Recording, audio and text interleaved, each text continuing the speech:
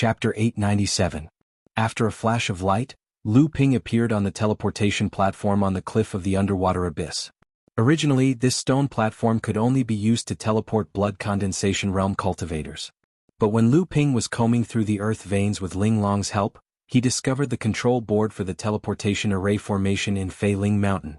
After some slight modifications, Lu Ping could teleport to this stone platform through the control formation plate. Otherwise, Lu Ping would have to spend a top-grade spirit stone to teleport to the bottom of the abyss through the teleportation formation in the depths of the pool. At the same time, he would have to use a restriction-breaking talisman to break the formation barrier and the restriction formation on the cave entrance. Only then would he be able to come out of the underwater abyss. However, if he wanted to enter Fei Ling Mountain again, Lu Ping would have to continue diving down to the bottom of the abyss. He would have to use the restriction-breaking talisman to break open the secret cave entrance and use a top-grade spirit stone to teleport to Fei Ling Mountain. Because this teleportation stone platform was 5,000 feet deep in the underwater abyss, Lu Ping didn't feel too much pressure. He only needed to rely on the waterproof moon pearl to float all the way up. It didn't take long before he could see the sunlight shining through the surface of the sea. Seeing that he was about to reach the surface of the sea, Lu Ping was in a good mood. Unexpectedly, at this moment, a muffled bang came from the far east of the sea. Is that direction Earth Island? Lu Ping's heart shook. Lu Ping had spent 20 years in seclusion this time. Could it be that the matter of Earth Island hadn't been resolved yet? Lyra Laozu tightly pursed her lips. Her seven-colored flame outlined a huge seven-colored fire shield in the air, annihilating the golden light coming from the opposite side. The seven-colored fire shield immediately turned into a flaming saber. It flew up and was about to slash at the golden-robed, hideous man in front of it. Unexpectedly, at this moment, a fireball suddenly exploded beside Lyra Laozu. Helplessly, Lyra Laozu dispersed the flaming saber again and formed a flaming armor around himself. Ha ha ha ha. The golden-robed ugly man laughed wildly. He took advantage of Tianqin Laozu's distraction to block the exploding fireball to close in. A golden light in his hand transformed into a 3-foot-long spear. With a swing of his arm, the spear was once again thrown towards Tianqin Laozu. Tianqin Laozu had no choice but to retreat and dodge. At this moment, a huge primitive crocodile suddenly broke out of the water under Tianqin Laozu's feet. It opened its mouth and rushed towards Tianqin Laozu's feet. Lyra Laozu extended her foot and tapped on the crocodile's mouth, and her whole body floated upwards again. Unexpectedly, the crocodile's huge tail slapped the surface of the sea, and its whole body suddenly shot upwards, following closely behind Lyra Laozu. At this time, the golden spear in the golden-robed ugly man's hand flickered with a golden light, making Tianqin Laozu unable to figure out where the spear was going to stab. Helplessly, Tianqin Laozu could only retreat again. Just as she dodged the crocodile's attack, the golden spear suddenly extended forward by 3 feet. From a spear, it became a long spear stabbing towards Tianqin Laozu. This time, Tianqin Laozu could not dodge, and could only try to avoid the vital parts of his body, relying on the flaming armor to block. Wuxia. With a burst of sparks, Tianqin Laozu's flaming armor was pierced, and his left arm was pierced by the golden spear. Without waiting for blood to flow out, Tianqin Laozu's wound was ignited with a line of fire. When the line of fire was extinguished, the entire wound had already recovered. Tianqin, you bitch, you are no match for the old man. Let Jiang Tianlin come. The golden-robed ugly man laughed wildly, but his hands did not slow down at all. The golden spear in his hand became faster and faster, stabbing towards Tianqin Laozu's body. The primitive crocodile under his feet also stared at Tianqin Laozu. Every attack was able to greatly affect Tianqin Laozu. Although the primitive crocodile had no intelligence, its cultivation level was that of a Dharma phase, and its innate fire magic was not weak. With the man and the beast working together, Tianqin Laozu was actually forced to retreat. Tianqin Laozu blocked the attacks of the man in front of him and scolded, "Ao Chuang, you are so shameless. You are the owner of the Golden Jiao Dragon Island, and you are famous in the North Sea, but you are a person who relies on numbers to win. If you have the ability, fight me alone. What's the use of a crazy crocodile?" The golden-robed ugly man was the owner of the Golden Jiao Dragon Island, Ao Chuang. Back then, Ao Chuang went to the Jade Swamp to capture a Dharma phase primitive crocodile as his spiritual companion. Unexpectedly, Lu Ping and Sang Yu worked together to ruin his plans. In desperation, the Golden Jiao Dragon Laozu could only capture 2 crocodiles that had not yet reached the Dharma phase and bring them back to the North Sea. Unexpectedly, the golden Jiao dragon Laozu was quite lucky. Not long after, one of the crocodiles actually advanced to the Dharma phase. Although this crocodile was far inferior to the one that Sangyu had subdued, it still greatly increased the golden Jiao dragon Laozu's battle strength. The golden Jiao dragon Laozu, who had been greatly affected by the rise of Feng Shutao and Jiang Tianlin, immediately regained his confidence. With this Dharma phase crocodile and the secret primordial crocodile clan companion spirit beast secret technique, the golden Jiao dragon Laozu was confident that he could even fight Feng Shutao, who was at the mid-Dharma phase. Jiang Tianlin was no longer his opponent. Of course, the golden Jiao dragon Laozu did not know that Jiang Tianlin Laozu had successfully passed through the first Dharma calamity. Otherwise, he would not have dared to be so arrogant. In reality, with the help of a Dharma phase companion spirit beast, the golden Jiao dragon Laozu's abilities had indeed improved greatly. At least this time, when he was facing Tianqin Laozu, he was able to completely suppress Tianqin Laozu. With the cooperation of the human and the beast, Tianqin Laozu was suppressed to the point where she could not fight back at all. Besides the battle between the golden Jiao dragon Laozu and Tianqin Laozu, there were more than 10 pairs of Dharma adepts fighting in the sky above Huanyu Island. Each pair was a human practitioner fighting against a demon Laozu. However, among these 10 pairs of battles, Tianqin Laozu and the golden Jiao dragon Laozu seemed to be on the losing end. Huanyu Island was the central island of the entire North Sea's cultivation world. Although there were almost no cultivation resources on this island, and the only spirit vein had been pooled together by various sects, its special geographical location had caused all the sects in the North Sea to set up a stronghold on Huanyu Island. Moreover, Huanyu Island was also the place where the North Sea's cultivation world's major teleportation matrices were set up. Thus, it had also become a distribution center for the various cultivation resources of the North Sea's cultivation world. All of these contributed to Huanyu Island's prosperity in the North Sea's cultivation world. However, at this time Huanyu Island was no longer as prosperous as before. From afar, the entire island was filled with broken walls and ruins. There was not a single intact building. It was as if the entire island had experienced a huge earthquake. The low-lying areas around the island had traces of being attacked by the tsunami. In the center of Huanyu Island, a giant mountain that had never been there before pierced through the former Huanyu Island like a sharp sword, standing straight in the middle of the island. All of the buildings on Universe Island seemed to have been turned into ruins and deserted islands by the sudden appearance of this mountain. However, this huge mountain was currently emitting waves of pure spiritual energy in all directions. Clearly, this huge mountain was hiding an extremely high-quality spiritual vein. Explode! Explode! Explode! Tianqin Laozu roared. The golden Jiao dragon Laozu pursued, but he did not know that he had fallen into an ambush that Tianqin Laozu had set up when he retreated. 3 rainbow-colored flames exploded around the golden Jiao dragon Laozu. The golden Jiao dragon cried out in pain, but he did not retreat. Instead, he advanced, thrusting his golden spear towards Tianqin Laozu's chest once again. With a clang, a copper cauldron flashed in front of Tianqin Laozu, and a clear dent appeared on the copper cauldron. Tianqin Laozu's face paled, and a mouthful of blood flowed out from the corner of his mouth. However, the golden Jiao dragon Laozu was not in a good state either. The 3 rainbow-colored flames exploded one after another, and the golden Jiao dragon Laozu's skin and flesh were lacerated by the spiritual flames that had reached the mid-grade of the heaven stage. However, the sinister smile that flashed across his face gave Tianqin Laozu a bad premonition. A gust of cold wind came from behind. Tianqin Laozu, who had been struck by the golden Jiao dragon Laozu's spear earlier, could not react for a moment. He thought to himself, "Not good." The flames all over his body flowed towards his back, wanting to forcefully receive the attack of the primordial fierce crocodile. This time, even if he did not die, he would be seriously injured. Just as this thought appeared in Tianqin Laozu's mind, he heard the whistle of a sword that almost tore through the void coming from behind him. "Little thief, how dare you!" The golden Jiao dragon Laozu, who had just retreated with one blow, suddenly changed his expression. His previously confident look suddenly became pale. Tianqin Laozu could not see the situation behind him, but he knew that there was help coming. He turned around and was about to join hands with the person to destroy the primordial fierce crocodile behind him. However, he saw 2 sword lights crisscrossing on the left and right. The huge crocodile's tail that was originally charging at Tianqin Laozu flew up into the sky, followed by a deafening scream. The blood of the primordial fierce crocodile, whose tail had been cut off, rushed out from behind him like a blood wave. The surrounding seawater instantly turned blood red. The primordial fierce crocodile turned around and was about to dive into the sea. Tianqin Laozu almost died.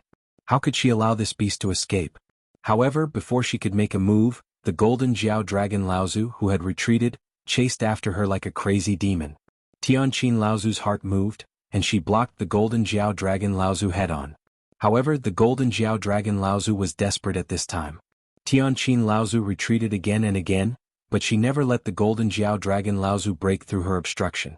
Another loud roar came from behind, but this time it came from the bottom of the sea. The primordial fierce crocodile that had just sunk to the bottom of the sea was suddenly entangled by the surrounding undercurrents. No matter how the primordial fierce crocodile struggled, its huge body involuntarily floated to the surface of the sea again. 4 huge water columns rose from the sea, and each water column had a water rope as thick as an arm. Each water rope was tied to a giant foot of the primordial fierce crocodile. The 4 water ropes were pulled tight, and the huge primordial fierce crocodile was pulled from the bottom of the sea to the surface of the sea. However, it could not get rid of the restraints of the water ropes, so it could only float in the air. The soaring sword energy came all the way to the west, and the sword light seemed to pierce through the sky. The sword light slashed down horizontally. The golden Jiao dragon Laozu's desperate attack finally repelled Tianqin Laozu's obstruction, but it could only stare with a pair of blood-red eyes and scream, "Little thief, so it's you." The huge crocodile's head suddenly fell from the body after the sword light flashed. The primordial fierce crocodile of the aspect stage was beheaded with one sword. Chapter 898. Little thief, so it's you. The charming autumn sword spun back, and a pair of hands suddenly reached out from the void, holding both swords tightly in their hands. Lu Ping took a step forward, and his whole body appeared in the sky above the sea. A 5-colored cloak flashed behind him, and he looked coldly at the demon clan expert in front of him, who he had once fought in the Inyu swamp. A Dharma manifestation stage primordial fierce crocodile was so easily killed by a peak core forging stage cultivator. The effect of this shock was unimaginable. The whole battlefield fell silent at the same time. More than 10 human and demon cultivators who were fighting all stopped, and the battlefield suddenly became strangely quiet. Dozens of pairs of eyes looked at Lu Ping, and unparalleled divine senses crisscrossed in the sky. The strong pressure of the Dharma manifestation tried to make Lu Ping show fear, but Lu Ping just stood there calmly, and the atmosphere created by countless people could not pose any pressure to Lu Ping. Umph! A cold snort exploded in Lu Ping's ears, and Lu Ping's cheeks twitched involuntarily. Why is it this again? It's really boring. But as soon as the cold snort fell, a hand also reached out from the void not far away. This hand looked abnormally thin, and it gently pushed Ao Chuang, the lord of Golden Jiao Island, who was opposite to Lu Ping. Suddenly Ao Chuang felt as if he had suffered a heavy blow, and his chest and abdomen suddenly shrank. His whole body flew backward, and at the same time, a mouthful of blood also sprayed on the sea. Suddenly, a roar came from the distant sea. "Tian Kong, you want to bully the weak?" A tall and sturdy old man took a step forward and arrived in midair, just in time to catch Golden WRM Island Lord as he flew past. He patted his back and found that Golden WRM Island Lord had only suffered a shock to his abdomen, which could not be considered a serious injury. Only then did he let out a sigh of relief. However, his eyes were fixed on the place where the withered hand had been. Tiankong Laozu walked out step by step from space and he said, "It's just returning the favor. Ao Dian, you're getting more and more backward as you live." The burly Laozu Ao Dian's face turned ashen as he said, "Your Zhenling's disciples only know how to sneak attack. Are they all sneaky people?" Tiankong Laozu chuckled and said, "The primordial giant crocodile clan is just a group that relies on numbers to win. We're the same." However, Tiankong Laozu continued, "This junior of mine killed a Dharma stage ferocious beast with his core forging stage cultivation base. Even if it was a sneak attack, it's still a great achievement. This old man is very pleased." "You." Ao Dian Laozu's face turned red, and the finger that was pointing at Tiankong Laozu swung down with all his might. He let out a cold snort and turned around to glare at the Golden Jiao Dragon, who had just recovered from Tiankong Laozu's attack. "Who doesn't know that the water sword deity of your sect, spiritual master Lu Xianping, is an expert who can challenge Dharma adepts above his level? Even the elders of your sect were once beaten into a sorry state by him, with bruises all over their faces." To be able to defeat Ao Chuang's companion spirit beast is nothing to scoff at, let alone a sneak attack. A demon cultivator that was as strong as an iron tower spoke, his voice exploding in everyone's ears like a roar. This strong demon cultivator was the mid-Dharma stage demon cultivator that Tian Shui Laozu had met outside Huanyu Island, the giant whale demon king, Kong Jing. Fellow Taoist Kong Jing, you're wrong. I'm afraid none of you here are familiar with the huge gap between the core forging realm and the transcendence realm. Let me ask you, with such a huge gap, you're about to be killed by this little Taoist from Zhenling sect. You should feel ashamed. How can you have the face to criticize little Taoist Lu's sneak attack? Kong Jing snorted coldly and said, Brother Yujin is right. That Zhenling cultivator named Tian Shu should really commit suicide out of shame. The head of the Yujin sect, Yujin Laozu, only smiled slightly but did not say anything else. If someone were to take advantage of this and use it to instigate the relationship between the Yujin sect and Zhenling, it would be bad. As the two of them spoke, a few Dharma Laws Laozu cultivators appeared from both sides. Lu Ping, who was watching from the side, sucked in a breath of cold air. They were actually all mid-Dharma Laws Laozu cultivators.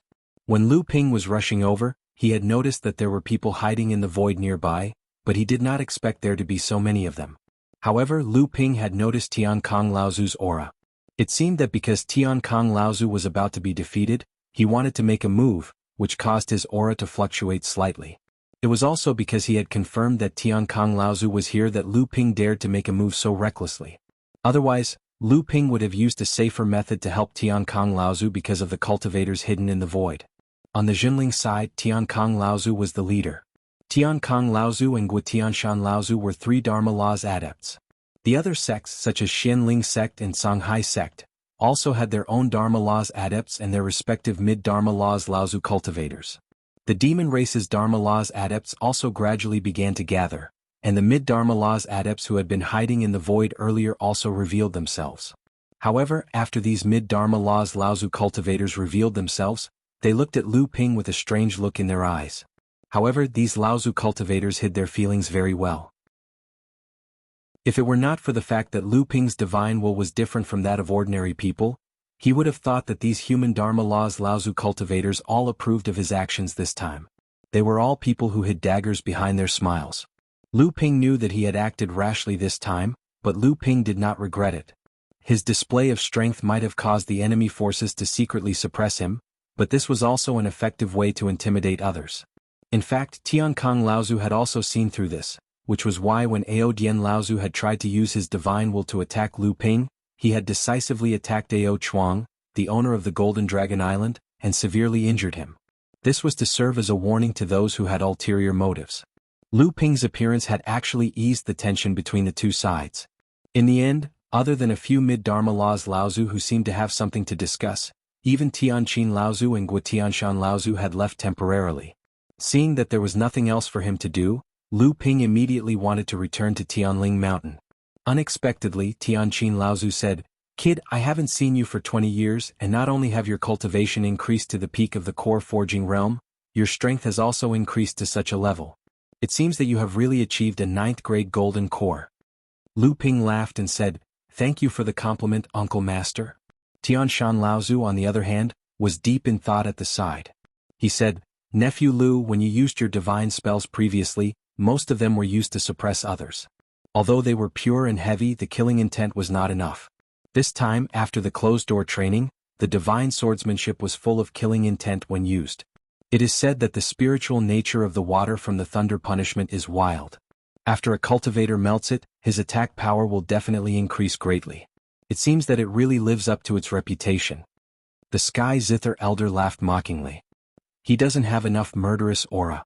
Before he condensed the 9th grade golden elixir, countless Dharma adepts were either injured or killed by him. His murderous aura has long since reached the heavens. Tianshan Laozu laughed and said, "Of course, this is relatively speaking. Compared to himself, before he reached the peak of the core forging realm, his divine spells were more inclined to be pure and heavy. After he melted the water from the thunder punishment, he completely merged the two." Lu Ping did not want to talk too much about his own matters, so he asked with a smile, "Uncle Masters, who obtained Songhai Laozu's inheritance? Why has Huanyu Island become like this now? Could it be that it has been breached by the demon clan?" Tianqin Laozu laughed and scolded, Can't you see the mountain peak rising from Huanyu Island? How could the demon clan have breached Huanyu Island? Lu Ping spread out his hands and said, I was just wondering when the demon clan produced such a master. Even with so many Dharma adepts guarding the place, he was able to perform such a powerful spell, and he even succeeded. This is much more powerful than moving mountains and filling the seas. Even Elder Tian Kong does not have this ability. Tian Shan Laozu said, it's because of Songhai Laozu's inheritance. Songhai Laozu's inheritance is not in the sea region that the demon clan has previously occupied. It is only a fake treasure. Although there are many good things in it, the real treasure is in Huanyu Island. What's funny is that ever since the destruction of Feiling Island, the North Sea practitioners have treated Huanyu Island as an island shared by all the sects in the North Sea, but no one has ever discovered that the real treasure that Songhai Laozu left behind is buried under Huanyu Island. It turned out that 2 years ago, after the demon clan had made sufficient preparations, they finally began to forcefully open Songhai Laozu's inheritance. Unexpectedly, the sea region that they had previously occupied was only a fake treasure to deceive people. Not only did the fake horde manage to fool the Yao clan, it also attracted the attention of the human clan cultivators. The two sides engaged in a chaotic battle and both sides managed to snatch some items from the horde. Naturally, the Yao clan took the majority of the spoils. Just as they were about to realize that something was amiss, the opening of the fake treasure trove triggered the appearance of Patriarch Vastzi's real treasure trove. The real treasure trove was hidden within Universe Island. A massive mountain broke through the surface of Universe Island. At that very moment, however, the important cultivators on Universe Island had all left due to the competition in the outer seas. Only some minor cultivators were left on the island. Therefore, in the end, the strong earthquake caused by the rise of the giant peak turned the entire Huanyu Island into ruins. At the same time, the demon clan and the human clan began to fight over the ownership of Songhai Laozu's inheritance, and the conflict became more and more intense. By the time Lu Ping came out of seclusion, the scale of the conflict between the demon clan and the human clan had already expanded to the early Dharma stage practitioners. If not for Lu Ping's sudden appearance, perhaps the conflict would continue to escalate in the future. Not long after Lu Ping returned to Huangli Island, news came from the sect that the demon clan and the human clan had finally reached an agreement and were prepared to join forces to divide up Songhai Laozu's inheritance. Although the Songhai sect was extremely unwilling, when it came to dividing up the inheritance, the Songhai sect was completely alone. Even the Xianling sect, the Haiyan sect, and other allies were not willing to let the Songhai sect have the inheritance alone. On this day, Lu Ping placed the House of Gold on the spirit vein of the cave abode, and was helping Linglong connect the two mid-sized spirit veins on Huangli Island with one of the spirit veins in the House of Gold, so that the spirit chi of both parties could complement each other. At this moment, sixth brother Lei walked in mysteriously and said, "Someone is looking for you. Go and take a look." Chapter 899. After Lu Ping returned to Huangli Island, he immediately started moving the medium-sized spirit vein from the House of Gold to Huangli Island. Due to the spirit transfer formation and the jade-like artifact spirit that Jiao Yuqiang had set up back then, the spirit vein had almost run out of ore in the past 4,000 years. Adding on the damage Lu Ping had suffered while moving the spirit vein, he would need to seal the spirit vein for a period of time in order to completely recover. Because this spirit vein was of great importance, Lu Ping didn't make it public and secretly moved it to an inconspicuous place not far from Lu Ping's cave abode. Sixth brother Lei directly opened up a cave abode nearby and secretly guarded the spirit vein. After hearing sixth brother Lei's mysterious words, Lu Ping couldn't help but be surprised. Who would want to see him outside? Half a day later, Lu Ping returned to the cave abode and gave some orders to Hu Lili and sixth brother Lei. Then he sent someone to call Wang Qi and Tianyu over. Before Wang Qi broke through to the core forging realm, he had been cultivating with Du Feng. Due to Lu Ping's intentional orders, Du Feng had suppressed Wang Qi's cultivation and prevented him from breaking through. This allowed Wang Qi to accumulate enough foundation in the blood condensation realm. After advancing to the core forging realm on Frost Island, Wang Qi's foundation was unleashed. In just a dozen or so years, Wang Qi's cultivation had broken through to the second level of the core forging realm. Tianyu had also touched the threshold of the second level of the core forging realm. With the help of the medium-sized spirit vein on Huangli Island, he had also successfully entered the core forging realm. Right now, both of them were Lu Ping's disciples. Wang Qi was the first to break through to the core forging realm and become the first disciple of Hearing Wave Manor. Tianyu was the second. Lu Ping brought the two of them to Heaven Spirit Mountain to meet his master, Lu Tianling Laozu. The sect master of Heaven Spirit Mountain couldn't help but give his two grand disciples a gift that he had prepared beforehand. After the greetings, Lu Ping finally told his master the purpose of his visit. Lu Tianling Laozu frowned and said, "Oh, these two disciples of yours have only been under your tutelage for a short while, haven't they? They've only learned a small portion of your abilities, yet you dare to throw one of them to the Middle Earth and the other to Frost Island?" Lu Ping smiled and said, "Their experiences over the years have all been arranged by me. I have taught them a lot of what needs to be taught, and I have also provided them with a platform to hone themselves. As for how much they can learn, it will depend on their own efforts and luck. As the saying goes, if a jade is not polished, it will not be useful. If they think that they are unpolished jade, they will not worry about their own futures." Lu Tianling Laozu looked at the two grand disciples, Wang Qi and Tianyu. Seeing that they both had a well-thought-out expression, he smiled and said, "It seems that I, as the Grand Master, am being unreasonable. Fine, since you have already arranged everything, then let's go according to your plan." After a moment of silence, Lu Tianling Laozu continued, "After a while your senior uncle Tianqin will go to the Middle Earth to replace your senior uncle Tianfeng. Junior nephew Xianfeng will also come back. This way Yingshan Side Courtyard will have one less pill master, and Xian you can go to Yingshan Side Courtyard to fill the gap. As for Xianqi, she should still follow Xianfeng. Mara's attacks on Frost Island are becoming more frequent and intense, so a big battle is likely to be unavoidable. Frost Island is too important to the cultivation world of North Sea, so North Sea will definitely go all out. You just need to be careful when you get there." Wang Qi and Tianyu thanked the Grand Master and were about to leave the Palace of Repetition Beauty when they saw Lu Ping take out two storage pouches and say, "These are some of the things you will need for your daily cultivation. Use them as you see fit." After passing the storage pouches to the two of them, Lu Ping looked at Tianyu and said, "That spirit explosion art can be considered a secret alchemy technique of mine. You need to practice it seriously. It is not easy to obtain the purple crystal royal jelly, so you must use it carefully. In the Middle Earth, other than yourself, do not let anyone know that you have such a treasure on you. Otherwise there will be a great disaster. The Middle Earth is filled with crouching tigers and hidden dragons, so don't be restricted to a corner of Yingshan Side Courtyard." Then Lu Ping looked at Wang Qi and said, "Although the cultivation method you've been cultivating is not bad in our sect, it's still far from being comparable to our sect's 5 true inheritances. Cultivate the jade scroll I gave you on Frost Island seriously. The metal elemental cultivation method in it is no weaker than our sect's 5 true inheritances. If you're lucky enough in the future, you might even be able to reach the Grand Cultivator realm. Of course, if you become complacent just because you've become my disciple, I don't mind expelling you two from the sect." After a round of admonishment, Lu Ping sent the two of them out. When he turned around, he saw Lu Tianling looking at him with a smile and said, "Not bad. This teacher has done a good job combining strength and gentleness. Did you enjoy it?" Lu Ping said honestly, "I won't hide it from you, teacher. I was just pretending, but it was indeed very tiring. I do envy your 9 disciples, including Sister Xian. They have all been taught by teacher to such an extent. In this aspect I am far inferior." Lu Tianling Laozu smiled, then his face darkened. He said, "This time I did not intend to let you participate, but you insisted on coming. Although your current strength can even kill Dharma adepts, there are mid-Dharma adepts from various sects participating in this trip to the vast sea treasure. Who knows, there might be people with ulterior motives who will go after you." Lu Ping nodded and said, "I understand. Don't worry, teacher. What's more, Elder Tiankong is going with me this time, so there's nothing for me to worry about."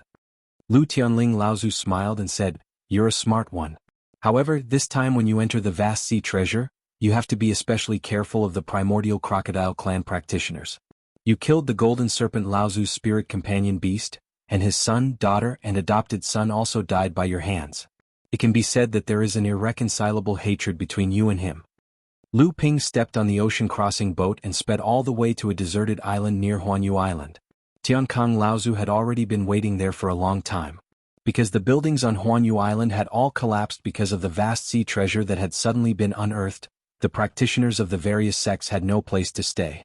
In addition, the sects and the North Sea Demon clan had to keep an eye on each other, so the practitioners of the various sects had settled on the deserted islands and coral islands near Huanyu Island. When Tiankong Laozu saw Lu Ping coming, he couldn't help but frown and say, "This time, the various sects set the rules for entering the vast sea treasure, requiring each sect to only allow one mid-Dharma adept to bring one core forging disciple. The sects of the North Sea and the Demon Clan knew that your strength far exceeds that of a core forging cultivator of the same level, but they still set such a rule. The old man sensed that this was aimed at you, so the old man specially informed the sect leader that you're not allowed to come.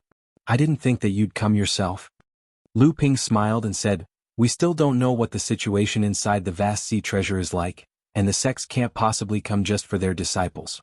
As long as these people focus their energy on the vast sea treasure, then anything can happen.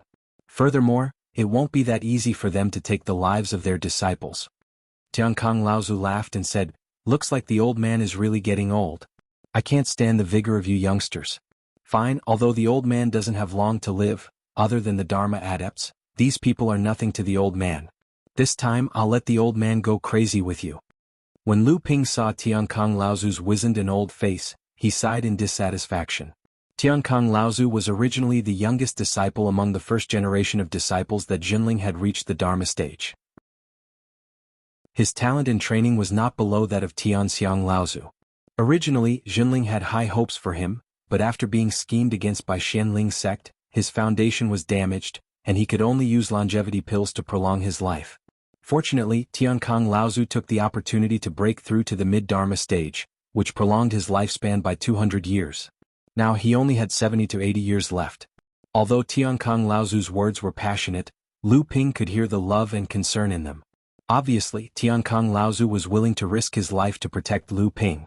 Lu Ping was touched, but he maintained a smile on his face and said, you worry too much, Uncle Master. Uncle Master also knows that I have obtained many good things during my travels, including the Wonder Dew of 10,000 and the formula for the 30-year longevity pill.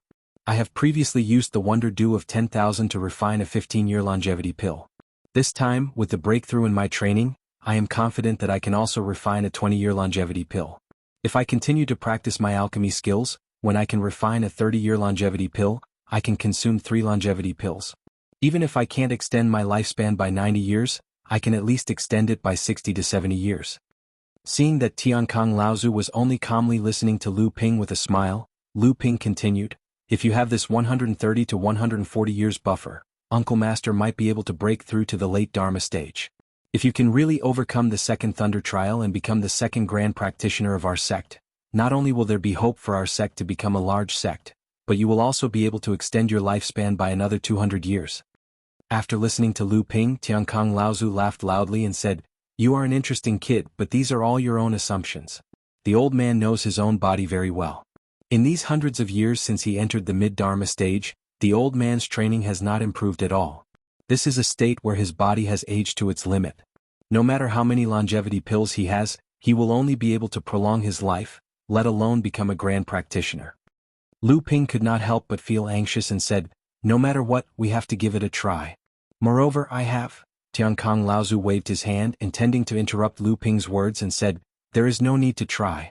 Even if the power of your 7 treasures Thunder Calabash is 10 times stronger, it will not be able to help the old man overcome the Thunder Trial. Let me put it this way, with the current state of the old man, I am afraid that he will not even be able to summon the Thunder Trial, so how will he overcome it? Lu Ping originally wanted to say something, but he heard Tiankang Laozu say, the demons and the Shanghai sect have already begun to move. We should follow them as well. We cannot fall behind. After all, this treasure was created by Shanghai Laozu alone. Even if there are good things in it, there cannot be too much. When the time comes, it will inevitably be a chaotic battle. Lu Ping said strangely, although this treasure has been unearthed, the formation prohibition is intact. How will the cultivators of the various sects break it? Are they going to break it by force? Tiankang Laozu said with a smile, isn't it a forced breakthrough? This kind of large protective formation supported by the spiritual vein is different from those prohibition formations. Even the effect of the restriction-breaking talisman on it is limited. The demon race has prepared for many years. Maybe there is a way. The Shanghai sect also has a thin water sword. Although it is not the complete thin water sword that can be used as the key, it should be quite effective in breaking the formation. Tiankang Laozu saw Lu Ping's thoughtful expression and thought that he was worried that his sect's progress would fall behind the other sects, so he said with a smile, our sect may not be slower than the others. Look at this. An exquisite axe the size of a palm flashed in Tiankang Laozu's palm. It was the second disaster spiritual treasure mountain-splitting axe from the Ying Tian dojo.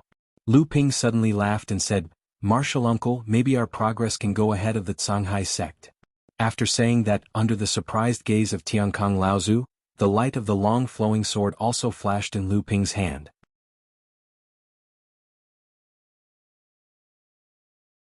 Chapter 900. The sudden appearance of the Changlu sword surprised Tiankang Laozu, but Laozu did not ask about the origin of the flying sword. He only said, "It really is Duobao boy. No wonder you were so eager to come this time." Lu Ping followed behind Laozu, and the two of them arrived at the foot of Huanyu Island's Lone Peak. At this time, Laozu from various sects had already surrounded the Lone Peak from all directions. There were mid-Dharma Laozu everywhere, so Lu Ping did not dare to use his divine will unscrupulously. He could only use his eyes to look around. He only saw that the two sects on his left and right were the giant whale demon King Kongjing from the North Sea Abyss. Behind him was a similarly burly core forging adept, but this late core forging adept was a size smaller than Kongjing. On the other side was the Sea Flame sect's mid-Dharma adept, Haihun Laozu. Behind him was also a late core forging adept. Although Lu Ping did not use his divine will, Tiankang Laozu did not have such scruples. After a while he said, "It seems that there will be a fierce battle. The Canghai sect sent Dongyi Laozu this time, Xianling sect sent Feng Shutao, and the primordial crocodile clan sent Ao Dian." Lu Ping thought about it and said, "Will these sects join forces?" Old Ancestor Heavenly Peace shook his head and said, "They naturally won't join hands. After all, the crime of colluding with the demon race isn't something that these few sects can bear. Our sect's abilities are extremely strong now, so not only will it not help the situation if I die, it will even incite an intense counterattack from our sect. However, a sneak attack from the dark is unavoidable. Especially you, they won't let you continue to grow." A muffled sound was heard. Tiankang Laozu said, "The Canghai sect can't wait to make the first move." As soon as Tiankang Laozu's voice faded, a few sounds rang out in succession. The other sects and the demon race also began to break the array formations they were facing. Tiankang Laozu tossed the mountain-splitting axe into the size of an axe. Tiankang Laozu held it in his hand and smashed it towards the array in front of him. With a loud rumbling sound, the spirit array barrier in a radius of several hundred feet began to shake violently, and cracks of various sizes appeared on the barrier wall in front of the two. Numerous divine wills were directed towards Tiankang Laozu and Lu Ping. Clearly, it was because Tiankang Laozu had caused too much of a commotion using the mountain-splitting hoe. Tiankang Laozu stretched out his hand and waved it around. An invisible spirit array spread out in the air. The divine wills that came from all directions were all blocked outside the spirit array. Tiankang Laozu clearly did not want to expose the existence of the mountain-splitting axe. After Tiankang Laozu blocked the surrounding divine wills, he said, "I miscalculated. I didn't expect the power of the mountain-splitting axe to be so strong." When Tiankang Laozu set up the spirit array barrier, Lu Ping had already taken out his flowing sword. With a pff sound, the flowing sword pierced the densest part of the cracks created by the mountain-splitting axe. In an instant half of the sword blade went in. Tiankang Laozu shouted, "At first glance, this flying sword is comparable to a spirit treasure like the mountain-splitting axe. It is said that the thin water-flowing sword is the key left behind by Canghai Laozu in the past. It seems that it truly lives up to its reputation." Lu Ping used the long stream sword to carve out a fist-sized hole in the protective array formation. Then he sheathed the sword. With this hole, with the mountain-splitting axe's power, it would be easy for him to continue expanding the array formation. Without waiting for the formation to restore the hole, old ancestor Tiankang's mountain-splitting battle axe smashed onto it for the second time. After another violent tremor, this fist-sized hole had already expanded to the size of half a foot. With a thought, Lu Ping used the beautiful autumn dew sword in an attempt to expand the hole. However, the effect was minimal. It was only able to prevent the hole from restoring itself. Tiankang Laozu chopped the third time, and the hole was once again widened. Lu Ping used both his hands to form dozens of seals. These were the seals that Lu Ping learned from the purple jade slip. However, the effect was still not great. Lu Ping could only give up. However, he didn't know that his next two attacks also surprised Tiankang Laozu. The pair of beautiful autumn dew swords were only magic treasures that were condensed with 7 seals. They were not like the flowing sword, which was left behind by Canghai Laozu to break the spirit array. However, in the hands of Lu Ping, he was still able to suppress the spirit array that was rapidly restoring itself. After that, He executed the dozens of restriction-breaking spells and similarly suppressed the restoration of the formation. One had to know that restriction-breaking spells were already extremely hard to learn. Even though they weren't as precious as the inheritance of restriction-breaking talismans, they were still hard to learn and even harder to master. Forefather Tian Kong didn't expect Lu Ping to actually have such a deep understanding of restriction-breaking spells. In the whole of Jinling, only Liang Tianfeng Laozu had such a deep understanding of seals. This time, if the demon race hadn't strongly requested for a mid-dharma adept to bring along a core forging adept, Jinling might have called Tianfeng Laozu back from Central Plains. When Tiankong Laozu smashed the fourth time, the whole hole was big enough for two people to go in. A strong spiritual aura spewed out from the hole. Tiankong Laozu took a deep breath and said, "Not bad, there is at least a large spiritual vein supporting the operation of the spirit array. No wonder it was so troublesome to break it." Lu Ping stretched out his index finger and drew a circle in front of the opened hole. A space hole opened and a few purple crystal bees flew into the lonely peak from the hole. Lu Ping saw that the purple crystal bees were safe and sound, then said, "Uncle Master, I will go in first." Tiankong Laozu saw that Lu Ping went into the hole first, shook his head and said, "Using purple crystal bees to explore the way, this is the first time in the world of cultivation." In front of them was a spiritual herb garden. Because the lonely peak was too straight, the area of the spiritual herb garden was not very big. However, there were a lot of 3,000-year-old spiritual herbs in it. Lu Ping waved his hand and released a swarm of bees to fly in the spiritual herb garden. Then he picked the most valuable hundreds of 3,000-year-old spiritual herbs.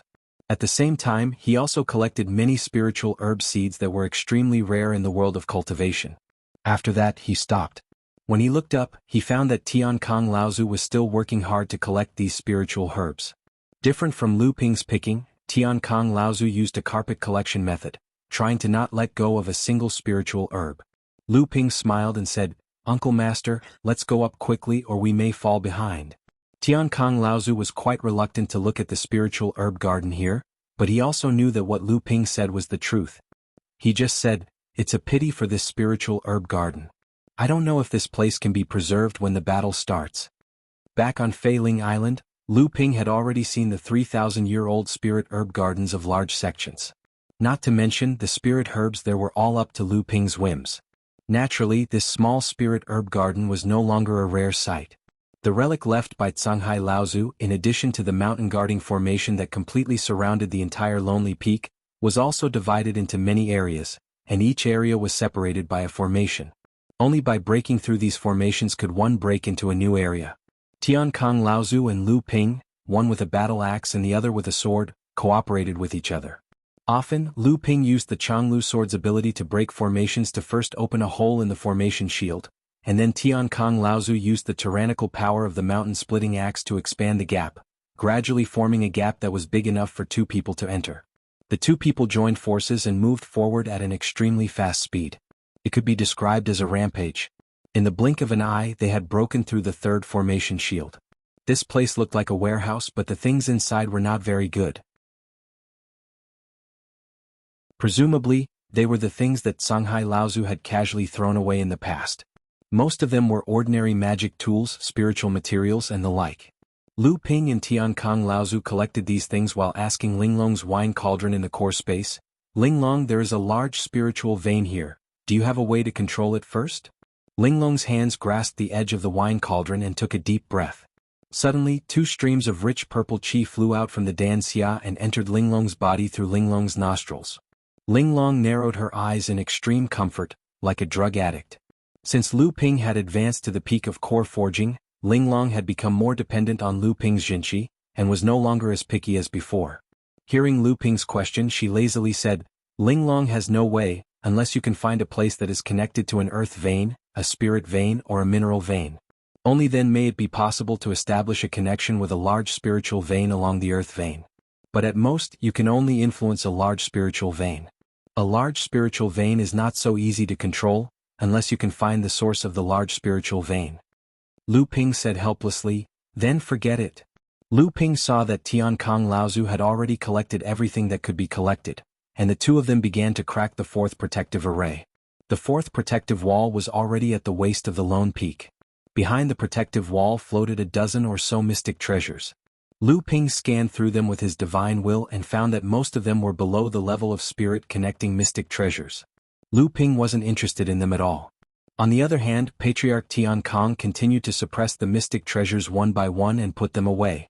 At this time Ling Long said in the core space, "Maybe you can let De Bao out and see if he can find anything." Lu Ping said, "These are all mid-Dharma Laozu, and De Bao's earth escape may not be able to hide from them. Moreover, these arrays are all over the Lonely Peak, and the underground has also been infiltrated. De Bao will be in great danger if he goes down. What if he cooperates with me?" Ling Long made a solemn vow in the core space. Tian Kong Laozu put away all the treasures, and turned to see Lu Ping release a fat, gray-skinned rat from the spiritual beast bag at his waist. Tian Kong Laozu said in surprise, "This is the spirit-seeking rat under you?" Immediately Tian Kong Laozu continued, "The underground here is also full of prohibitions. Its cultivation is too low and its strength is too weak. Don't take the risk. It is not easy to train a spirit-seeking rat to this level." Lu Ping smiled and said, "Don't worry, Uncle Master. This guy is very cunning and will never go to dangerous places." Chapter 901. This time, the human and demon clans worked together to excavate vast Ocean Laozu's treasure. If there was anyone who was most unwilling, it would be the Songhai sect. The Songhai sect had always regarded vast Ocean Laozu's treasure as their own. Therefore, they had been diligently searching for the whereabouts of the thin water-flowing sword. For this reason, the Songhai sect and Songlang sect were reunited. Together with Jinling sect and Xianling sect, they once again formed a tripartite alliance in the North Sea. However, before the Songhai sect could retrieve the long water-flowing sword, the demon clan had somehow confirmed the location of vast Ocean Laozu's treasure. This caused the entire Songhai sect to panic. How could the Songhai sect, which had always regarded vast Ocean Laozu's treasure as their own, allow others to touch it? Therefore, in the following years of fighting against the demon clan outside Huanyu Island, the demon clan contributed the most. However, the Songhai sect's performance only strengthened the demon clan and the North Sea sect's belief in vast Ocean Laozu's treasure. For a time, the North Sea sects, which were originally meant to resist the demon clan, began to have their own plans. Naturally, they all had different ideas about vast Ocean Laozu's treasure. The Songhai sect cultivator who came with Dongyi Laozu was Zhang Shi's disciple. This disciple was also at the peak of core forging. He was one of the best among the Songhai sect's third-generation disciples. He was also a seedling that the Songhai sect focused on cultivating to advance to the Dharma manifestation stage in the future. Just like how they cultivated Zhang Shi back then, the Songhai sect always liked to place their best disciples in the dark, hoping that they could avoid the eyes of other sects and grow up safely. Dongyi Laozu did not use the thin water-flowing sword. Instead, he used a treasure that looked like an iron medallion. This black iron medallion had two words written on it, Tiao Hai. Dongyi Laozu swung the iron medallion in his hand forward. A fine black water rushed out of the medallion and then split into 9. In the blink of an eye, 9 small holes were drilled into the protective wall in front of them. The 9 holes were distributed in a circular pattern, and after each hole was opened, the protective array formation did not begin to recover. At this moment, a flying sword flew out from Zhang Shi's disciple's hand and slashed at the array formation barrier. It cut through the barrier between the 2 small holes and connected the 2 holes together. Wasn't that flying sword the thin water sword or something else? The disciple slashed out 8 times in a row, cutting through the protective wall between the 9 circular holes. This way the 9 holes formed a hole. Then, with a flying kick, the isolated protective wall was kicked away, forming a circular hole. If Lu Ping was here, he would definitely be surprised that not only was this disciple's swordsmanship exquisite, he also seemed to have mastered some secret method. The power of the thin water-flowing sword in his hands far exceeded the power of Lu Ping's flowing sword. However, the amount of vital energy consumed was far less than Lu Ping's. Dongyi Laozu saw the hole open and smiled. This is already the 5th protective wall broken. According to previous estimates, we are already past the halfway point of the mountain. We only need to break through 2 or 3 protective walls to reach the top of the Lonely Peak. Dongyi Laozu then looked at the disciple wielding the thin water sword and smiled. Zhou Tong, your swordsmanship is getting more and more exquisite. It seems that this time your teacher really came prepared when he recommended you to me. Letting you wield the thin water sword is also the right choice. The disciple called Zhou Tong took back the thin water sword and said, Grandmaster, how is my swordsmanship compared to that Lu Xianping? Elder Ancestor Dongyi was taken aback. He let out an imperceptible sigh. He turned around and smiled. The path of cultivation is still long. Whoever reaches the end will be the victor. Being strong now doesn't mean you will be strong in the future. Zhou Tong frowned. Dong Laozu didn't say it explicitly, but Zhou Tong could hear the meaning in Dong Laozu's words. At least for now, he still couldn't compare to that water sword immortal. Dong Laozu saw that Zhou Tong's expression didn't ease up and was afraid that he would have a knot in his heart. This Zhou Tong was one of the top third-generation disciples of Songhai sect. The future of Songhai sect might depend on them. So he said, the cultivation world is full of danger. Those geniuses who die prematurely are never true geniuses. Lu Shenping, this person is too sharp. Zhou Tong naturally understood the meaning in Dong Laozu's words. He raised an eyebrow and said, Grand Master, are you saying that someone wants to kill him? Primordial crocodiles Ao Dian Xianling sect's Feng Shu Tao, who doesn't want this future star of Jinling to die? Even the old man will not hesitate to kill him when the time comes. Dong Laozu's murderous words made Zhou Tong's heart palpitate. Dong Laozu turned to look at Zhou Tong and said, by the same logic, if there is a chance, you will also be a target for others to kill. So in Founder Songhai's cave abode, it's best that you don't leave his sight. As the two of them walked into the fifth barrier, a dull sound suddenly came from not far away. Dong Laozu's footsteps paused. He said in surprise, someone is starting to break the fifth barrier? Could it be the demons? They've been preparing for so long. Could it be that the Changlu sword is really in the hands of the demons? Zhou Tong saw a spirit-nurturing great artifact floating in the middle of the barrier. He hurried forward to subdue it. After hearing Dong Laozu's words, he asked, Grand Master, what treasures will be in Founder Songhai's cave abode? Why would the demons spend so much time preparing for this? Dong Laozu thought for a moment. He felt that this matter was no longer a secret, so he asked, do you know about the 3 treasures of the Songhai? Zhou Tong looked in surprise at the black metal token in Dong Laozu's hand. He said, this disciple knows. The 3 treasures of the Songhai are the Sea Transfer Token, the Songhai Bell, and the Cloud Sail. They are the 3 spiritual treasures that Founder Songhai used to dominate the North Sea cultivation world. Dong Laozu smiled. That's right. The Sea Transfer Token has always been passed down in our sect. It's in the hands of the old man. Of the other 2, at least the Songhai Bell is in this relic. 1 spiritual treasure is enough for the demons to plot for so long. Moreover, Laozu's relic doesn't only have these things. Just the large spirit vein in this lone peak is enough for the sects of the North Sea to fight to the death. As he spoke, Patriarch Dongi pointed the sea-transferring medallion at the spirit-nurturing Dharma treasure that resembled a horsetail whisk. The violently trembling Dharma treasure suddenly stopped. Zhou Tong took the opportunity to put it away and heard Patriarch Dongi say with a laugh, your luck is not bad. This Dharma treasure has 7 treasure seals. But we have to speed up. The others are not too far behind us. Zhou Tong used the thin water sword to help Dong Laozu continue to break the 6th barrier's restriction. At the same time he asked, Grand Master, there is one thing that disciple doesn't understand. Since Founder Songhai founded our sect, why is his relic not in our sect, but in a place that even we don't know about? Zhou Tong's question seemed to make Dong Laozu feel very embarrassed. In the end he just said vaguely, even our ancestor Laozu didn't know about this. Maybe Founder Songhai had other difficulties. Tiankong Laozu and Lu Ping were just about to break the 5th barrier when they heard a roar from afar. Tiankong Laozu frowned and said, someone has entered the 5th barrier before us.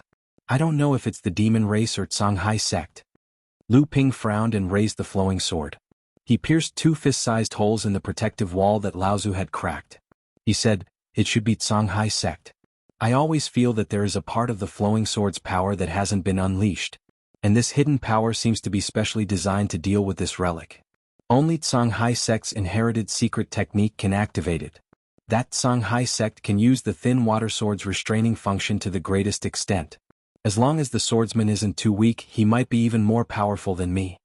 Tiankong Laozu nodded and said, that's nothing. But this time, Dong Yi's arrival reminded the old man of a legend about the magic treasure that Songhai Laozu used to roam the North Sea. Lu Ping blinked and said, the 3 treasures of the Songhai, the Sea Transfer Order, the Songhai Bell, and the Cloud Sail. Tiankong Laozu nodded and said, each of these 3 treasures is only a first tribulation spiritual treasure. But when they combine, their power is even greater than a second tribulation spiritual treasure. Among them, only that Songhai Bell is Songhai Laozu's true spiritual treasure. It's also the most powerful treasure among the three treasures. Lu Ping had heard of the Tianxian sect's Songhai Laozu's seven-folding fans. When they combine, they are more powerful than a second tribulation spiritual treasure. And Songhai Laozu has been planning to make them go through the second thunder tribulation. So when they combine, even a pure yang spiritual treasure that has gone through the third thunder tribulation may not be a match for it. Therefore, when Lu Ping heard Tiankong Laozu mention the three treasures of the Songhai, Lu Ping was not surprised. He just asked, "Martial Uncle Master, do you mean that these three treasures are in Songhai Laozu's inheritance?" Tiankong Laozu shook his head and said, "No, at least the sea transferring order has always been in the hands of Songhai sect. And Dongyi Laozu is in charge of the sea transferring order in this generation of Songhai sect. The spiritual treasures in this inheritance may be the Songhai Bell and the Song Yunfan. But it's said that Song Yunfan has been given away by Songhai Laozu. I don't know whether it's true or not." The two broke the sixth barrier. Tiankong Laozu finally smiled and said, "Finally my luck has changed. I've come across some good things." But as soon as Tiankong Laozu's voice fell, a loud noise came from the other side of this space. Old Ancestor Tiankong and Lu Ping looked at each other and both of them quickly went forward to suppress the two glossy green ghost fires that were chasing each other in midair. Just before the protective wall shattered, Old Ancestor Tiankong had already put away the ghost spirit fires and started to be on guard against the incoming people. Clatter. The wall was completely destroyed and two burly men walked into the wall one after another. They happened to see Lu Ping putting away a strange green flame into his space pouch.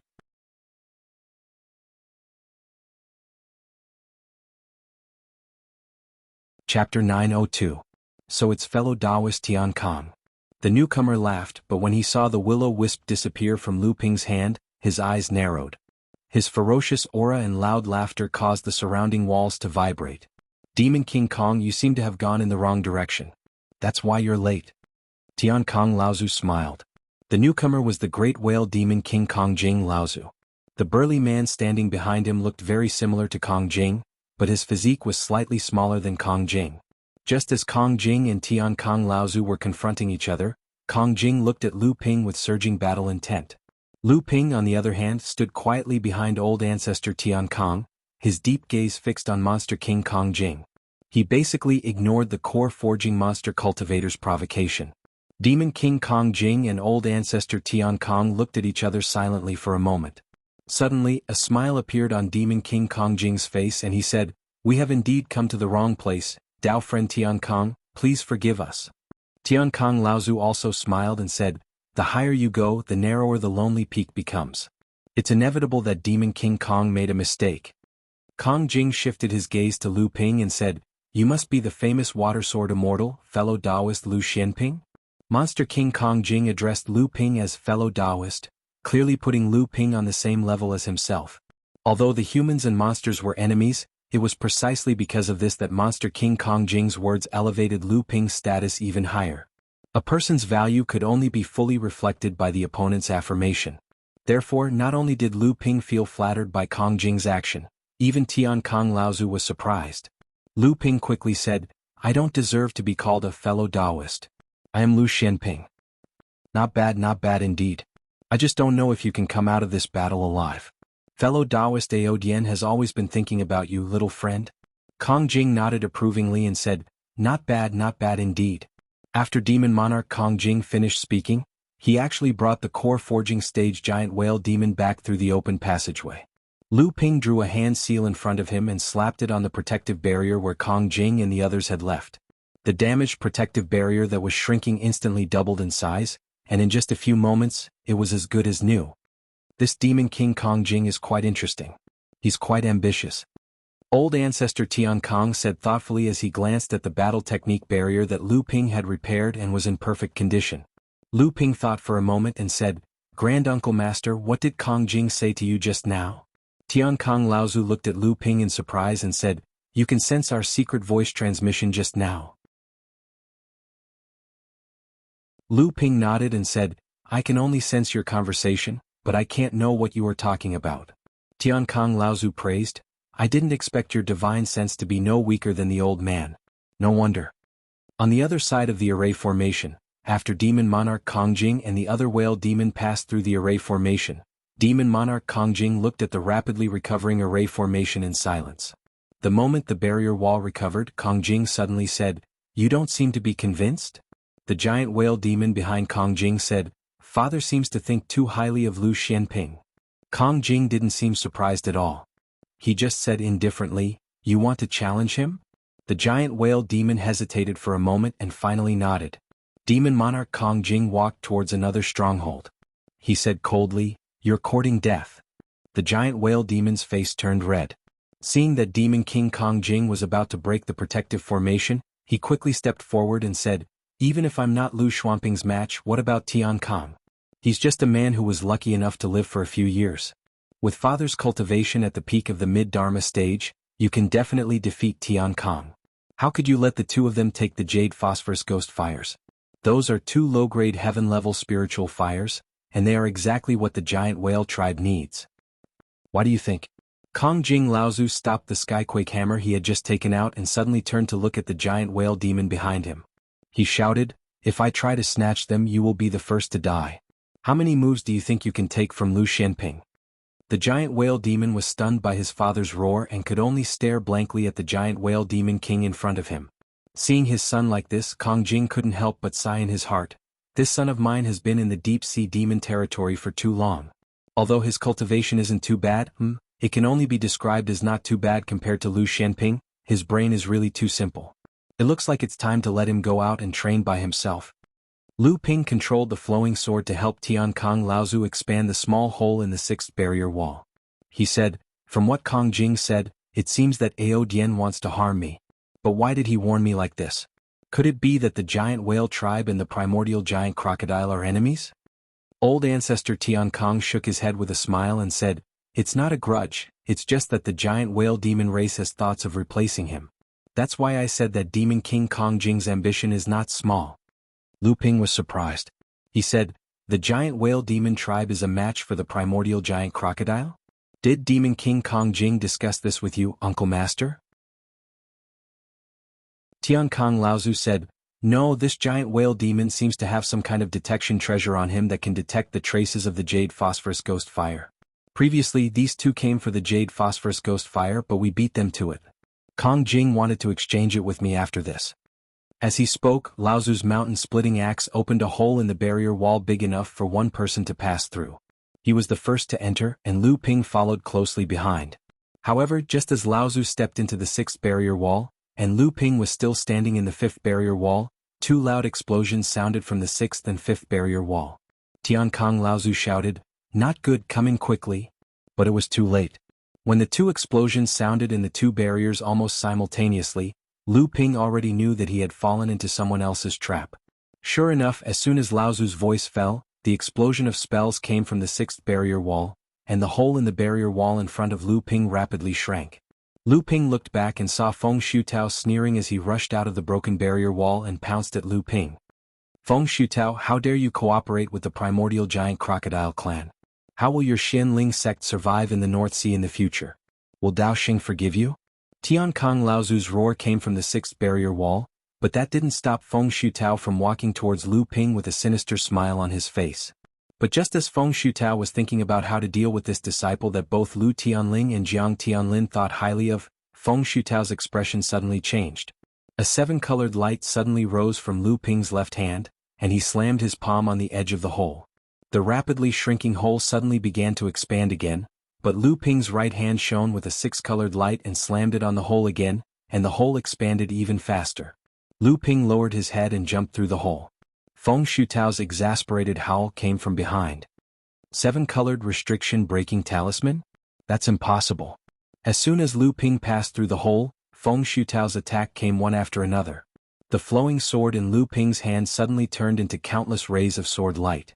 Each ray of sword light carried a ray of sword light, and they weaved a huge sword net behind him, firmly blocking the hole in the barrier wall. Crackle crackle. A series of cracking sounds could be heard. The sword net Lu Ping had set up was easily shattered by Feng Shutao. The aftermath of the spell continued to hit Lu Ping's body. At this moment, Lu Ping didn't even have time to activate his protective magic treasure. There was a muffled hum and Lu Ping's face turned pale. He flew back, but Lu Ping still managed to block Feng Shutao's attack. Then Lu Ping heard Tian Kong Laozu's roar. Laozu's cry was mixed with the roar.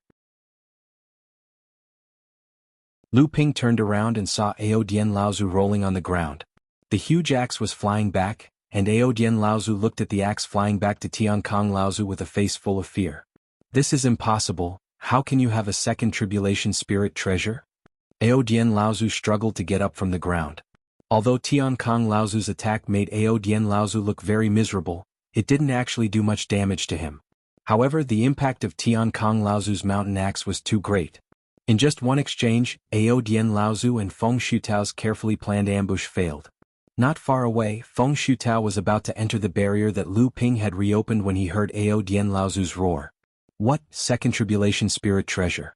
Didn't Jinling only have 4 spirit treasures? When did another one appear, and it's even a second tribulation spirit treasure? Could it be that Tianxiang Laozu has given all the spirit treasures that Taishin Laozu inherited to Tian Kong? Feng Shutao's feet stopped moving. Without hesitation, Lu Ping charged at Feng Shutao. As long as he could use the formation to block Feng Shutao, the longer he could delay Feng Shutao in the gap, the more likely this ambush plan by Xianling sect and the primordial crocodile clan would fail. In fact, Tian Kong Laozu might even be able to turn the tables. It was impossible. When Aodian saw the second tribulation spirit treasure in Tian Kong Laozu's hand, he knew that today's plan was not going to succeed. Even if he could kill Lu Xianping, Tian Kong would lose his restraints. With a second tribulation spirit treasure in his hand, besides Dharma adepts, who else on Lone Peak could stop him? Aodian Laozu didn't even look at Feng Shutao, who was charging at Lu Ping to block the gap. He turned around and jumped into the protective formation that he had broken earlier. He even cast a spell that restored the formation to its original state. Seeing that Aodian had retreated, Tian Kong Laozu immediately retracted his aura and came to the side of the hole that Lu Ping was blocking Feng Shutao from entering. He raised his hand and signaled Lu Ping not to block and let Feng Shutao in.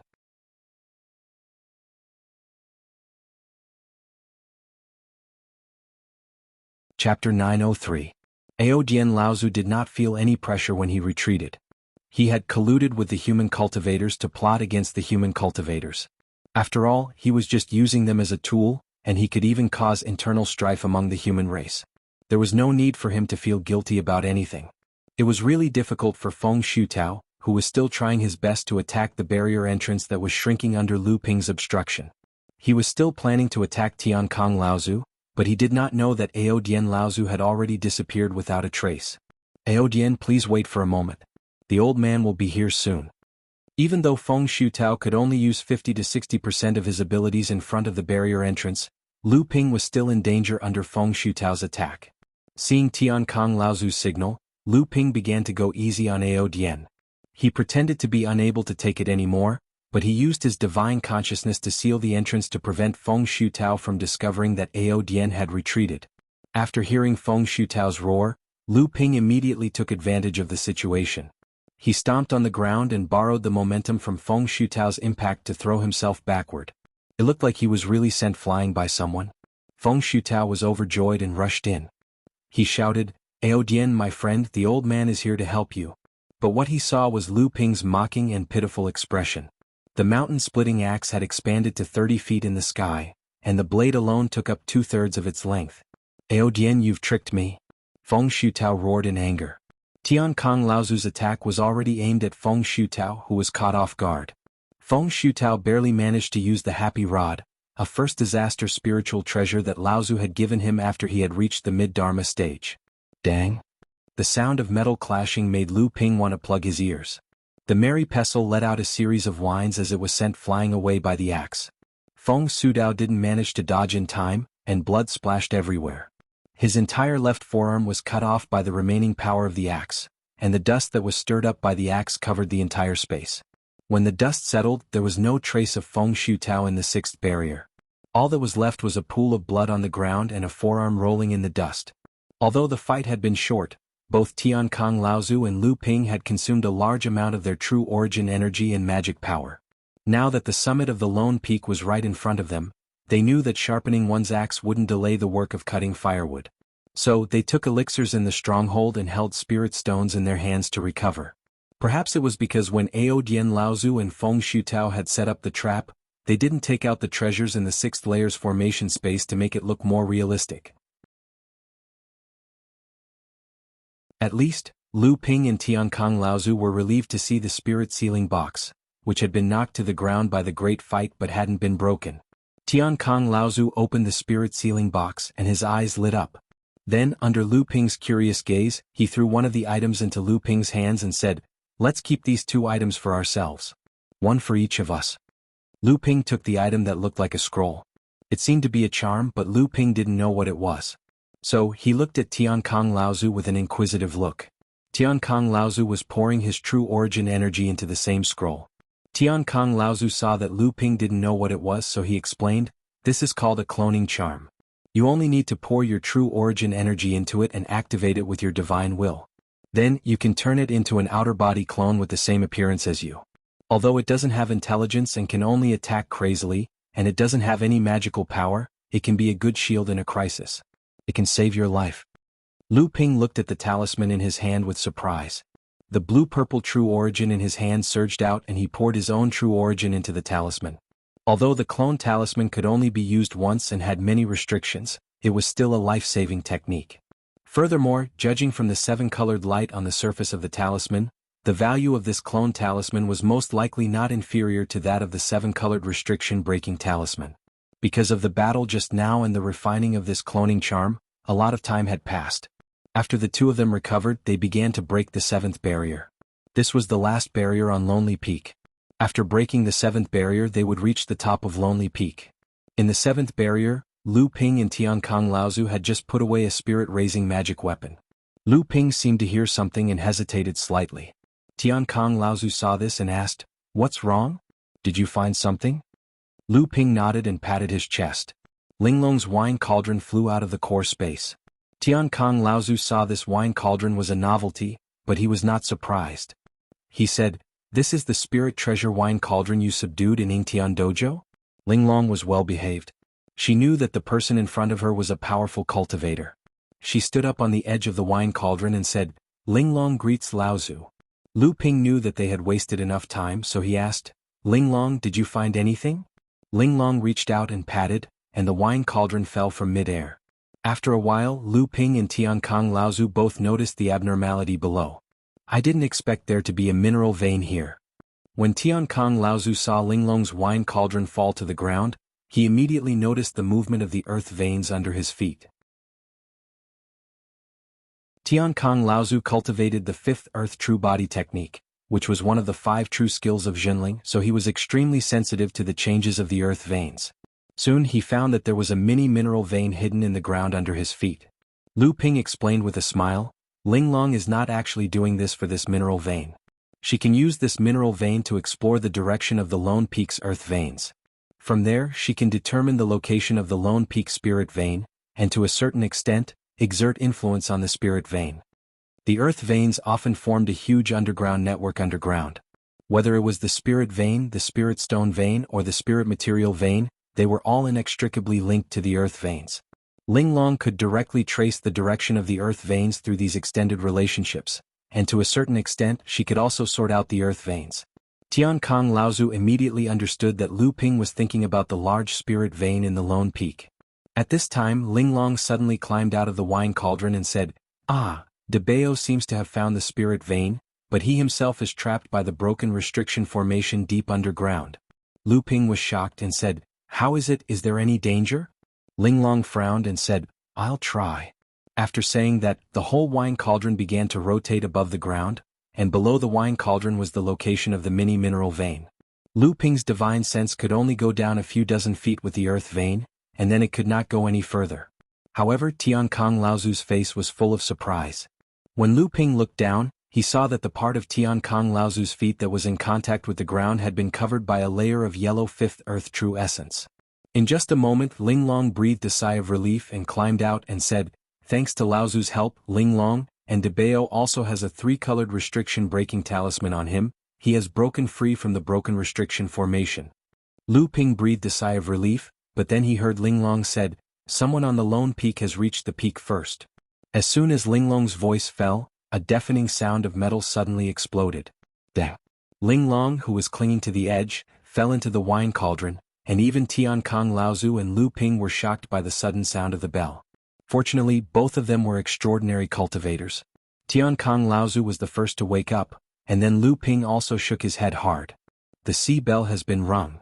Tian Kong Laozu held the mountain-splitting axe in his hand tightly, and walked towards the 7th layer of the barrier. Lu Ping thought for a moment and said, "Martial uncle, since the sea bell has been rung, it proves that there is more than one clan that issued the sea bell.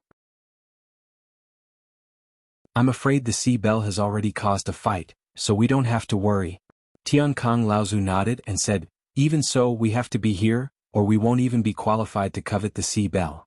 Rumble. The mountain-splitting axe fiercely smashed towards the 7th layer of the barrier, and Lu Ping's flowing sword followed closely behind. But this time, both of them left a way out as they were afraid that they would be surrounded by the people on the peak the moment they broke through the barrier. Although the 7th layer of the barrier was stronger than the previous few layers, for the two of them, it was only a matter of time. However, just as the two of them broke through the barrier, dang! Another loud sound rang out. This time Tian Kong Laozu and Lu Ping were prepared, but they still had a splitting headache from the sound of the bell.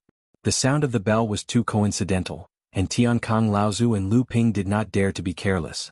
They endured the waves of attacks from their divine senses, and took out the mountain-splitting axe and fated person in autumn waters. Unexpectedly, no one took the opportunity to enter the barrier to launch a sneak attack.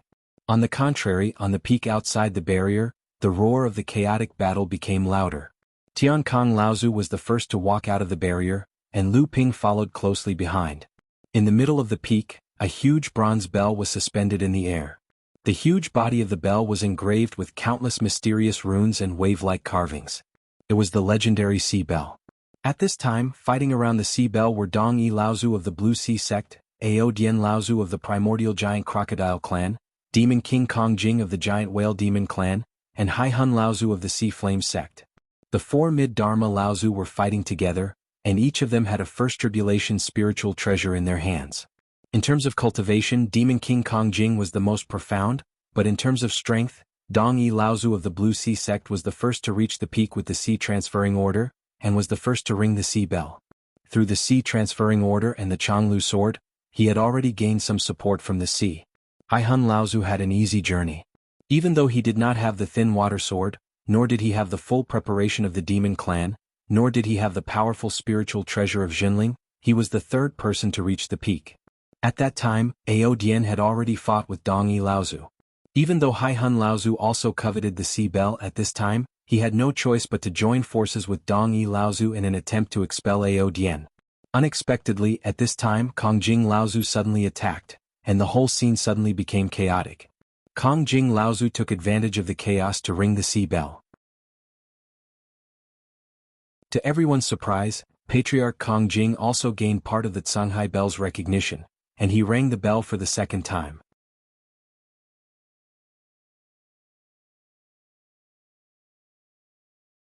Chapter 904. Among the three treasures of the Canghai, only the Canghai Bell was Laozu's natal spiritual treasure. Half of the reason why the three treasures of the Canghai were so famous was due to the Canghai Bell. Among the three treasures of the Canghai, the Sea Transfer Token was good at attacking, the Cloud Sail was good at defending, and only the Canghai Bell was really good at attacking and defending. However, what really made the Canghai Bell famous was the battle when Mara besieged the Canghai sect more than 10,000 years ago. After the establishment of the Canghai sect, Laozu wandered in the North Sea. His whereabouts were always uncertain. All the affairs of the Canghai sect were taken care of by his friends and followers, but he rarely cared about the situation of the Canghai sect. After that, the calamity of Mo Luo broke out. At that time, the calamity of Mo Luo targeted the newly established Azure Sea sect. The Canghai sect was in an emergency.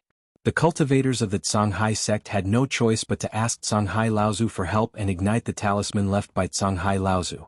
When Canghai Laozu received the news that Canghai sect was already in danger. At the critical moment, Canghai Laozu came from overseas alone. With the Cloud Sail as defense and the Sea Transfer Token as attack, he used the Thin Water Long Stream Sword to kill all the way through Mara's encirclement and return to the Canghai sect. The morale of the Canghai sect was greatly boosted. In this battle, there were 5 or 6 blood Mara and above that died in the hands of Canghai Laozu, and there were countless other major and minor repairs. However, not only was the encirclement of Mara not lifted, but more and more reinforcements surrounded the Songhai sect even tighter. Just when the Songhai sect began to be filled with an atmosphere of helplessness, Songhai Laozu made a move again. The huge Songhai bell floated above the sect protection array of the Songhai sect. Just when the Songhai sect and Mara who surrounded the Songhai sect were at a loss, the Songhai bell suddenly rang. The loud sound shook almost 1,000 miles.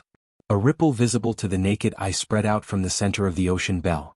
All the Asuras who probed the sea bell with their divine senses were all shaken by the sudden ringing of the sea bell, and their divine senses were all injured.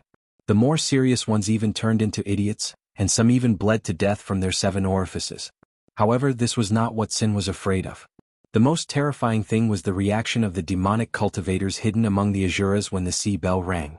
Mara was originally one body, but the number of demonic cultivators was usually far less than the Asura. However, the damage caused by demonic cultivators was not much less than the Asura, and the true reason why demonic cultivators were able to cause fear in the cultivation world was because of their insane innate ability to devour souls. Devil cultivators were born with tyrannical soul remembrance and were extremely aggressive. They often killed people without even realizing it. Moreover, they were often the eyes and ears of the Shura, and could often cause the Shura to display several times the damage. Be it human or demon cultivators, when faced with the soul-devouring abilities of fiendish cultivators or blood fiends, they would usually choose to retreat. In all the previous disasters of Mara, the demonic cultivators did not cause as much damage as the Asuras, but the fear they caused was far greater than the demonic cultivators. However, the moment the sea bell rang, the ones who suffered the most were not the Asuras, but the demonic cultivators hiding among the Asuras. Countless sharp screams came one after another, and the black fog that wrapped around the demonic cultivators collapsed in midair.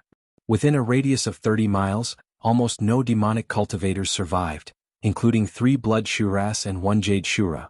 The second sea bell rang, and within a radius of 50 miles, only 2 jade demonic cultivators escaped with serious injuries. As for the remaining 5 blood demonic cultivators, 3 of their heads exploded on the spot, and the remaining 2 died silently. When the third sea bell rang, within a radius of 100 miles, hundreds of ordinary demonic cultivators were killed or injured.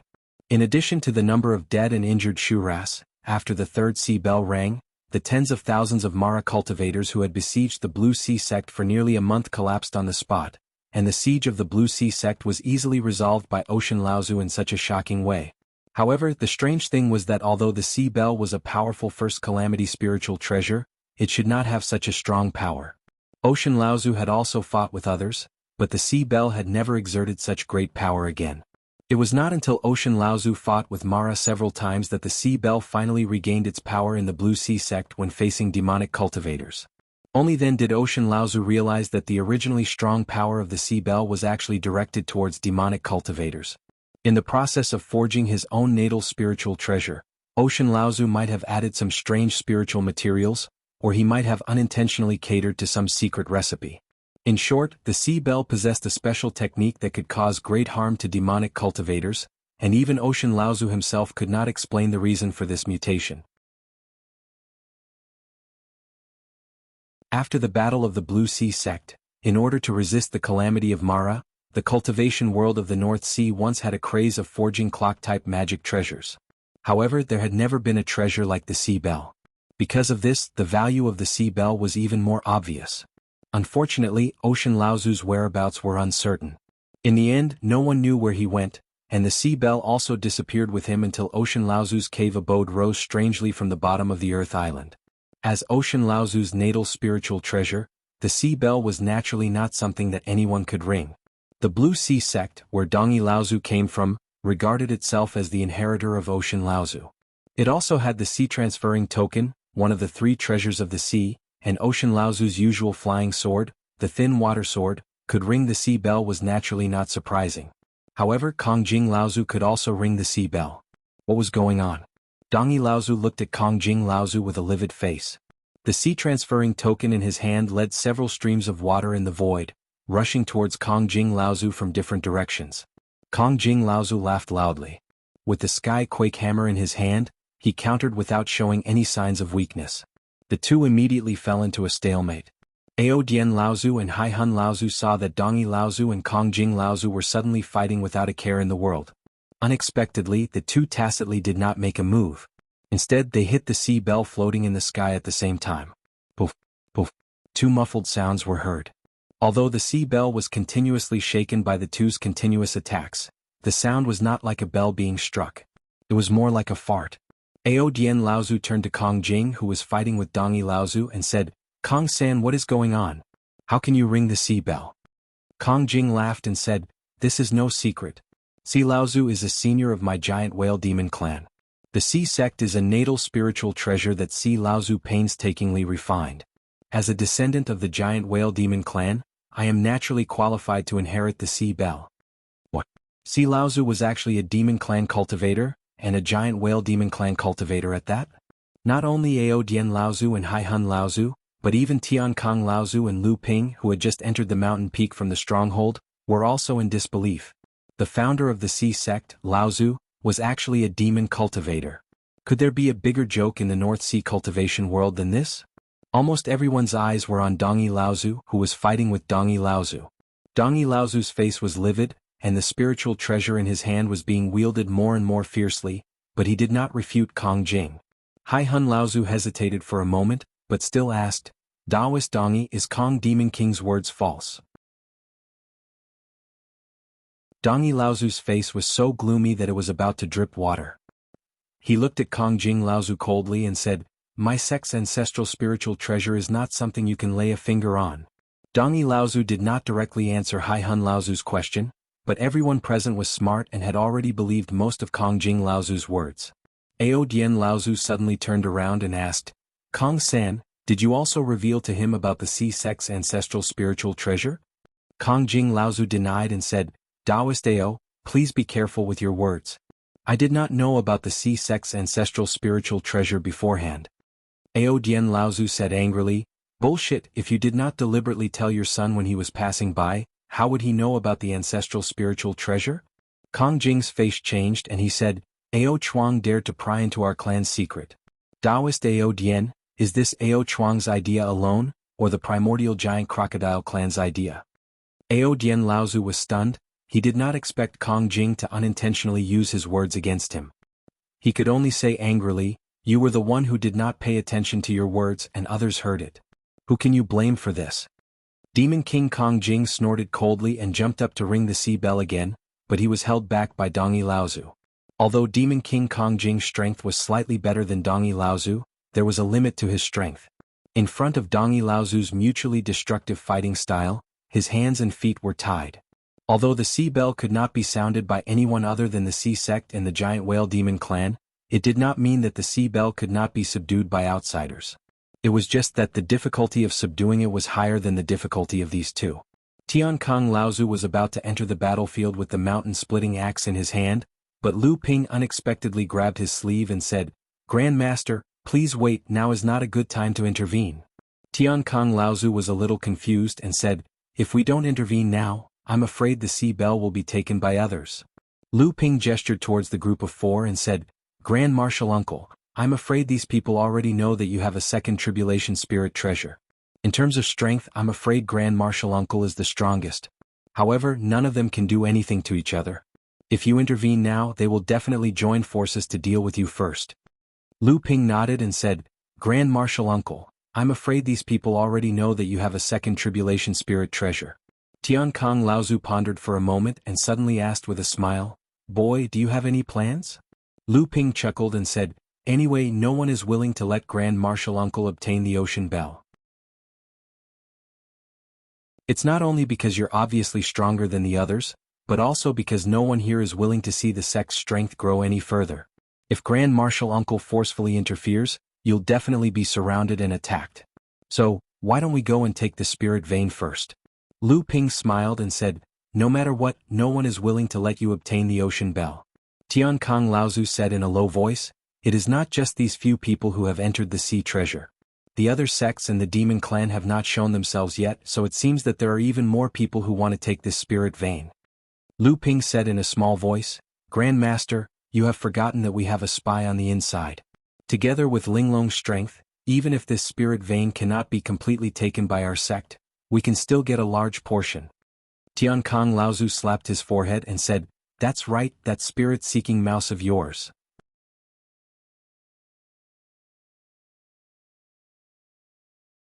Chapter 905.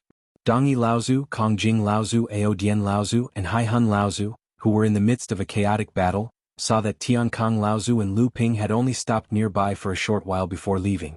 The four of them heaved a sigh of relief at the same time.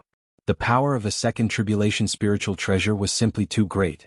Where did Jinling obtain this second tribulation spiritual treasure? It was rumored that Jinling only had 4 spiritual treasures throughout the tens of thousands of years of history. However, among these 4 spiritual treasures, only the one that Tianxiang Laozu controlled was a second tribulation spiritual treasure. The other 3 were all first tribulation spiritual treasures. Where did the spiritual treasure in Tiankang's hands come from? Although Kongjing Laozu and Aodian Laozu were plotting against each other just now, at this moment they looked at each other. The increase in Jinling's power was equivalent to the increase in the power of the human practitioners. The increase in the power of the human practitioners actually meant that the power of the demon clan was relatively weaker. On the other hand, Dongyi Laozu and Haihun Laozu knew that when the various sects of the North Sea were excavating the Yingtian temple, Jiang Tianlin had forcibly taken away a spiritual treasure. However, the original form of the spiritual treasure was a wine cup. With one look, they could tell that it was a first tribulation spiritual treasure. It was completely different from the one in Tiankang Laozu's hands. However, didn't this mean that Jinling already had 6 spiritual treasures, and 2 of them were second tribulation spiritual treasures? Dongyi Laozu and Haihun Laozu also looked at each other worriedly. Jinling's increasing power had caused these 2 sects to feel a deep sense of danger. "How confident are you?" Tiankang Laozu asked Lu Ping as he walked towards the back of the lone peak. In the distance, there were 2 consecutive sounds of the protective barrier being broken. This meant that at least 2 more mid-Dharma adepts had entered the peak. Lu Ping did not directly answer Tiankang Laozu's question. Instead he said, "There are already people at the source of the spiritual vein. They seem to be setting up a great array to guide the spiritual vein." Tiankang Laozu's heart tightened and he said, "Leave quickly." Just as they were about to reach the source of the spirit vein, Tiankang Laozu suddenly raised his hand and stopped. Just as Lu Ping was wondering what was going on, a chaotic battle suddenly broke out at the source of the spirit vein. Lu Ping was stunned. His luck was too bad. Could it be that this trip to the vast sea inheritance was going to be fruitless? Angry roars and curses came from afar. Lu Ping and Tiankang Laozu were both stunned and thought to themselves, "Feng Shutao is there too." At this moment, the 2 of them moved their divine sense and tacitly hid their auras in a small forest beside them. Immediately after, a beam of light flashed across the sky and descended towards the small forest. It was none other than Feng Shutao. At this moment, Feng Shutao was in an extremely sorry state. Not only was his entire left arm missing, but the merry pestle around him was also moving up and down. It was obvious that the inner yuan in Feng Shutao's body was in turmoil. It seemed that this fellow had suffered at the source of the spirit vein again. Without another word, Tiankang Laozu picked up the mountain-splitting axe and swung it at Feng Shutao. By the time Feng Shutao realized that something was wrong, the mountain-splitting axe had already reverted to its original size of 3 feet in midair. Feng Shutao looked like he had seen a ghost. However, this time was not like the time when he was in the protective barrier. Feng Shutao turned around and ran, but he was hit in the middle of his back by a misty white light. Feng Shutao suddenly realized that the inner yuan in his body had suddenly calmed down. He was a little happy at first, but he realized that the inner yuan had completely calmed down. Even if he wanted to use it, he could not. Feng Shutao panicked and used his cultivation method with all his might. The layer of white light covering his body peeled off like chips. Feng Shutao immediately felt that his body had returned to its original state. However, the inner yuan in his body had suddenly become turbulent again. This was even worse than when his inner yuan had been in a state of turbulence. Puchi. For streams of blood flowed out from his nose and ears, but Feng Shutao did not have the time to care about that. Even though it had only been a split second since he was hit by Lu Ping's white lotus misty light, that split second was enough for the mountain-splitting axe to once again bring Feng Shutao within its attack range. Feng Shutao was so scared that his soul almost flew out of his body. The wound on his left arm, which had already stopped bleeding, suddenly sprayed out a stream of blood. Feng Shutao looked even weaker and paler than before, but he took advantage of the blood to cast the blood escape secret art. He blocked the mountain-splitting axe for a moment with his staff, allowing Feng Shidao to escape the attack's range. Even so, the light brought about by the mountain-splitting axe had already sliced through the protective aura around Feng Shidao. Feng Shidao spat out a mouthful of blood, and the speed of his blood escape instantly doubled. A moment later he crashed into the protective wall of the formation. Tiankong Laozu looked at the protective barrier, which was still shaking but not damaged at all, and said, "So this protective barrier is only meant for people who go up the mountain. If you go down the mountain and go in the opposite direction, it will be fine." No wonder Feng Shutao and Aodian were able to join forces to attack us. These two must have secretly worked together to break through the barrier and get ahead of us. Lu Ping could not help but feel a little dejected when he saw that he had not been able to kill Feng Shutao this time. However, Tiankong Laozu laughed and said, "How can a mid-Dharma adept be killed so easily? To be able to severely injure Feng Shutao this time was already beyond my expectations. Previously, when Feng Shutao and Aodian joined forces, the one they really wanted to kill was you." Seeing that Lu Ping was deep in thought, Tiankong Laozu continued, "However, Feng Shutao will definitely not have it easy this time. The light from the numinous artifact pierced his body, and it will probably take him at least 10 years to recover. Furthermore, he had one of his arms chopped off earlier.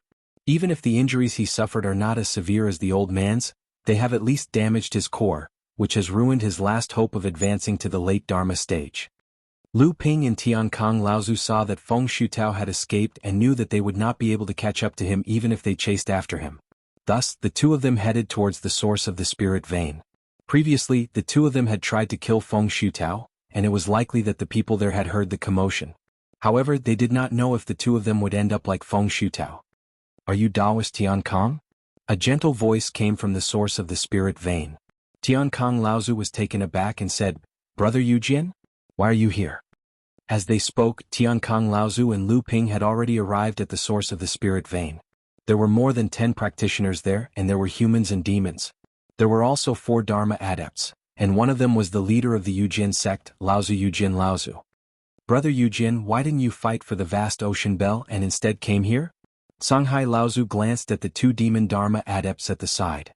One was at the mid-Dharma stage while the other was only at the early Dharma stage. Although the entry to the vast ocean treasure this time had stipulated that each clan was only allowed to send 1 mid-Dharma adept and 1 core forging disciple, some clans were obviously not strong enough and could only send out early Dharma adepts. It seemed that this demon practitioner was the demon king of one of the weaker clans. And the other mid-Dharma human adept did not belong to any of the major clans, but was a famous lone practitioner in the North Sea, known as Xianglu Laozu. Yujin Laozu laughed and said, "It's a fierce battle there and I'm not strong enough. Even if I get the vast ocean bell, I'll be a target for everyone, so I don't want to get involved." Besides, even with Brother Tian Kang's power as a second tribulation spirit treasure, he didn't fight for the vast ocean bell, let alone a small clan like the Yujin sect. "I might as well come here and get some benefits first." Mara's calamity was growing day by day, and the vast ocean bell was used to ward off Mara's calamity and protect the sect's legacy. But Yujin Laozu had given up on it without hesitation. Even Tiankong Laozu had been persuaded by Lu Ping at that time, and he had only made this decision after much hesitation. Such decisiveness had really impressed Lu Ping. Lu Ping looked down at the ground. The spirit veins were bound by the veins of the earth. Because the lone peak was narrow, the source of the spirit veins was more concentrated, unlike when Lu Ping was at the peak of Failing Mountain, where the spirit veins were unusually scattered. On the ground, there was a huge, unfinished guiding formation, which actually covered more than half of the spirit veins on the peak. Seeing that Lu Ping and Tiankong Laozu were looking at the guiding formation, Yujin Laozu smiled and explained, "The spirit vein on this lone peak is indeed a large spirit vein, and this large spirit vein is about the size of 15 medium spirit veins." Previously, Xianling sect's Feng Shutao arrived first, so he used the formation to encircle 10 medium spirit veins, which happened to be a complete large spirit vein. After that, many Taoists from various sects and demon cultivators arrived one after another. This Feng Shutao was quite an interesting fellow. Relying on the fact that he came first, he refused to let go of the 10 medium spirit veins, and demanded a share of the remaining 5 medium spirit veins. In the end, he incurred the wrath of the crowd, so we had no choice but to work together and expel him. Old ancestor Tian Kong and Lu Ping scolded Feng Shutao in their hearts when they heard that. In front of so many heroes, a person who had lost an arm and his strength was greatly reduced still wanted to take everything for himself. One had to admit that Xianling sect had been arrogant for thousands of years in the North Sea, thinking that everyone should give in to them. Little did they know that Xianling sect was already on the decline, and only Dao Xing Laozu's name was left to deter the sects in the North Sea. Otherwise, Xianling sect might not even be as strong as Songhai sect. At this time, Xianglo Laozu suddenly said, "Flying Feather sect's fellow Taoist Huayu was also here, but when we surrounded Feng Shutao, he left on his own." Xianglo Laozu's meaning was very clear. He hoped that Jinling would not hog all the spirit veins like Xianling sect did. Tiankong Laozu laughed and said, "Our sect is not as greedy as Xianling sect. We only want 5 of the mid-sized spirit veins." As soon as Tiankong Laozu finished speaking, the faces of the crowd changed again. However, Jinling was not like Xianling sect. That was the true number 1 sect in the North Sea. The mid-Dharma stage demon cultivator was not like the human cultivators. He was the first to jump out and said, "Jinling is not a good person either. What right does Jinling have to hog a third of the spirit veins in the vast sea treasure?" Tiankong Laozu's face changed. He said, "Because of this." With that, he swung the mountain-splitting axe in his hand at the mid-Dharma stage demon cultivator.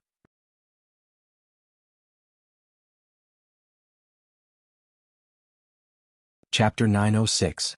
How powerful was a second disaster spirit treasure? The mid-Dharma demon cultivator in front of him, who also wielded the only first disaster spirit treasure of his race, clearly had a deep understanding of this.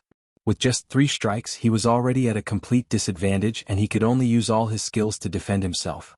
The other early Dharma demon king who had come with this demon cultivator was about to step forward to help, but unexpectedly, a pair of flying swords had already been handed over to Tiankong Laozu the moment he attacked. Lu Ping had condensed the 6 sets of sword techniques of the North Sea wave listening technique into a brand new magic talisman in the Danxia purple aura. In addition, Lu Ping had refined the Thunder Calamity Water to push his level of training to the peak of the core forging stage. His abilities had more than doubled. Otherwise, he would not have been able to kill the early Dharma primordial fierce crocodile with just 1 strike. Lu Ping's earlier surprise attack had given him the upper hand, and he had forced the Demon King to retreat. When the Demon King saw clearly that the person he was fighting was Lu Xianping, who had recently become very famous in the North Sea training world, he was also shocked and for some reason he began to panic. It was just that this early Dharma Demon King was obviously not someone that the unintelligent primordial fierce crocodile could compare to. Although this person's race was not considered prominent, and he had entered the Dharma stage later than the Golden Serpent Island Lord, he was still a well-known member of the Demon Clan, and his level of training was not considered weak among the demon cultivators of the same level. After withstanding Lu Ping's storm-like attacks, the Demon King was also embarrassed into anger. Although the person in front of him had a fierce reputation for defeating and even killing Dharma adepts of a higher level, it did not mean that every early Dharma adept could be trampled on by him. The Demon King roared angrily, and with a special magic, he directly hit Lu Ping's beautiful Autumn Dew sword so hard that it almost flew out of his hand. Lu Ping didn't expect the Demon King in front of him to be someone who had mastered the innate great divine ability. He almost failed miserably. Lu Ping's recent challenges against Dharma adepts had been too smooth, so smooth that he had almost forgotten himself.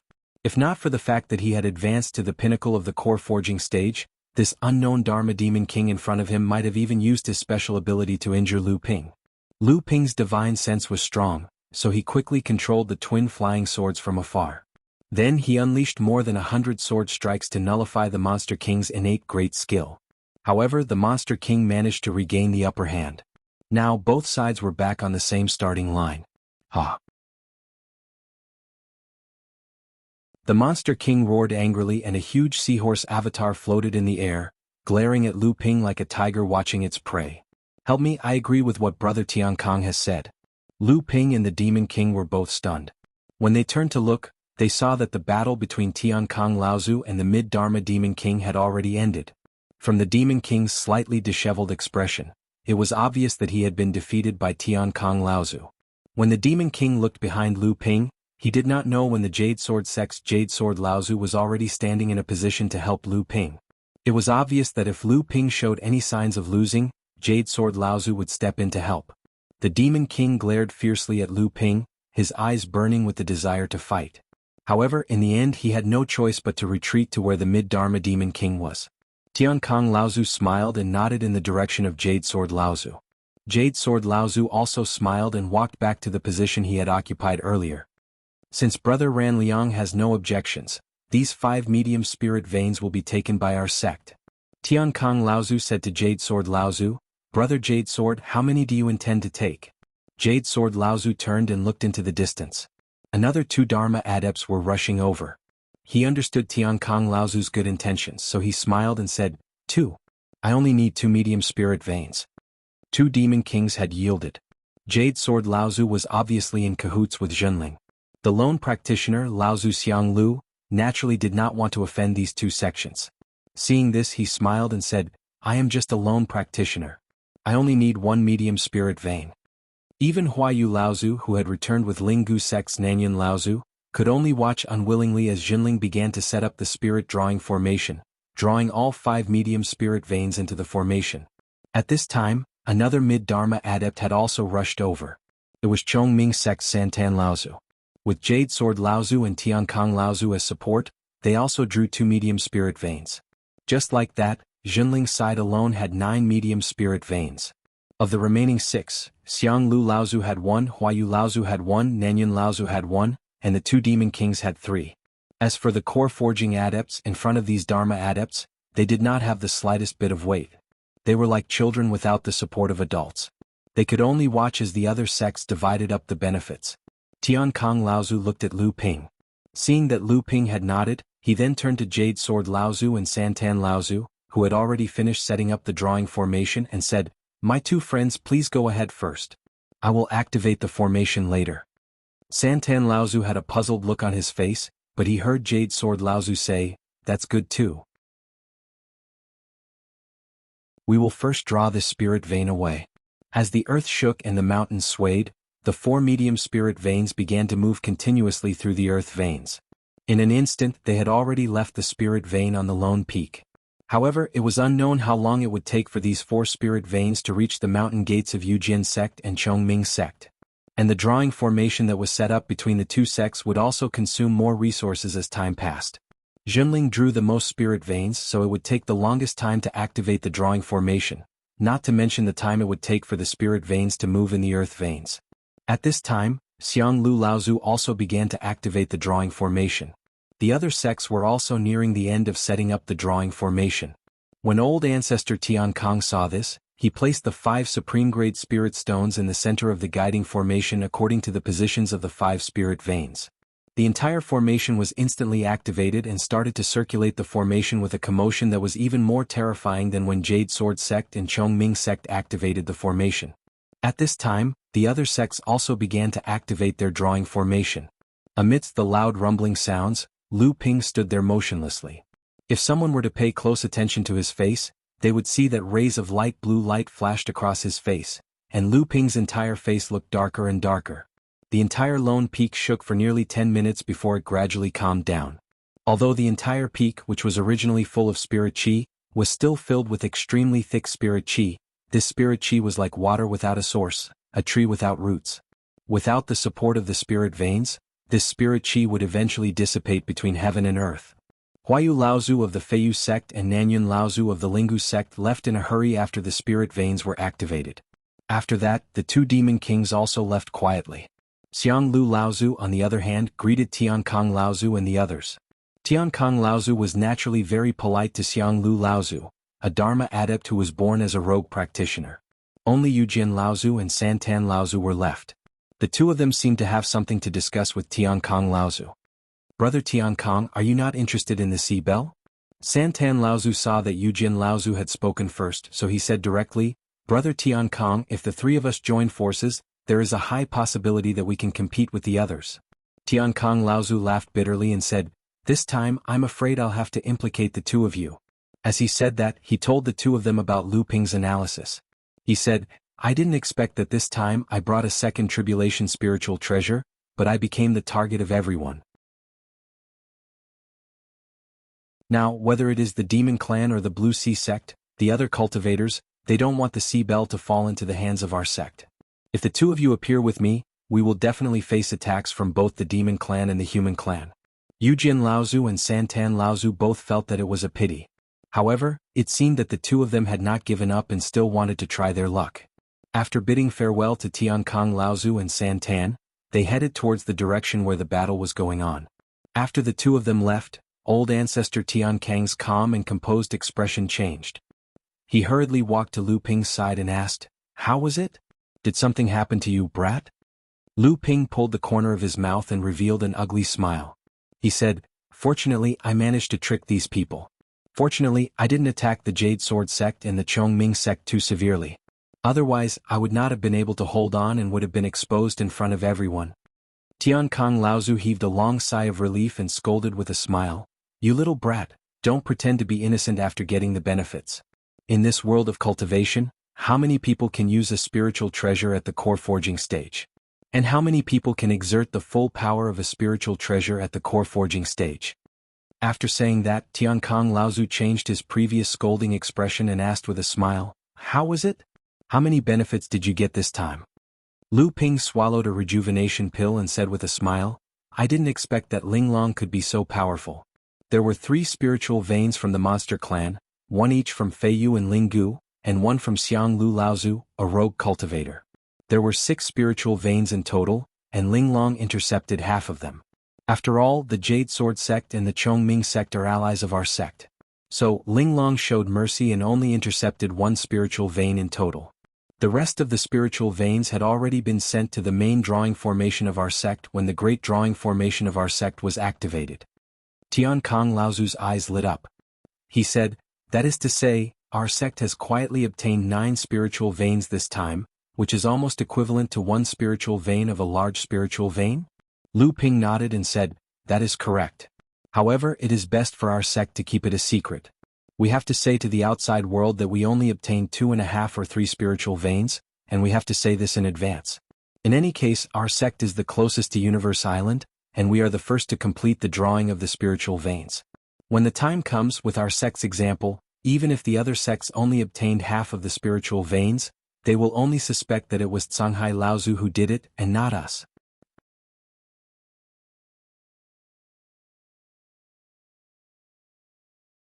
Chapter 907. Tiankong Laozu laughed and scolded, "You're really cunning, kid?" As soon as Laozu finished speaking, he saw Lu Ping stomp on the ground. After a while, the ground shook and Debao emerged from the ground. He transformed into a fat young man, and then he handed 4 small spirit-gathering pearls to Lu Ping and said, "A large spirit vein has only given birth to 4 small spirit-gathering pearls after so many years. How poor." Lu Ping weighed the pearls in his hand and smiled at Laozu, "Martial uncle, I'll take these pearls." Tiankong Laozu put the 9 medium spirit veins back into the sect, so he naturally didn't care about the small spirit-gathering pearls. However, he didn't agree explicitly and instead said, "The old man wants to see who the Sea Bell belongs to. At the very least, it can't fall into the hands of the Sea sect."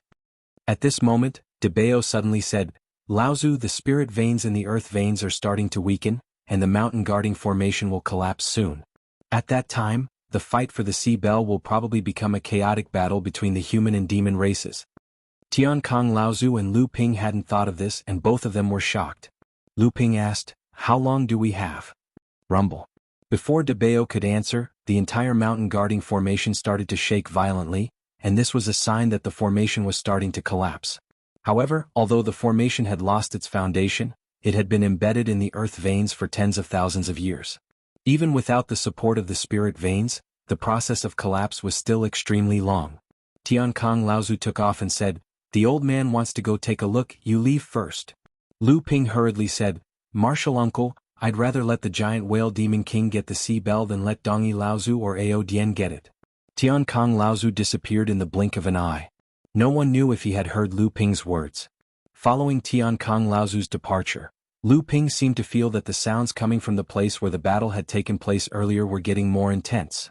Without another word, Lu Ping turned around and left. Although he could sense the situation in the battle with his current divine telekinesis, he did not have Tiankong Laozu's protection at this moment.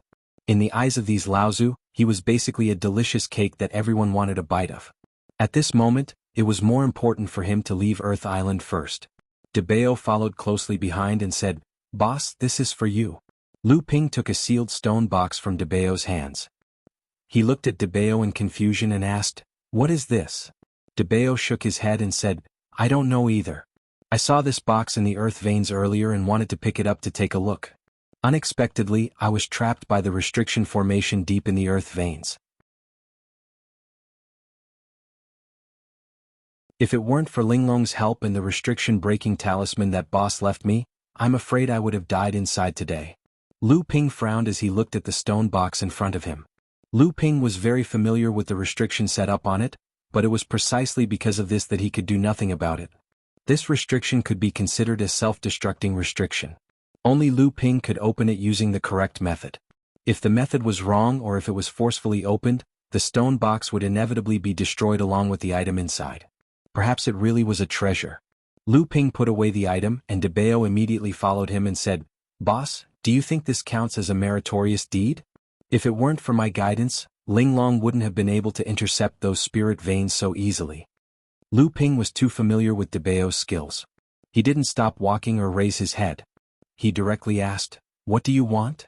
Debeo stammered, Boss, why don't you give me the pair of black jade stones first? Lu Ping heard this and turned to look at Debeo in surprise.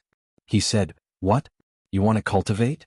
Didn't you just break through to the third layer of the core forging realm? Although Feiling Island is rich in spiritual energy, I'm afraid you'll have to accumulate spiritual energy for a few years before you can break through to the middle stage of the core forging realm. Debeo immediately fell silent and didn't say anything. Lu Ping took 2 steps and suddenly turned back. Are you feeling pressured? Debeo scratched his head and said, Degui broke through to the middle stage of the core forging realm not long after you arrived on Feiling Island. Among us, I've been with you the longest, but my cultivation is the lowest. Peach Blossom is also at the 5th layer of the core forging realm, and Lu Xiaohai is at the peak of the 1st layer of the core forging realm. It's only a matter of time before he surpasses me. Although Sister Xylan is also at the 3rd layer, her situation is special. Lu Ping raised his hand to stop Debeo from speaking. He said, I remember you once said that you wanted to leave the high-grade earth-level spiritual energy stone to you. I just don't know if you want to use it to smelt a 2nd or a 3rd spiritual item. Lu Ping paused and didn't wait for Debeo to reply. He continued, If you want to smelt a 3rd spiritual item, then I can give you the obsidian stone now. If you want to try to break through to the transcendent stage, then the obsidian stone is what you need to smelt a 2nd spiritual item to advance to the late stage of the core forging realm. Lu Ping finished speaking and plunged into the protective wall of the array. Although the protective array of the lone peak was showing signs of collapsing, such a huge array must have been set up in a complicated manner. Moreover, the internal structure of such a huge array was intertwined. It was impossible for it to completely collapse in a short period of time. Debeo didn't react to Lu Ping's words for a moment. In Debeo's mind, with his aptitude and condition, he would reach the peak of the core forging realm after advancing to the core forging realm. After that, he would just have to wait for death to come. However, Lu Ping's previous words clearly told Debeo that he even had a chance to advance to the transcendent stage. Debeo's entire body shivered. Seeing that Lu Ping had already crashed into the protective wall of the array, he hurriedly chased after him. He shouted, Boss, wait for me. Debeo frantically crashed into the protective wall of the array, but he was tightly held by an arm. Lu Ping's voice sounded in his ear, Shut up. Go underground. Without saying another word, Debeo's entire body suddenly exploded into a yellow fog and shrunk into the ground. In the blink of an eye, he disappeared without a trace.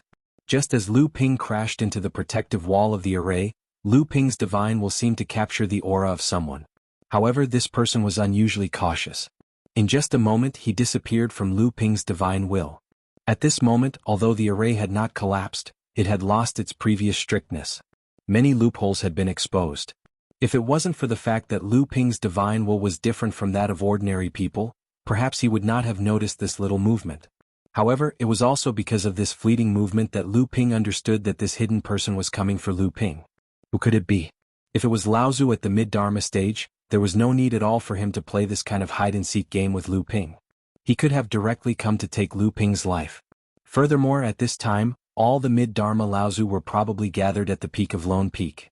Regardless of whether or not they had the intention to fight for the Sea Bell, it would be a lifelong regret if they did not participate in such a large-scale Dharma battle with Laozu. Therefore, it could only be an early Dharma adept or another enemy core forging adept. However, If it was Laozu at the early Dharma stage, even if there were loopholes in the array, he might not have revealed such a big loophole in front of Lu Ping. Therefore, there was only one possibility. Perhaps the hidden person was an enemy core forging adept. If that was the case, the ambush might not have been made by just one person. Lu Ping did not believe that with the strength that he had displayed so far, there would be any core forging adept in the North Sea who would dare to kill him alone. If they came to fight him fair and square, perhaps there would still be someone such as the burly man behind the giant whale demon king, Kongjing Laozu. Behind the protective array in front of Lu Ping, Ouyang Weijian pursed his lips tightly. Little Ouyang, are you sure that Lu Xianping will pass by here? A dark-skinned martial adept played with a pair of iron hammers in his hands as he asked Ouyang Weijian, who was in front of him. Ouyang Weijian nodded reservedly and said, "Of course. Otherwise, why would my teacher and your father have calculated the position of Tiankang Laozu and Lu Xianping before launching a sneak attack? Unfortunately, it was all for naught. You went for wool and came home shorn, didn't you?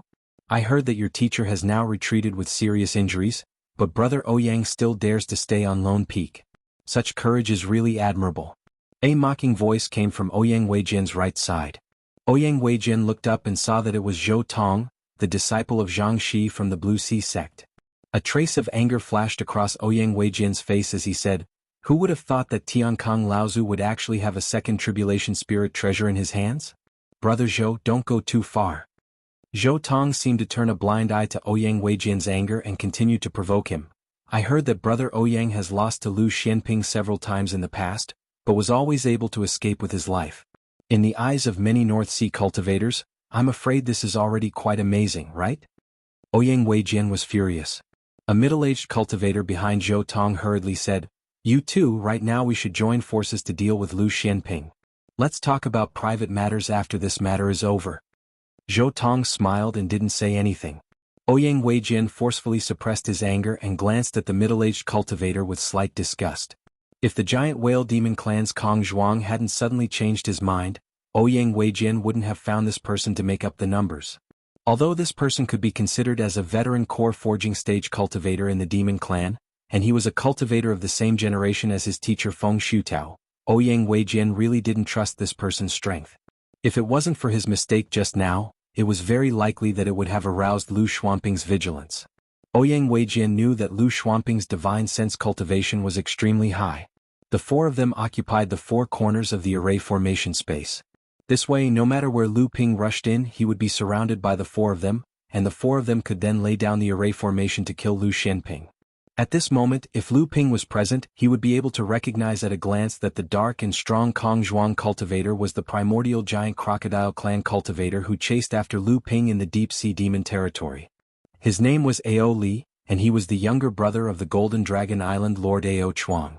Now his cultivation had also increased to the peak of the core forging stage, and he was only one step away from the Dharma stage. As for the middle-aged cultivator, he was even more familiar to Lu Ping. This person was the demon clan cultivator who set up a formation to surround and kill Chu Xuanqing, and then Lu Ping ruined his plan.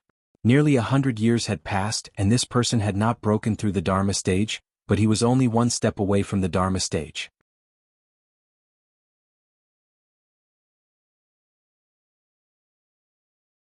Chapter 908. Ever since Ouyang Weijian was defeated by Lu Ping in one move on Frost Island, he viewed it as a great humiliation. After the incident on Frost Island, Ouyang Weijian was sent to the Crystal Palace by Xianling's sect.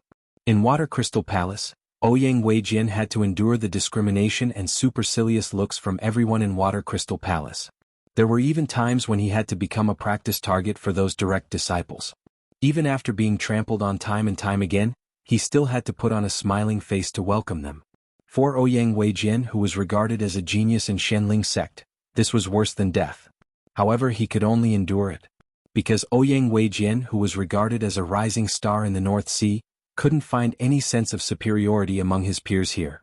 In the Crystal Palace, there were plenty of people who had cultivated for roughly the same amount of time as him, but were far more powerful than him.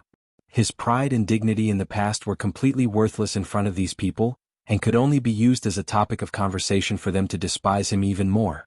But Ouyang Weijian endured it in the end.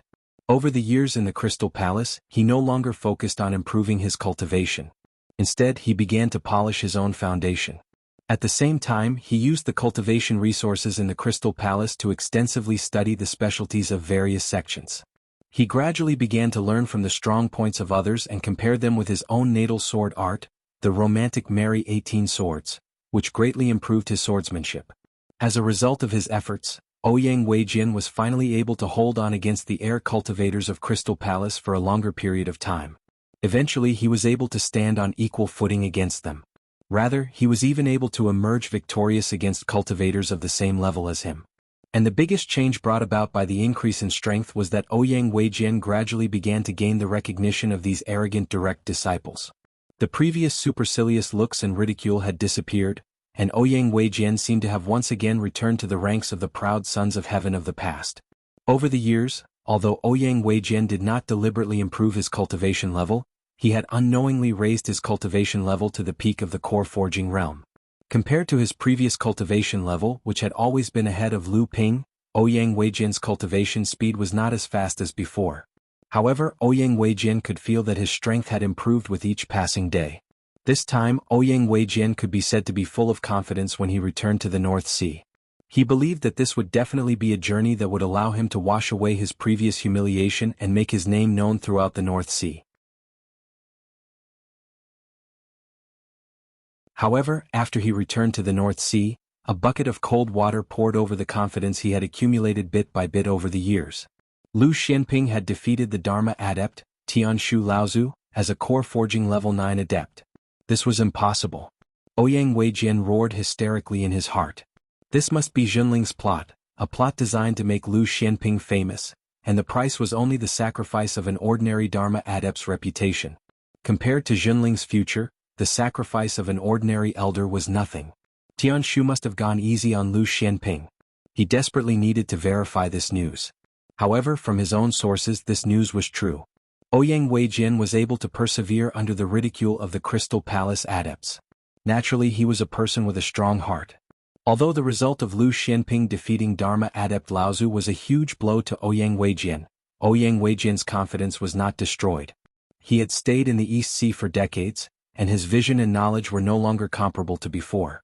There were many large and medium-sized sects in the Central Plains, or even overseas powerhouses like the Crystal Palace, who were able to cultivate disciples who could go up against ordinary early Dharma adepts, and even win against them. It was not as if they did not exist. But who were these people? They were all 1 in a million geniuses. They had fought their way out of the tens of thousands of adepts in each generation of the Crystal Palace, and they enjoyed the most precious training resources in the Crystal Palace. How could Lu Xianping be compared to these people? Even if Ouyang Weijin had trained in the Crystal Palace for 20 years, the most he could do was to fight a Dharma adept who had just entered the Dharma stage to a stalemate. Of course, this was because he was in a defensive position and was suppressed in all aspects. Although the opponent could not do anything to him at the moment, as time went on, Ouyang Weijin would definitely be defeated by his opponent due to the depletion of his inner yuan. Ouyang Weijin shook his head vigorously, dispelling these distracting thoughts from his mind. At this time he suddenly thought of something and asked, "How long has it been? Why hasn't Lu Xianping come yet?" Ouyang Weijin's question made everyone's hearts clench. Mo Wei hesitated for a moment and said, "Could it be that Lu Xianping has already discovered the ambush here and has taken a detour elsewhere?" Just as Mo Wei's voice fell, the entire ground suddenly trembled. Even though everyone was a person with profound cultivation, they almost couldn't stand firmly on the ground. "What's going on?" Ouyang Weijin asked in shock. "There's something down there."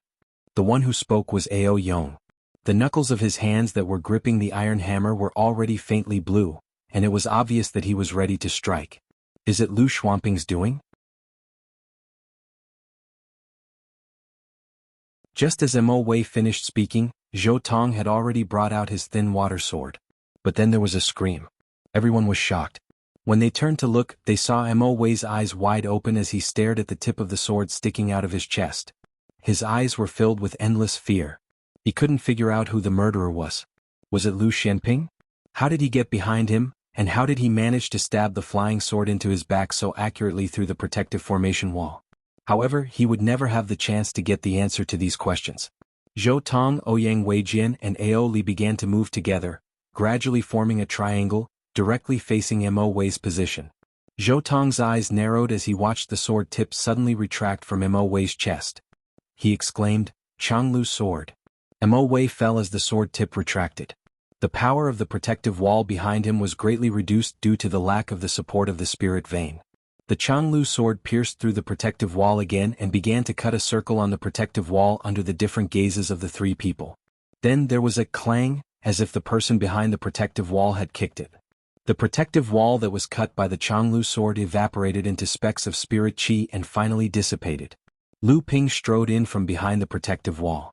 The Changlu sword circled around him and began to vibrate rapidly. Lu Ping's gaze instantly lit up when he looked at Zhou Tong, and then he turned to look at Ouyang Weijian and Ao Li. He said, "So you're all acquaintances. I wonder how I should address you, fellow Taoist from the Songhai sect." To be able to wield the thin water sword, this person's status in the Songhai sect must not be low. To be able to join forces with Ouyang Weijian and Ao Li, this person's strength must have been acknowledged by the two. "You're Lu Xianping?" Zhou Tong took a step forward and raised his chin slightly. "I'm Zhou Tong. I've long heard that you're known as the #1 cultivator below the Dharma stage in the North Sea. I wonder if you dare to fight the three of us today." "Zhou Tong? I've never heard of you, but I've fought with Zhang Shi from your sect before." Zhou Tong's face was choked to death by Lu Ping's words. Who was Zhang Shi? That was his teacher. In Zhou Tong's ears, Lu Ping's meaning was very clear. "Even your teacher couldn't do anything to me. Who do you think you are?" Lu Ping looked at this person with amusement. "I thought you wanted to fight me one-on-one. I didn't think that in the world of cultivation, even a group fight can be so righteous." Zhou Tong's face was already pale with anger. He pointed the thin water sword in his hand and said, "You're looking to die." Ouyang Weijian cursed inwardly. Zhou Tong had already charged forward with his sword. Ouyang Weijian and Ao Li had no choice but to attack him. Both of them cursed in their hearts. Where the hell did this kid come from? Was he a hothead? Zhou Tong was not a hothead. When Lu Ping mysteriously killed Mo Wei, he had already sensed that Ouyang Weijian and Ao Li had the intention to retreat. However, Zhou Tong couldn't back down, nor was he willing to back down. When he saw the flowing stream sword in Lu Ping's hand, he was already thinking of a way to tie Ao Li and Ouyang Weijian to his ship. What's more, Zhou Tong had full confidence in his 200 years of hard work. Even if Lu Xianping was really as strong as the legend said, they were not to be trifled with. Even if they were no match for him, they could still retreat unscathed. However, if he did not fight, he would lose the opportunity to obtain the flowing sword. Zhou Tong was truly unwilling. This thin water flowing sword was not only the sword of Songhai sect's founder Laozu, but also the key to opening Vast Sea Laozu's cave mansion. Unfortunately, the Vast Sea relic had been taken away by others. If the Azure Sea sect had been able to work together, then even if there were others participating in the Azure Sea relic, the Azure Sea sect would have been able to obtain all the benefits before the other sections.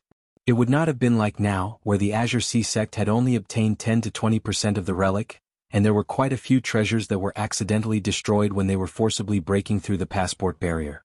Songhai sect had the thin water flowing sword, but this was still the case for the other sects. In addition to the secret technique that could greatly increase the power of the thin water flowing sword, the thin water flowing sword hid a secret left by Vast Sea Laozu. But what this secret was, the cultivators of Songhai sect still did not know. They only knew that the thin water flowing sword was not only the key to opening the Vast Sea relic, but also the key to opening this secret. And this secret was hidden in the Vast Sea relic. The thin water flowing sword formed a silent sword light and stabbed towards Lu Ping in a very strange way. But halfway through, it was killed by the flowing sword, turning into waves of sword that attacked the thin water flowing sword. Ouyang Weijian's wind flowing sword and Mary sword had already been condensed into two great magical powers by him. Indeed, after 3 days of separation, one must look at him in a different light. And when Lu Ping's beautiful autumn dew sword blocked the powerful attack of his two great sword magical powers, he was already sure that Ouyang Weijian had at least condensed a magical power talisman in the core space. However, Ouyang Weijian wasn't the only one among Shibi's trio. Lu Ping's twin flight swords stirred up a monstrous wave that carried an indomitable momentum. With just one strike, Ouyang Weijian's twin flight swords was shattered. At the same time, Lu Ping's right hand pulled and pushed. Layers of water nets extended forward in front of Lu Ping. Before spiritual master Ao Li's pair of iron hammers smashed down, he was trapped in the layers of water nets and could not extricate himself.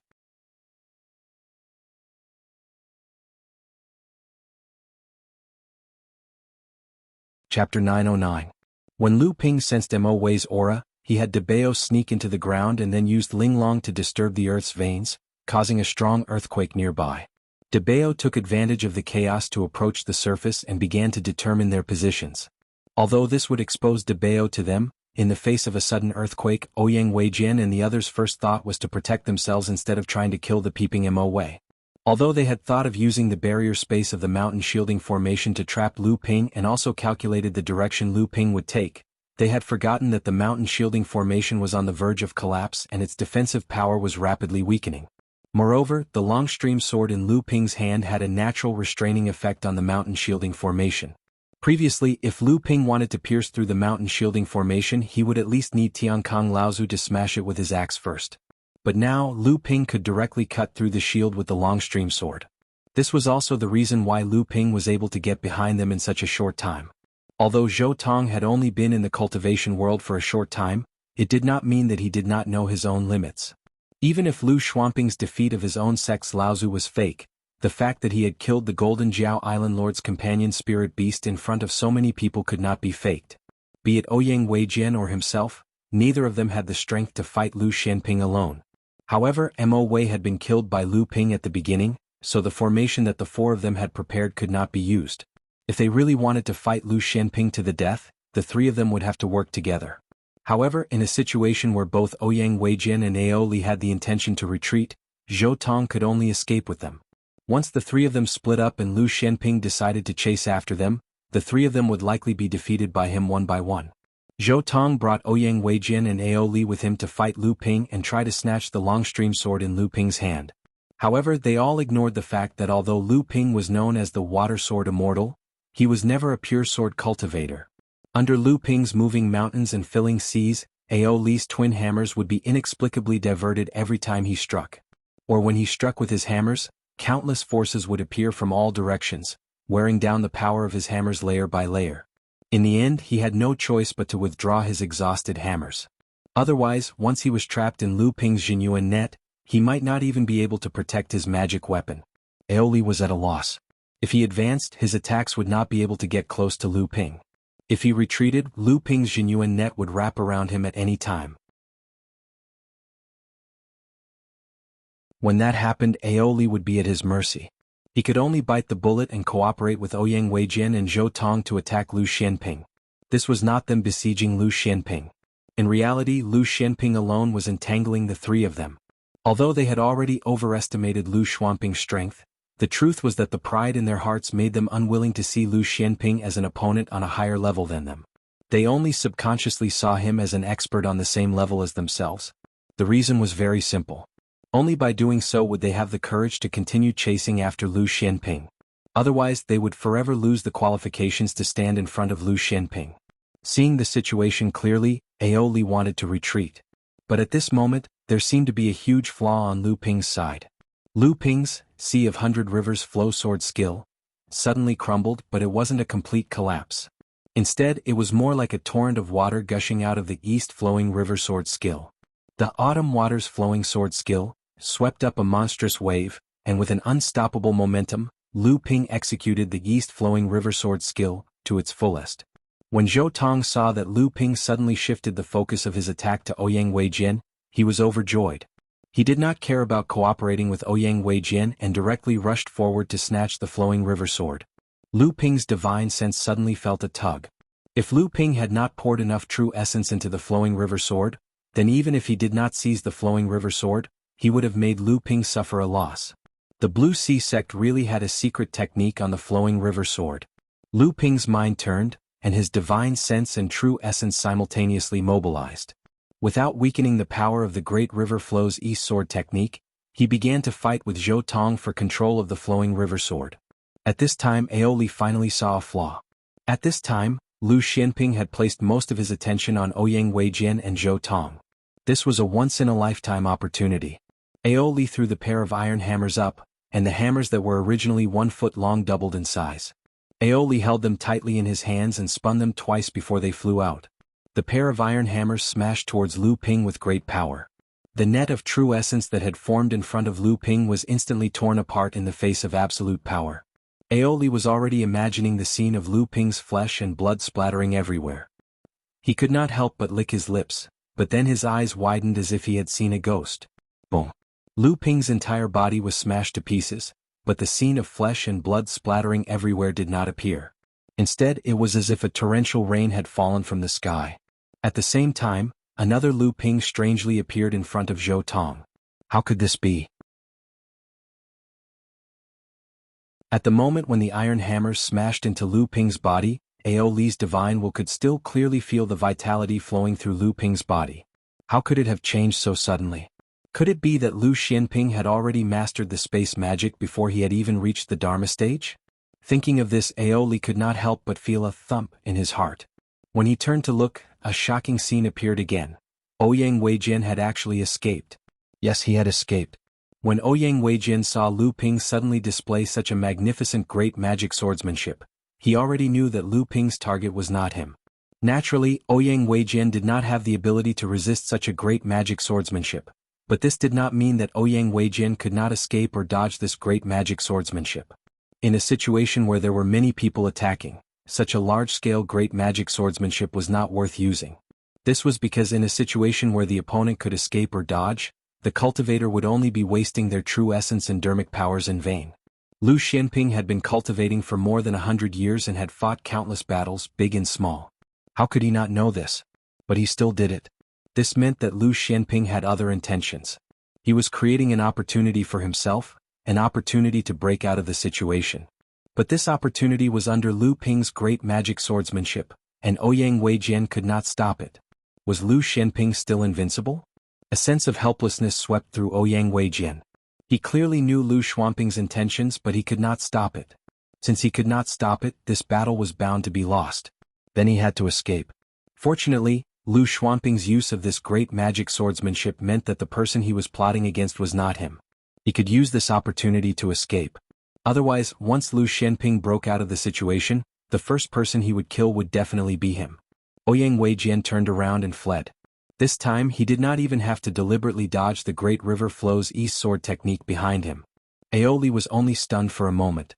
Suddenly, his entire body shivered, and he also turned around and crashed into the protective wall in the other direction. At this time there was nothing he did not understand.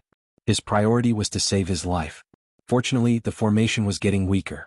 The protective formation in the sky was already so clear that it was almost transparent. Only a thin layer of membrane was left. Before Aoli left, he did not forget to turn around and shoot a pitiful glare at Zhou Tong, only to see Lu Xianping suddenly appear in front of Zhou Tong. Under Zhou Tong's horrified expression, a misty white light struck Zhou Tong's body, causing him to be stunned. At this moment, countless streams of sword chi strangely poured into his body like water. Then Zhou Tong's entire body began to change shape, as if his skin and flesh were being separated. Aoli was scared out of his wits. There was only one thought left in his mind, and that was to never be Lu Xuanping's enemy again in this life. Lu Ping frowned as he looked at Zhou Tong's dead state. Even he himself took a deep breath.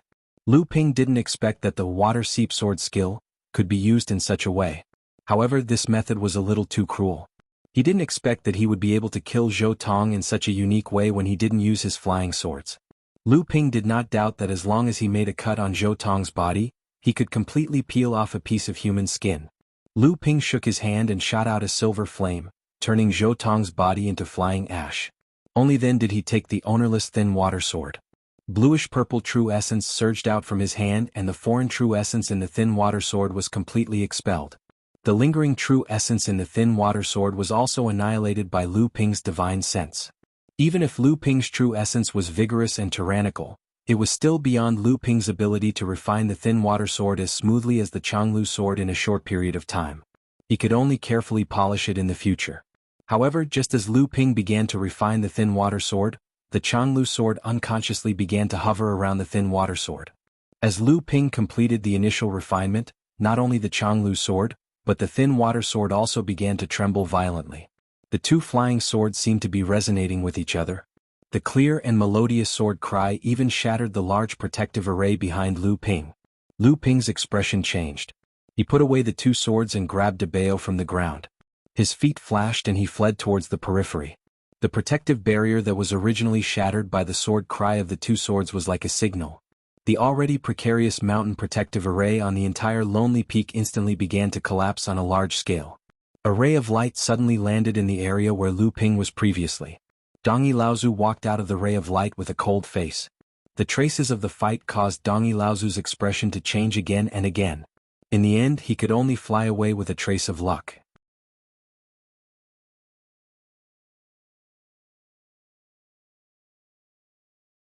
Chapter 9-10.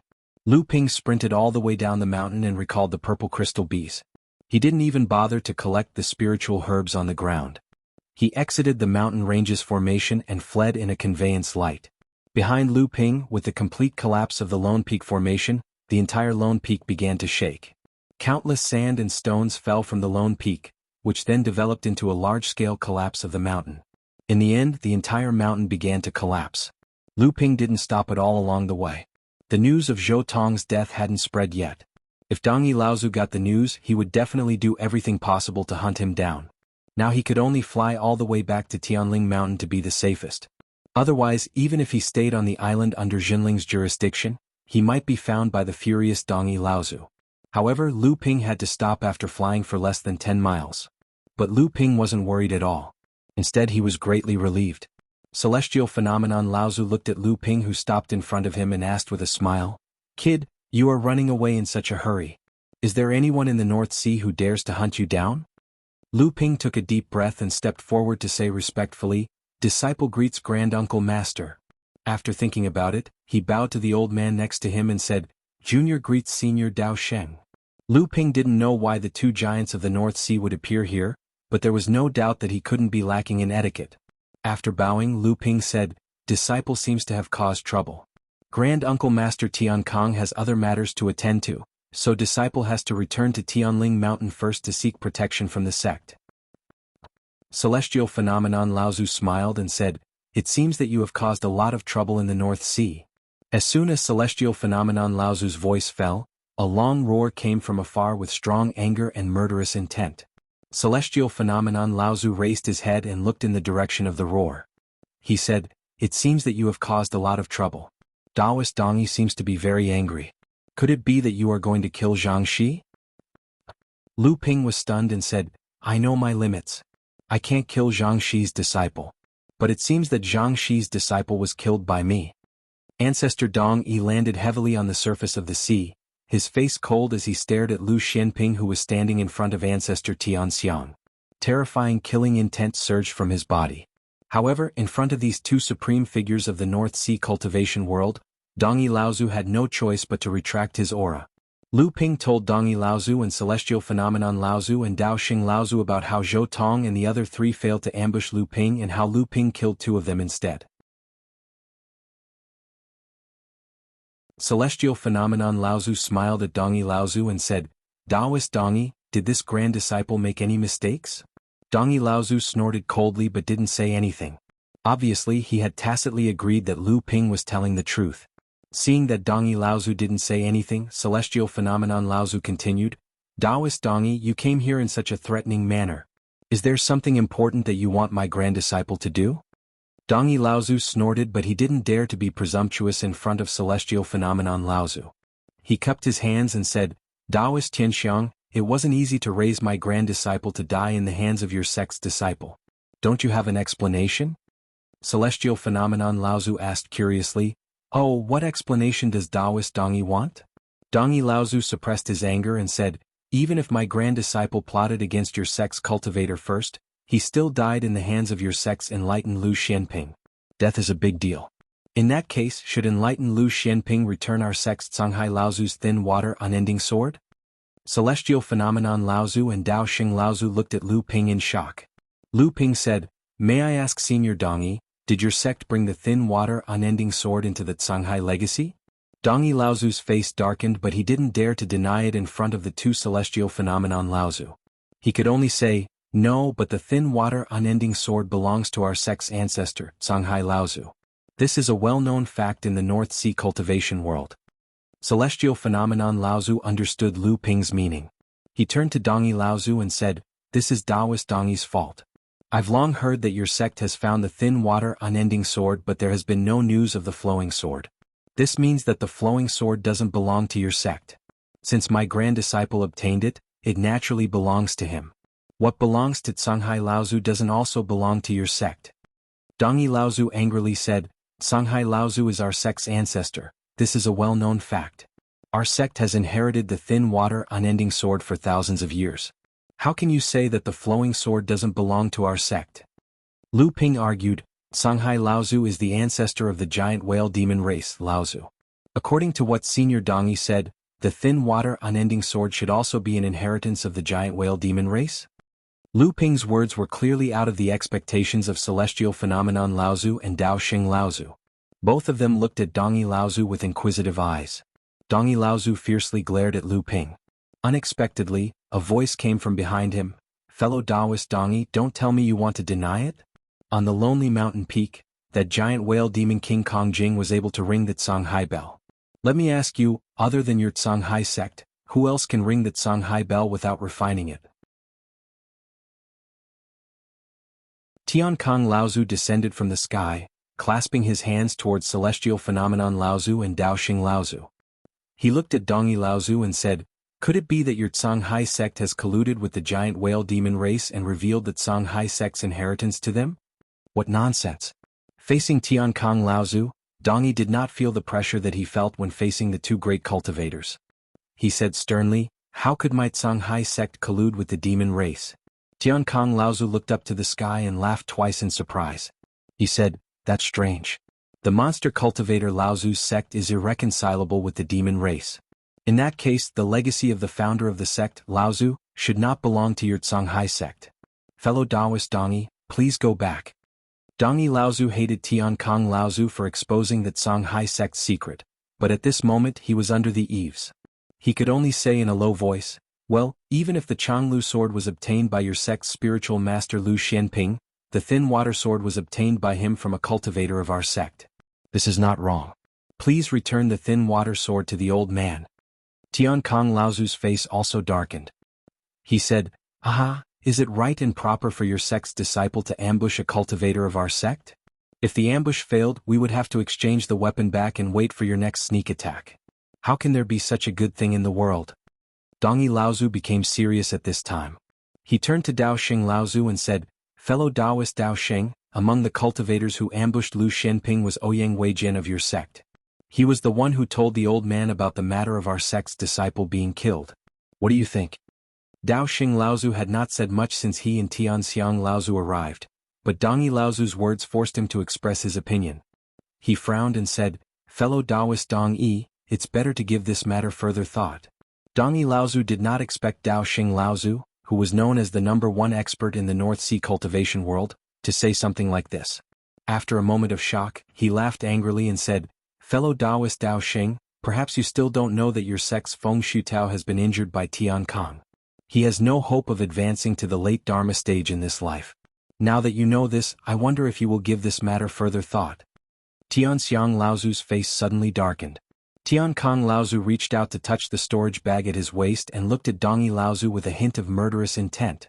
Dao Xing Laozu was silent for a moment before he suddenly said, "The old man already knew about this matter. This is also one of the reasons why Brother Tian Xiang and the old man came here. Fellow Taoist Dong Yi, if there is nothing else, please go back first."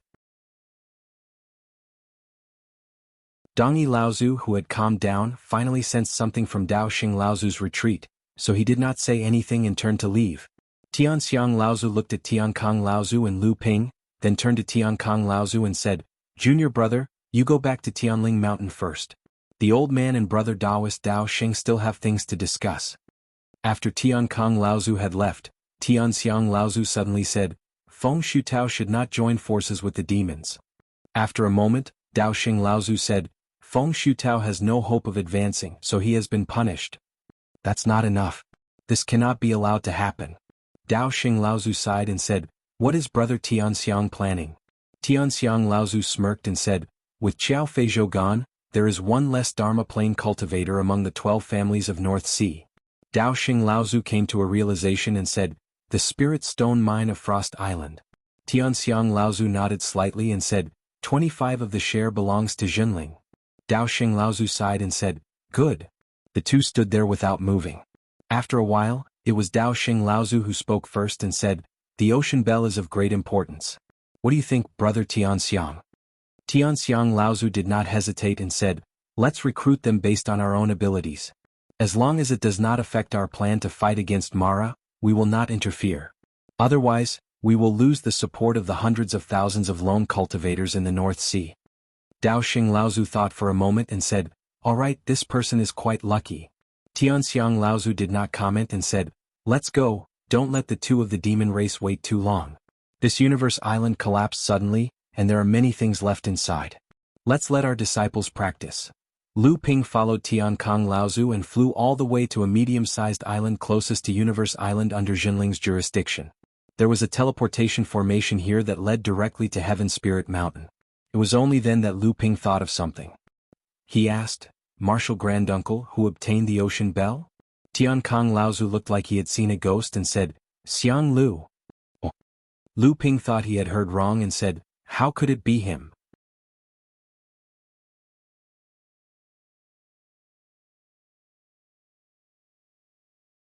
Chapter 9:11. This time, the vast sea relic that caused such a stir in the entire North Sea, the ultimate beneficiary was not the various demon tribes that were well prepared, nor was it the various human sects, but a lone practitioner. Out of all the treasures in the vast sea relic, the one that was truly regarded as the number one treasure was the vast sea bell that Laozu of the vast sea had used to awe the world. And this vast sea bell had been fought over by the various North Sea forces and Dharma adepts. But in the end, it had fallen into the hands of the lone practitioner, Xianglu Laozu. So, in order to prevent Dongyi Laozu from obtaining the vast sea bell, you tried to knock it away. Unexpectedly, the lone peak suddenly began to shake, and the entire formation's speed of collapse accelerated. Due to a moment of carelessness, your hand missed the vast sea bell, which was originally intended for the giant whale demon King Kong Jing, and it fell straight into Xianglu Laozu's hands. The mountain-splitting axe was also unable to stop in time, and it killed an early Dharma adept who came forward to join in the fun. And this fallen Laozu seemed to be from the Qiao family that had deep ties with Shenling sect? Looking at Lu Ping's strange and incredulous look, Tiankang Laozu said, "Don't doubt me, this is what happened." Tiankang Laozu continued, "Speaking of which, it's strange. If the earthquake hadn't happened so suddenly and violently, the old man's mountain-splitting axe would not have missed." Thinking of this, Tiankang Laozu seemed to have thought of something and said, "Kid, don't tell me that the earthquake was caused by you. You have the Linglong wine cauldron, a spiritual treasure that can control the direction of the Earth's meridians. Causing an earthquake is not a difficult task." Lu Ping laughed awkwardly and said, "How is that possible? But I feel that, Uncle Master, when you killed Xiao Feizhou with one blow, it seemed like it was intentional." Tiankang Laozu chuckled and said, "You want to know? First, tell me if you were the one who caused the earthquake." Lu Ping looked behind Tiankang Laozu and said with a smile, The teleportation portal has started to activate." "Little fox. Old fox." The two of them cursed inwardly, then stepped into the teleportation array. After a flash of white light, the two of them arrived at Heaven Spirit Mountain. On Heaven Spirited Mountain, Lu Ping widened his eyes and said, "What? When did the beast race invade Huangli Island? How is Huangli Island now?" "Senior brother Lu, don't worry. Huangli Island is safe and sound." Looking at the furious Lu Ping, Zhang Xuanqing and Deng Jie felt their blood freeze. Only when facing the furious Lu Ping could they, as fellow disciples, directly feel the gap between them and Lu Ping. When Lu Ping heard that Huangli Island was fine, he calmed down a little. But when he saw Zhang Xuanqing and Zhang Xian struggling under his suppression, he calmed down and asked, "Junior Martial Brother Zhang, what's going on?" It turned out that after the vast sea relics had been forcefully opened, Lu Ping had already followed Tiankang Laozu into the relics. At that time, almost the entire North Sea's attention was drawn to the vast sea relics, and at that time, 3 Dharma adepts from the demon race came together, wanting to seize Huangli Island. The demons' plan was very well thought out. The reason why they had set the rule that only a mid-Dharma adept and a core forging adept could enter the relic was because they knew that Jinling sect would definitely send someone like Lu Xianping, who was almost invincible among the core forging adepts. Without Lu Xianping, Huangli Island would naturally not be a threat to the Dharma adepts. If the Dharma adepts of the demon race, Laozu, took the opportunity to attack, they would naturally be able to take down Huangli Island easily. Even if Lu Xianping did not enter the vast sea relics, a mid-Dharma adept and 2 early Dharma adepts would be enough to defeat Lu Xianping and take advantage of Jinling's attention being drawn to the vast sea relics to take down Huangli Island. The demon race's information was very accurate. The 3 mid-Dharma adepts of Jinling Laozu had all been sent out, and Laozu, who was a heavenly adept, would definitely be held back by the 2 demon kings because of the vast sea relics. At this time, there were only a few early Dharma adepts guarding Tianling Mountain. Even if these people received the news and came in time with the 3 mid-Dharma adepts, the 3 demon Laozu could easily defeat them. However, just as the 3 demon Laozu arrived at Huangli Island aggressively, they were blocked by one person. Jiang Tianlin Laozu stood calmly in front of the 3 demon cultivators, but the 3 demon cultivators Laozu's heart sank all the way to the bottom.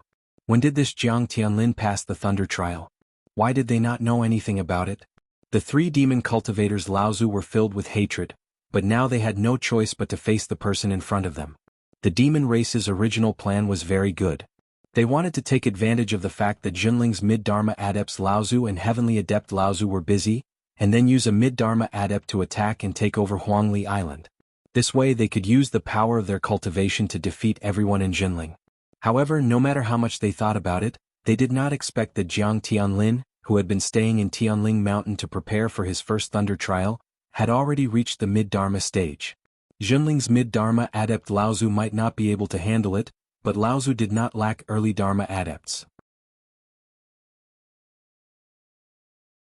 Once someone was able to block the demon race's mid-Dharma demon king, then the remaining 2 early Dharma demon kings would not be able to do much. However, just as the 3 demon cultivators thought that there were other Dharma adepts lying in ambush in Jinling, Jiang Tianlin Laozu made the first move. This Jiang Tianlin actually dared to fight against the 3 of them alone. Where did he get such courage from?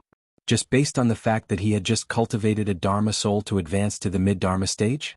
The Dharma soul might be of some use before a cultivator advanced to the mid-Dharma stage, as it could give him an advantage over other cultivators of the same stage.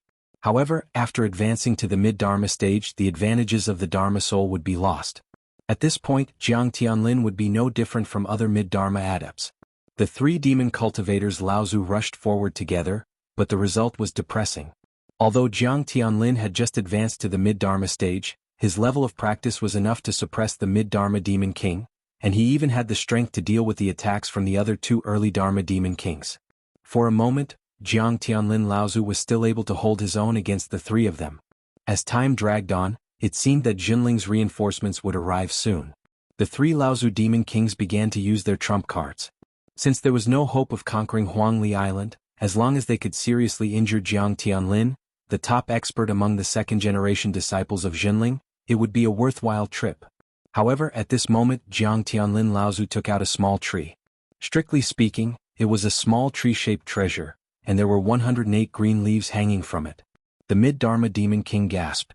This was not an ordinary treasure, it was obviously a spirit treasure. Since when did Jinling have a spirit treasure like this? Wasn't it said that Jinling only had 4 spirit treasures, and none of them were in Jiang Tianlin's hands? Originally, he could have fought the 3 demon kings to a draw without using a spirit treasure. When Jiang Tianlin Laozu took out the spirit treasure wood and used it with his own spirit treasure, the 3 unprepared demon kings were quickly suppressed by Jiang Tianlin Laozu. This time they were not evenly matched, but they had the upper hand. Originally, the 3 demon kings thought that they could escape unscathed. Unexpectedly, there was a peak core forging adept hiding nearby with an extremely high level of concealment. Although the 2 mid-Dharma Laozu demon kings had noticed, they did not pay much attention. The 2 early Dharma demon kings did not notice anything at all. Who would have thought that in the end, this hidden cultivator would suddenly make a move after Patriarch Jiang Tianlin had the upper hand? He actually managed to seriously injure one of the early Dharma stage demon kings when they were caught off guard. This was beyond the expectations of all the Dharma adepts, including Jiang Tianlin Laozu demon kings. The situation on the battlefield changed once again. With 6th Brother Lei's sudden attack and restraint, Jiang Tianlin Laozu demon kings had complete control of the situation. In the end, the other early Dharma demon king was also injured by Laozu Jiang Tianlin's fallen petals, and his vitality was taken away for tens of years. The mid-Dharma Demon King took the opportunity to escape from Laozu Jiang Tianlin's control and rescued the two injured early Dharma Demon Kings. The Demon Clan's attack on Huangli Island had failed once again. However, the impact of the battle on Huangli Island on the entire North Sea was even greater than the vast sea treasure. This was mainly because of three things that had happened during the battle. The first was naturally the outcome of the battle.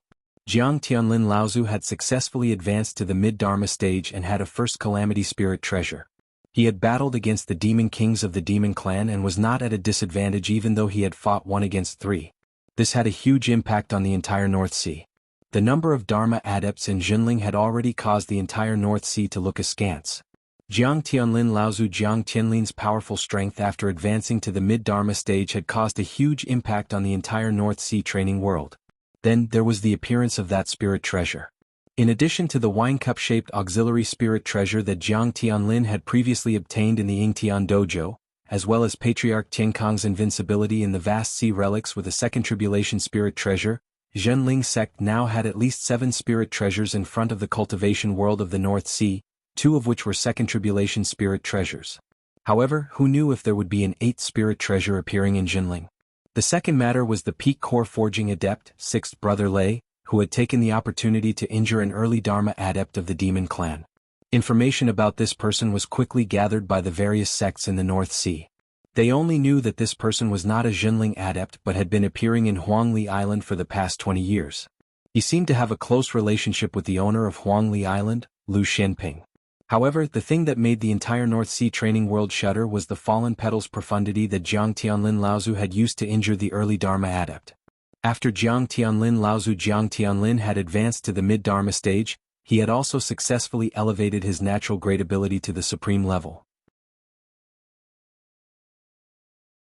This was also the first time in 100 years that a supreme ability had been used in a battle in the North Sea training world. However, this was not the main point. The main point was that the fallen petals profundity contained a nature-defying effect, and that was to deprive one's life force. 108 green leaves, each representing 1 year of life force. Perhaps the combined attack of 108 natal magic treasures would not be able to kill the opponent, but it would be able to rob a cultivator of his life force for 108 years. The early Dharma adept Demon King had been hit by Jiang Tianlin Laozu's 36 emerald green leaves. Even after recovering from his injuries, his lifespan would be shortened by 36 years.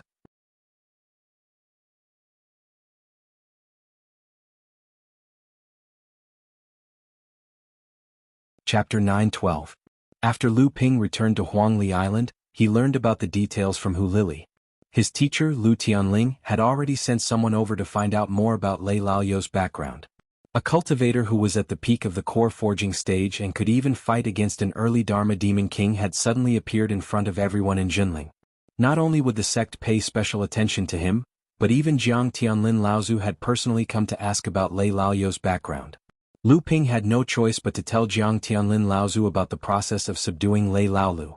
After hearing that Lei Laolu had actually been placed under the soul-controlling restriction by Lu Ping, the way he looked at Lu Ping changed. For someone like Lei Laolu, not just in Jinling but even in the 5 holy lands of Middle Earth and the East Sea Crystal sect, he was like a direct disciple.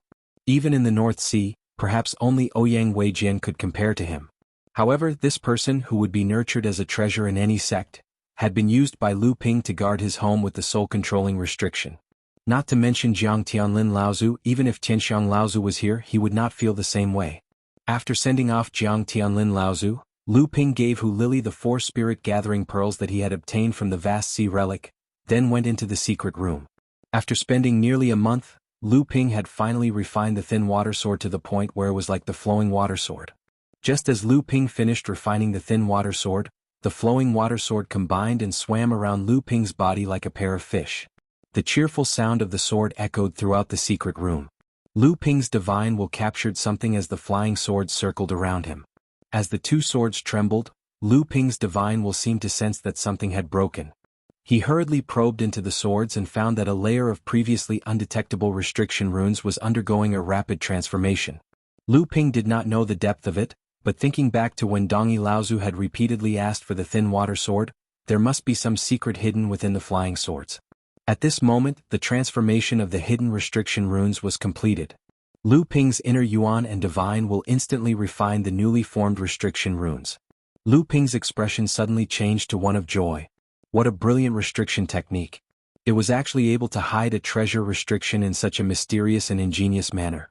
When the two swords of the thin water unending flow sword were separated, the treasure restriction that was connected to each other was hidden in the runes of the other treasure restriction. If one wasn't a tool refining Grandmaster, it would be very difficult for them to detect the difference. At this time, whether it was the thin water sword or the flowing water sword, on their own, they just looked like spirit-nurturing magic treasures that had condensed 8 restrictions. Once the two swords combined and the hidden restriction runes were activated, the flying sword's 9th restriction runes would automatically form and become a top spirit-nurturing magic treasure. Lu Ping's divine will could clearly sense the extremely strong spirituality hidden within the two flying swords. This was the characteristic of a magic treasure that had reached the peak of the spirit-nurturing level. It only needed to pass the lightning tribulation and condense pure yang qi to become a spirit treasure. The beautiful autumn water sword in Lu Ping's hands could also be considered a rather good pair of flying swords. However, compared to the thin water sword that belonged to Canghai Laozu, the gap was really not easy to make up for. Lu Ping looked at the pair of flying swords with a joyful expression. With this pair of flying swords, Lu Ping's strength would be greatly improved. However, this pair of flying swords would also cause a lot of trouble. At least, the Canghai sect would look for any opportunity to take back this pair of swords that belonged to the founder of their sect, including killing Lu Ping. However, after being warned by Celestial Phenomenon Laozu, the Canghai sect would at least not make a move on him for a short period of time. However, Lu Ping did not dare to be careless. After killing Zhou Tong and snatching the thin water sword, the hatred between Lu Ping and the Canghai sect could no longer be resolved. The only thing that eased was the mutual scruples between the two sections. After all, the situation in the North Sea was becoming increasingly serious. If the two sects fought, regardless of victory or defeat, the strength of the human race would be weakened. Lu Ping's heart moved and he took out the stone box that De Bao found in the depths of the lonely peak. Lu Ping carefully injected qi into the stone box, and the mysterious runes on the surface of the stone box suddenly lit up. At this time, the thin water-long sword around Lu Ping also seemed to resonate with the stone box. The sword body tilted and the sword tip pointed towards the stone box. Lu Ping thought to himself that this thin water-long sword was not only the key to opening the Canghai sect's treasure, but it was also the key to opening the mysterious stone box. Lu Ping's heart moved, and 2 sword lights were fired from the pair of flying swords, directly shooting towards the surface of the stone box. The scene of stone chips bursting out did not appear as he imagined. The flashing runes on the surface of the stone box suddenly lit up. When the 2 sword lights hit the stone box, they completely submerged into the runes. Then the runes on the entire surface of the stone box began to flow.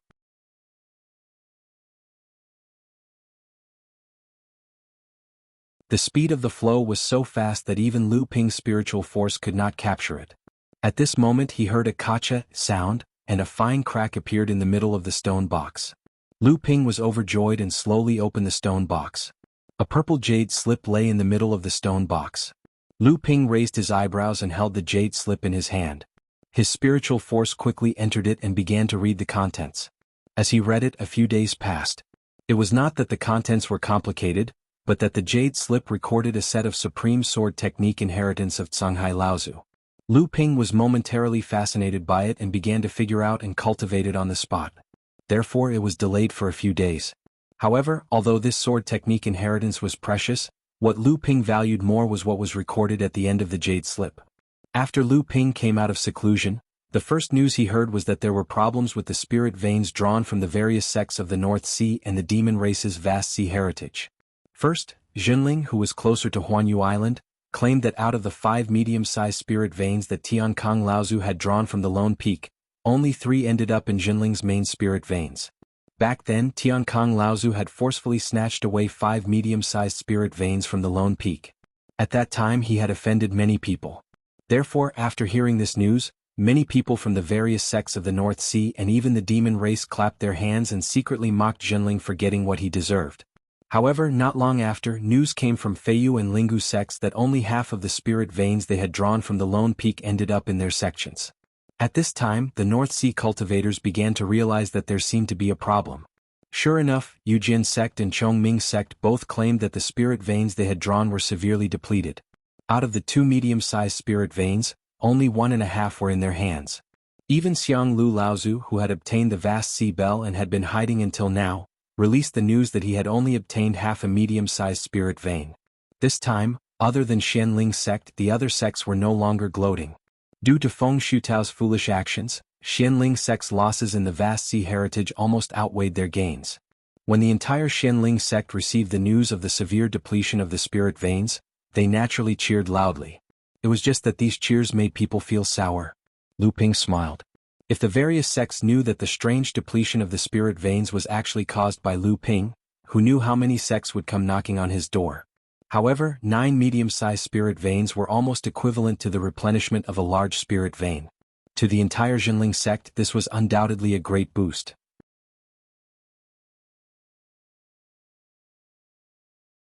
Soon after, Lu Ping received news from Hu Lili that Huanyu Island had become a trial ground for the blood condensation disciples of the various sections. Thinking of the broken formations, restrictions and protective walls that covered the entire Huanyu Island after the collapse of the Lone Peak, as well as the large amount of spirit herbs and materials that had yet to be collected, and even the treasures and instruments that were discarded on the island, Lu Ping thought to himself that no wonder. It must be the idea of the 2 great cultivators, Tianxiang Laozu and Daoxing Laozu that day. Otherwise, the sects wouldn't be so cautious in following this rule. Lu Ping thought for a moment and said, "It just so happens that I have a few things that I need to do after I return to Huanyu Island. However, I can't go now, so I'll send a few disciples over." Hu Lili said in surprise, "Didn't you just come out from there? Did you leave some treasures inside?" Lu Ping smiled bitterly and said, "You can say that. I didn't expect those things to be so important at that time. I hope it's not too late and that the trial disciples of the various sects haven't gotten to them before me." Lu Ping summoned the Fang siblings and Zheng Wu. The 3 of them were already at the peak of the blood condensation realm and were only 1 step away from advancing to the core forging realm.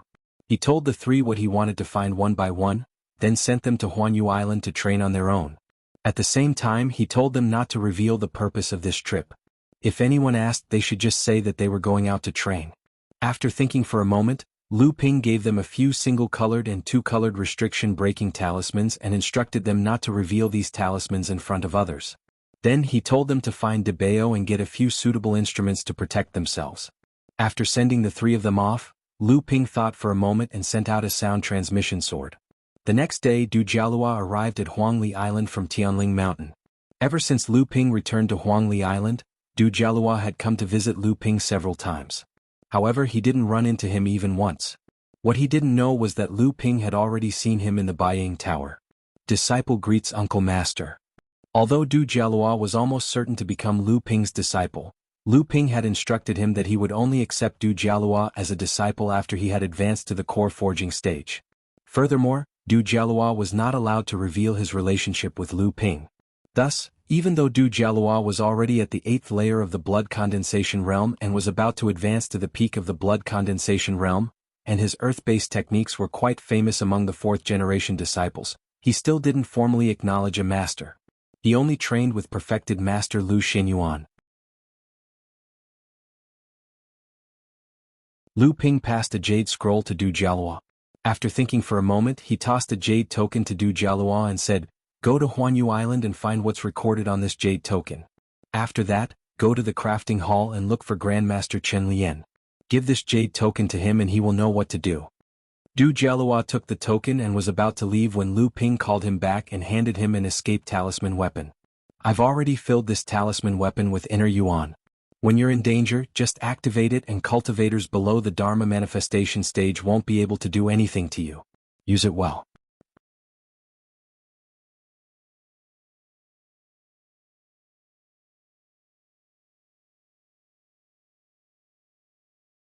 Chapter 9:13.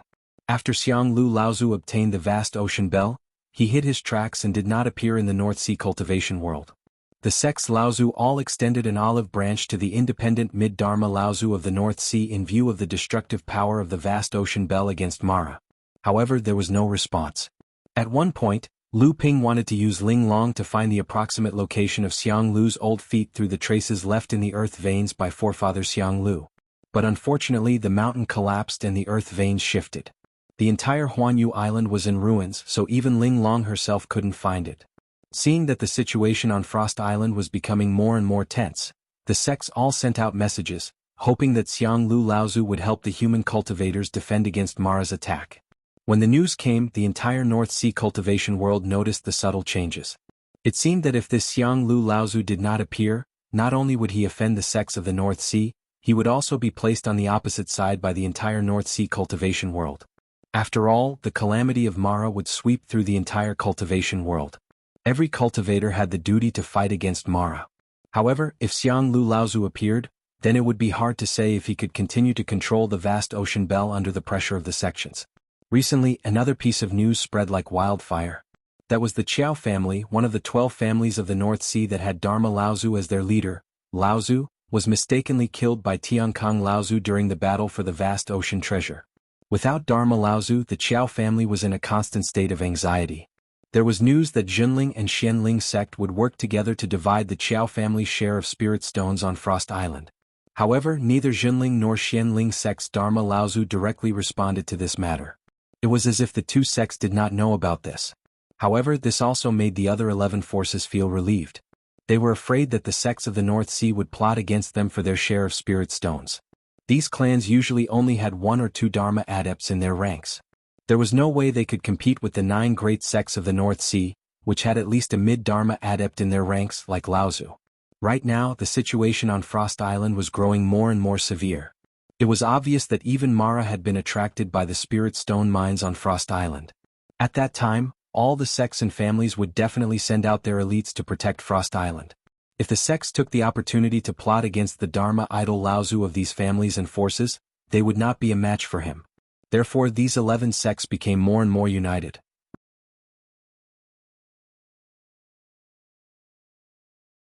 Fortunately, although there were rumors, the major sects never took any action against the Qiao family's share of spirit stones. This made the previous worries of the 11 forces gradually relax. The scale of Mara's attacks on Frost Island grew larger and more frequent. The entire North Sea was mobilizing their forces.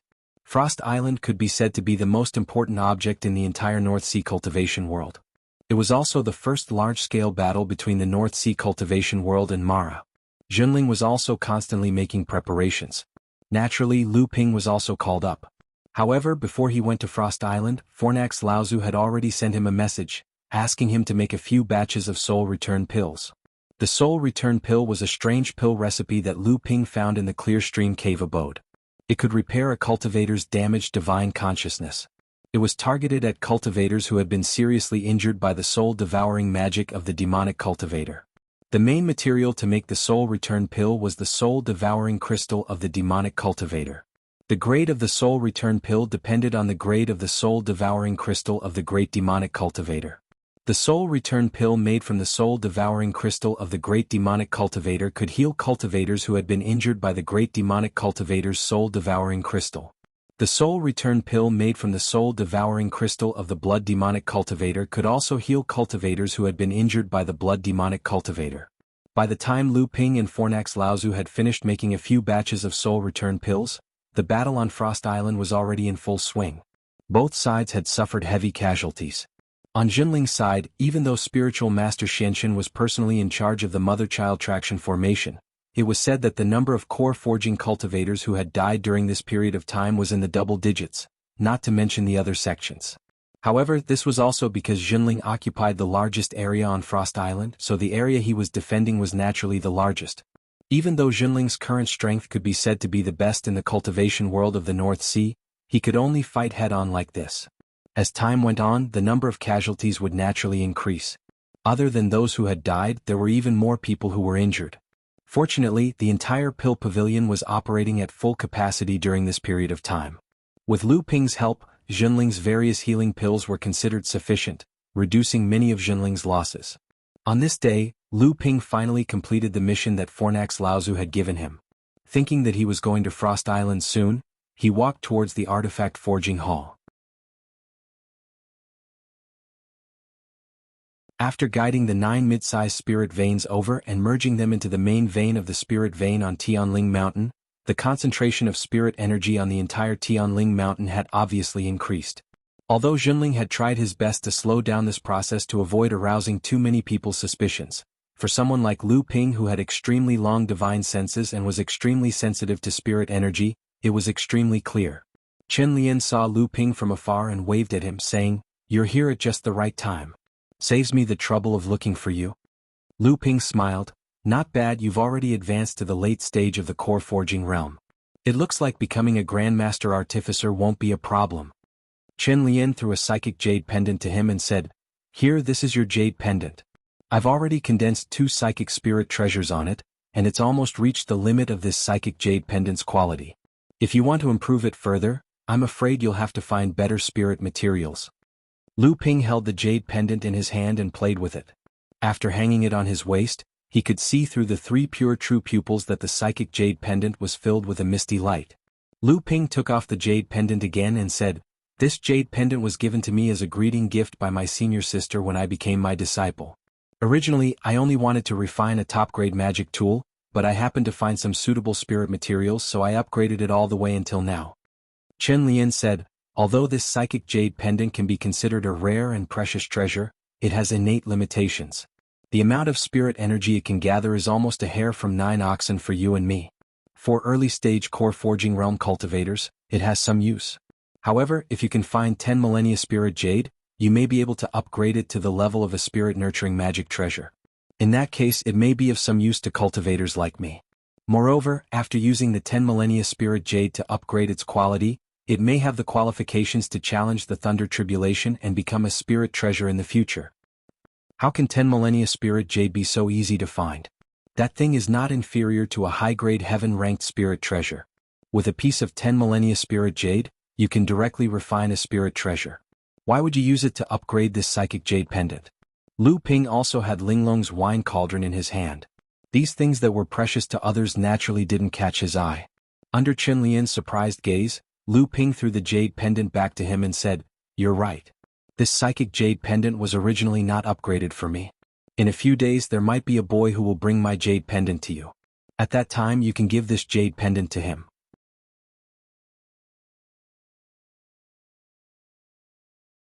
Chen Lian said with a smile, "Oh, for it to be so important to you, could it be that you want to accept another disciple? But this jade pendant is just right for me." Lu Ping just nodded and didn't say anything. Instead, he handed a jade slip to Chen Lian and said, "Take a look at this first." Chen Lian took the jade slip doubtfully and checked its contents with his divine thoughts. After a while, he frowned and said, "Why do you want to refine this thing?" Back then, there were many people who wanted to refine this thing, but no one succeeded. Lu Ping asked straightforwardly, "Can you forge it?" Chen Lian pondered for a moment and said, "The refinement process of the vast ocean bell has almost been figured out by the cultivators back then. Naturally, it can be refined. However, after the refinement, it still doesn't have the special killing effect of the real vast ocean bell against demonic cultivators." Lu Ping asked seriously, "Have you really studied the sea bell thoroughly?" "Of course." Under Lu Ping's gaze, Chen Lian put away his confident expression and said, "After all, besides Canghai Laozu and now Xianglu Laozu, no one has personally touched this treasure." Lu Ping snorted and said, "Even if they touched the real thing, they might not be able to refine it." Chen Lian's eyes lit up and said, "Did you find something?" Lu Ping thought for a moment and said, "It's hard to say. Other than the kid who came to you with the jade token, there should be 3 more disciples coming to you. They will bring some spirit material ores with them. You can give them some rewards and then refine the spirit material ores and hand them over to me. Then we'll try to refine the spirit material ores together. What if we succeed?" Chen Lian was obviously not very interested in the sea bell. Maybe it was because he didn't think he could successfully refine it. But after hearing Lu Ping mention refining spiritual material raw ores, he suddenly remembered something and said, "Speaking of refining raw ores, it reminds me that you have an extremely brilliant purification technique. Coincidentally, all the spiritual materials needed to upgrade your landslide have been prepared. All you need is to upgrade the quality of the magic treasure and condense the spirit-nurturing magic treasure. This is my first time trying to condense the spirit-nurturing magic treasure. Your purification technique will be very useful in upgrading landslide to a spirit-nurturing magic treasure." Lu Ping smiled and said, "You are grabbing a strong man. I still have a mission from the sect." Chen Lian smiled and said, "Isn't it just the matter of Frost Island? The sky is dark and the earth is dark. So many Dharma idol Laozu are biding their time there. Can one more person like you turn the situation around and return victorious? My matter is much more important than you going to Frost Island. Lu Ping thought about it and agreed.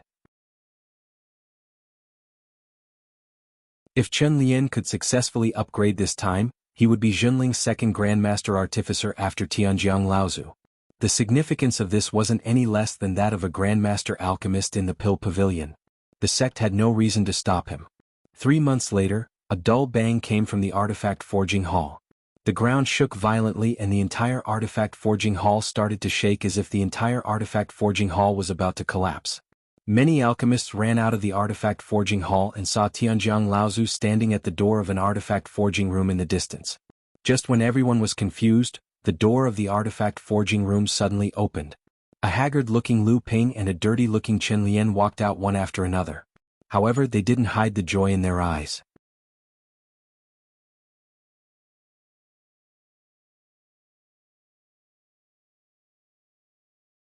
Chapter 9:14. The reason why Chen Lian could become one of the top genius artifact refiners in Jinling's artifact forging hall was not only due to his extraordinary talent in artifact forging and his family's heritage. Another important reason was that, compared to other artifact refiners, Chen Lian had many more items to practice with. Back then, Lu Ping had discovered a zong or mine within the green sea snake's lair. Chen Lian had dug out the entire zong or mine and refined it into the spiritual material, zong or bit by bit. It was due to the several years of continuous refining that Chen Lian was able to lay down an extremely solid foundation in the path of artifact forging. After that, Chen Lian entered the artifact forging hall and was accepted as Sage Enigma Flame's disciple. By then, Lu Ping had already begun to manage Huangli Island. The cultivators who had returned from exploring overseas would bring various spiritual materials to Huangli Island to trade. There was no lack of high-quality items among them. Whenever Chen Lian needed those items, Lu Ping and Hu Lili would do everything in their power to obtain them for him. As the other artifact refiners were still hesitating about whether or not they should refine out a high-difficulty magic artifact, Chen Lian had already begun. As the other cultivators were regretting the loss of a great deal of spiritual materials due to a failure in the refinement of a magic treasure, Chen Lian had already destroyed 2 magic treasures. Additionally, he was in the process of refining a third.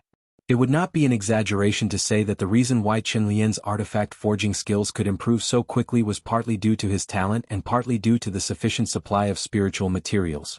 Outside the artifact forging hall, when Tianjiang Laozu saw the 2 of them coming out, he quickly stepped forward and said, "Take it out. Let the old man have a look." Chen Lian turned to look at Lu Ping. Seeing the anxious look on Tianjiang Laozu's face, Lu Ping hastily brought out Landslide. At that moment, the silvery jade-colored print appeared even more solemn and quaint. The pair of ancient characters engraved at the bottom of the print exuded an immeasurable weight. The entire print appeared seamless. From afar, it looked as though a primordial beast was glaring at them. Good, good, good. Tianjiang Laozu looked at the spirit-nurturing magic treasure and said, "Good," 3 times in a row. Then he turned to Chen Lian and asked, "Did you really condense the seals on it yourself?" Chen Lian was still a little reserved in front of his grand teacher, but Lu Ping wasn't so polite. He smiled and said, "Martial Granduncle, even if you ask me to condense a treasure, I don't know how to do it myself." The Sky River Patriarch nodded at Chen Lian and smiled, "Not bad, I have a successor." But when Sky River Ancestor returned Landslide to Lu Ping, he suddenly asked, "The purification technique used to upgrade this mystic treasure is yours, right?" Lu Ping was stunned for a moment, but he knew that the old ancestor's eyes were sharp. He smiled and said, "That's right, it's a purification technique I learned before, but I used it on alchemy. This purification technique is extremely brilliant." Tianjiang Laozu took out a storage pouch and the water-controlling flag. It's not easy to repair the water-controlling flag. The difficulty lies in the fact that the water-controlling flag was created with the intention of being a spirit treasure. Therefore its materials are extremely rare and hard to find. But that's no longer a problem. The storage pouch contains the materials needed to repair it. The biggest problem is that there is a secret technique used in the refining process of the water control flag, which can make the composition of the spiritual materials extremely pure.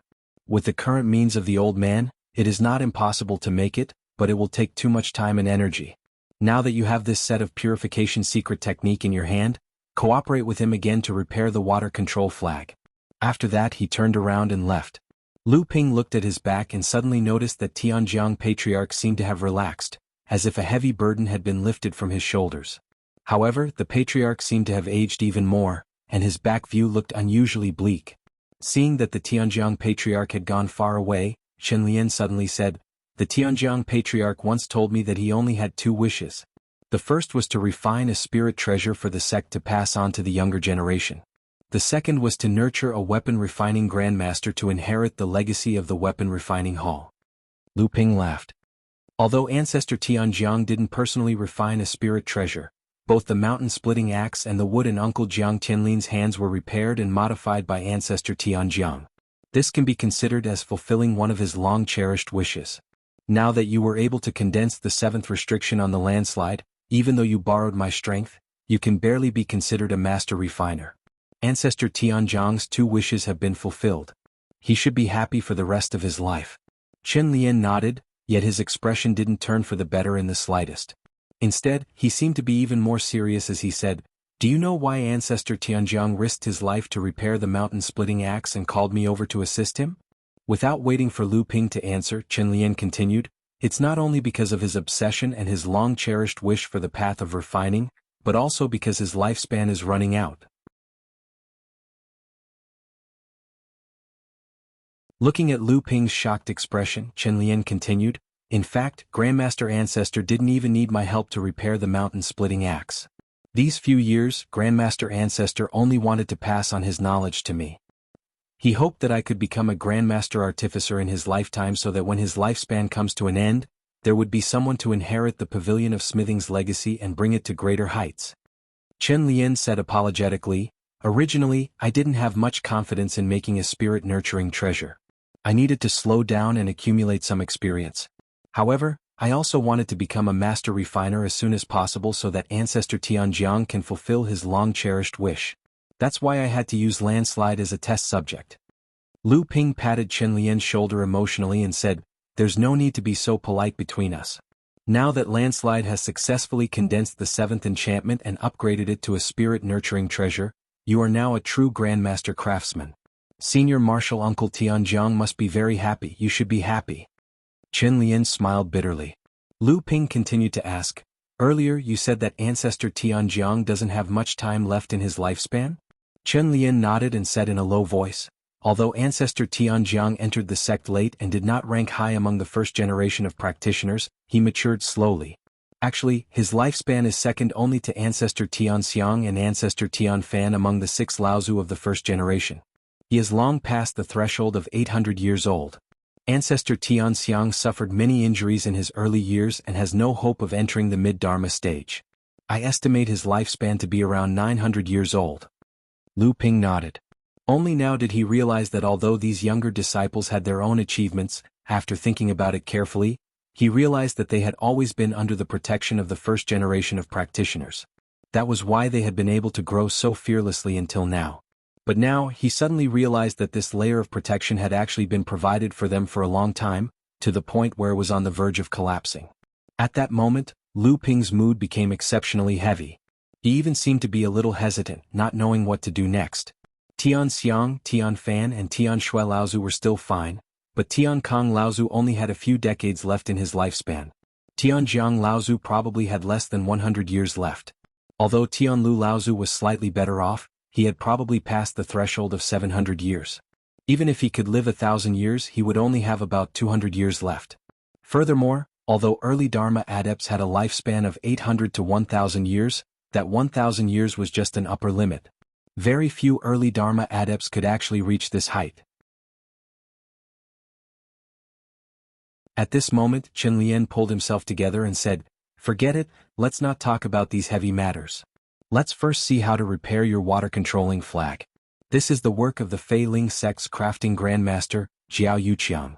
Even during the battle of the Fei Ling sect that year, Jiao Yuqiang used this water-controlling flag to defend himself against the combined attacks of 2 to 3 Dharma adepts.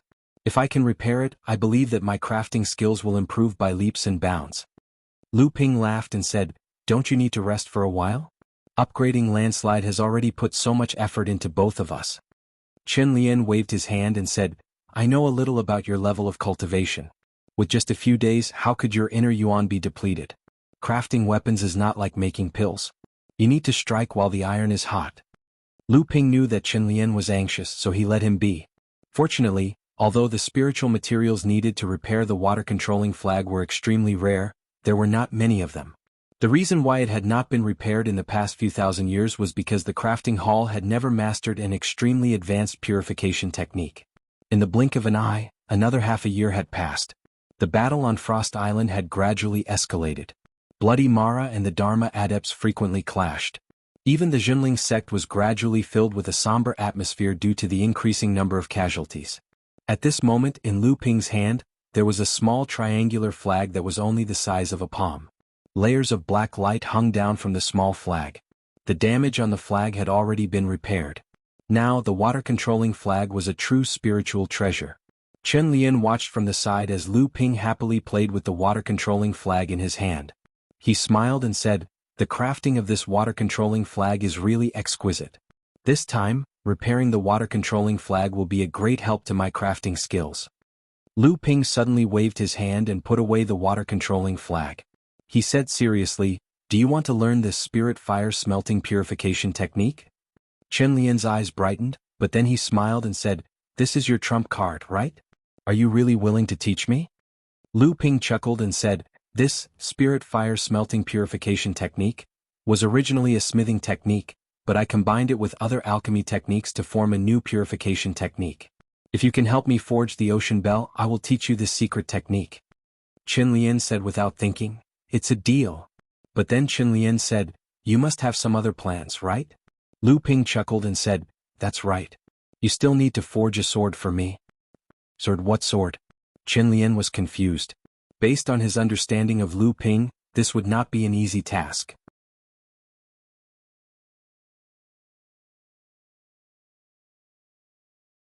But if it was just a flying sword, why was he so serious?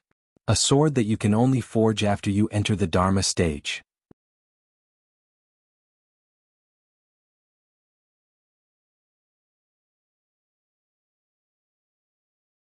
Chapter 9:15. Frost Island was still in the hands of the human cultivators. Even though the human cultivators were divided into different camps on Frost Island, Mara had always firmly controlled Frost Island under his continuous attacks. When Lu Ping arrived at Frost Island from the teleportation formation, he felt as if he had returned to the time when Frost Island had just discovered a large spirit stone mine. Cultivators from various sects swarmed over, and the entire Frost Island looked desolate. After so many years of management by the sects of the North Sea, the entire Frost Island had been built with countless beautiful pavilions and towers. Everywhere was covered with ice that shone under the sunlight. But now, when Lu Ping looked around, the entire Frost Island seemed to have returned to the past. The only difference was that the ground was not covered with snow and ice, but ice shards. The ice palaces and ice towers that had been built over decades had all turned into ruins in this battle. Even though Frost Island had not been breached by Mara, the aftershocks of the continuous battles still affected the island. The power of the island's protective formation was all directed to the outside. Without the protection of the formation, the ice sculptures all collapsed in the aftershocks of the battle. Outside the island came the sky-shaking rumbling sounds of spells, divine arts and artifacts clashing. Lu Ping's divine sense spread out in all directions, and he couldn't help but raise his eyebrows. It was said that although Frost Island had been holding its ground all this time, it was still unable to repel Mo Luo's attacks, and it even suffered heavy casualties. The main reason was because the sects on Frost Island were fighting on their own, and they never interacted with each other. It looked like they were absolutely right. At this time, battle cries shook the sky in the northwest direction. Even though there were aftershocks of battles coming from other directions, the intensity of the battles was not on the same level. Lu Ping stepped on a streak of light and arrived at the coast where Jinling was stationed in a moment. He saw that Jinling had sent out 20 to 30 core forging cultivators. They were surrounded by the protective formation of the mother and child traction formation and were attacking a dozen core forging Mara in the sky outside the island. On the surface of the sea, over 100 blood condensation disciples formed a dozen or so 3 talents 5 elemental Dao soldier formation, and fought against a few hundred blood condensation minions. From afar the battle looked intense. However, from Lu Ping's point of view, it seemed like Jinling was taking the opportunity to let his disciples practice the Dao soldier formation. Although both sides were still fighting to the death, It also seemed like a tacit understanding between Jinling and Mara's clan on the battlefield.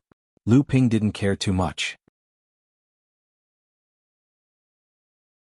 He jumped out of the island's protective array and rushed towards the dozens of core forging realm Big Mara in the sky outside the island's protective array.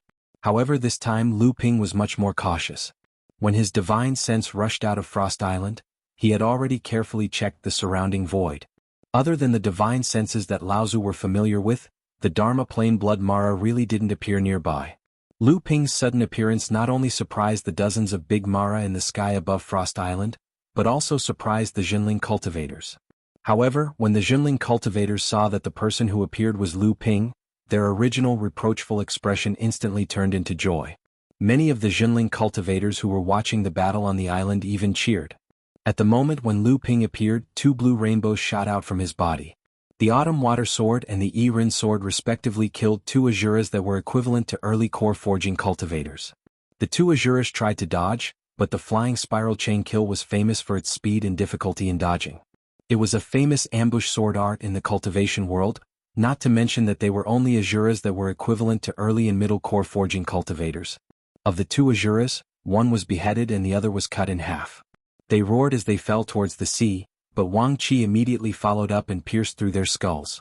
A black ball suddenly exploded next to Lu Ping. A puff of black mist appeared and countless sounds began to explode in Lu Ping's ears. Then, like needles, they stabbed towards Lu Ping's divine sense.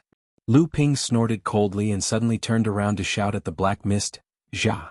The black mist immediately exploded and dissipated like a balloon that had been inflated too much. A mournful roar suddenly sounded in the sky, as if someone was suffering great pain. However, after this roar, not only did the Jinling core forging cultivators in the sky slow down, but even the Jinling Dao soldier formation that was fighting against Mara in the blood condensation realm above the sea was affected. Immediately, a few disciples were injured by Mara. A green light flashed in Lu Ping's eyes, and the 2 swords suddenly shot out 1,000 feet to the right.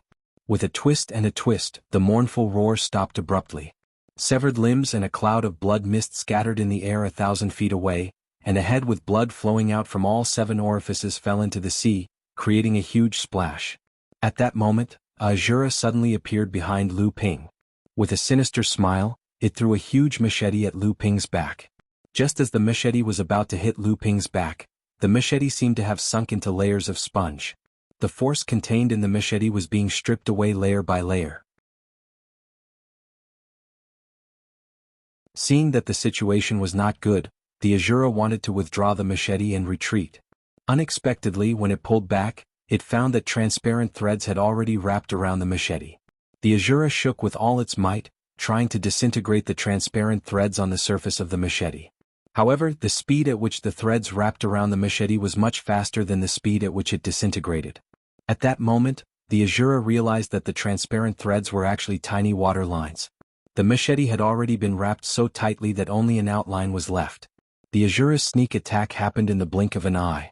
When Lu Ping turned around, the Azura was so shocked that it did not even have time to withdraw its accompanying machete. It rolled up a gust of wind and was about to retreat. However, Lu Ping suddenly reached out and clenched his fist. The water vapor around him quickly condensed into a huge palm, holding the gust of wind tightly in his hand. The Shura's terrified roar came from the palm. Water splashed out from the palm as the Shura struggled, but it could not break free from the palm's restraint. Lu Ping clenched his fist and so did the giant water vapor hand. More and more Jinling disciples who came to watch the battle suddenly found that the giant water vapor hand seemed to have shrunk a little. Then, the palm opened, and everyone saw that the wind Azura was covered in water droplets from the inside out. It fell straight down to the surface of the sea. In just a moment, the wind Azura, which was equivalent to a late-stage core forging cultivator, had become a corpse filled with water. The Jinling cultivators watching from below were dumbfounded. In the blink of an eye, 4 large Mara Azuras were killed one after another.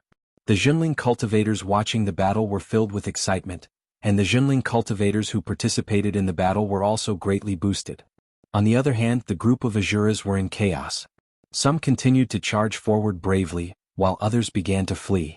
The Jinling cultivators took the opportunity to attack and surround the Azuras. However, Lu Ping was hovering in the air and did not attack anymore. Instead, he watched as the cultivators of his sect began to chase and kill the fleeing Mara clan. the Junling cultivators did not chase very far. Soon, snowflakes exploded in the sky and the Jinling cultivators returned. Seeing this, Lu Ping also returned to Frost Island. At the same time, Lu Ping also noticed that the aftermath of the battle from the northwest of Frost Island seemed to have stopped.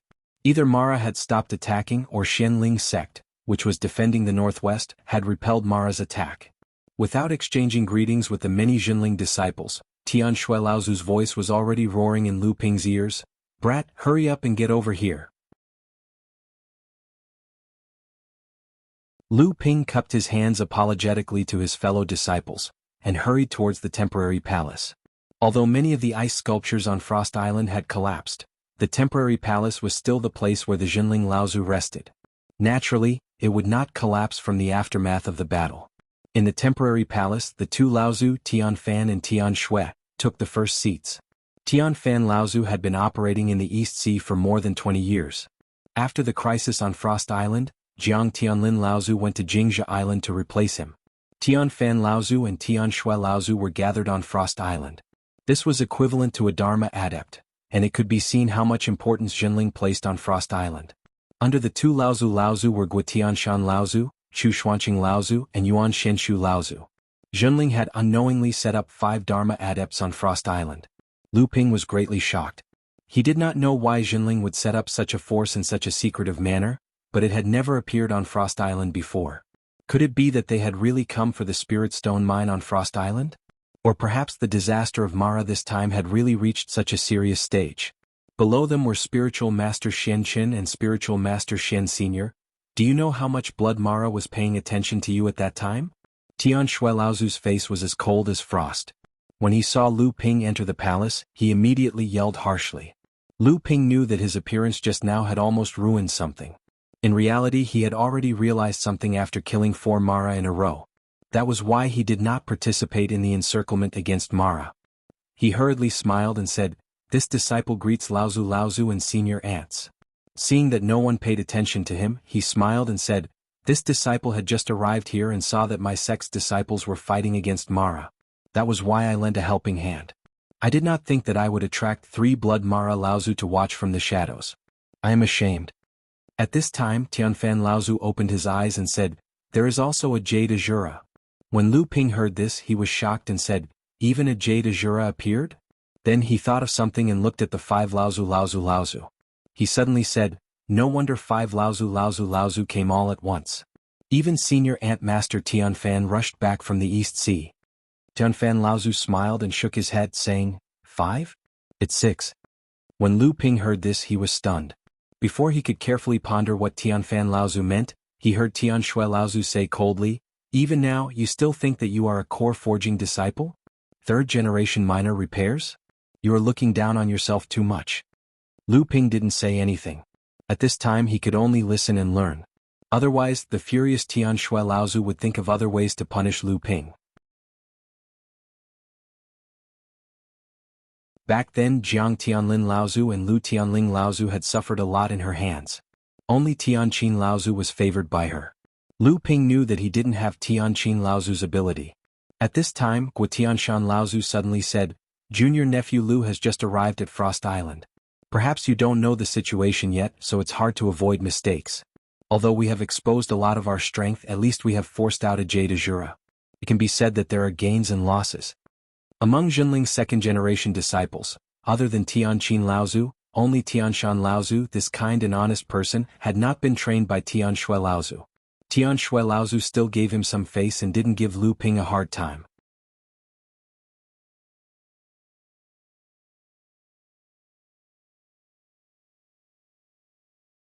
Chapter 9:16.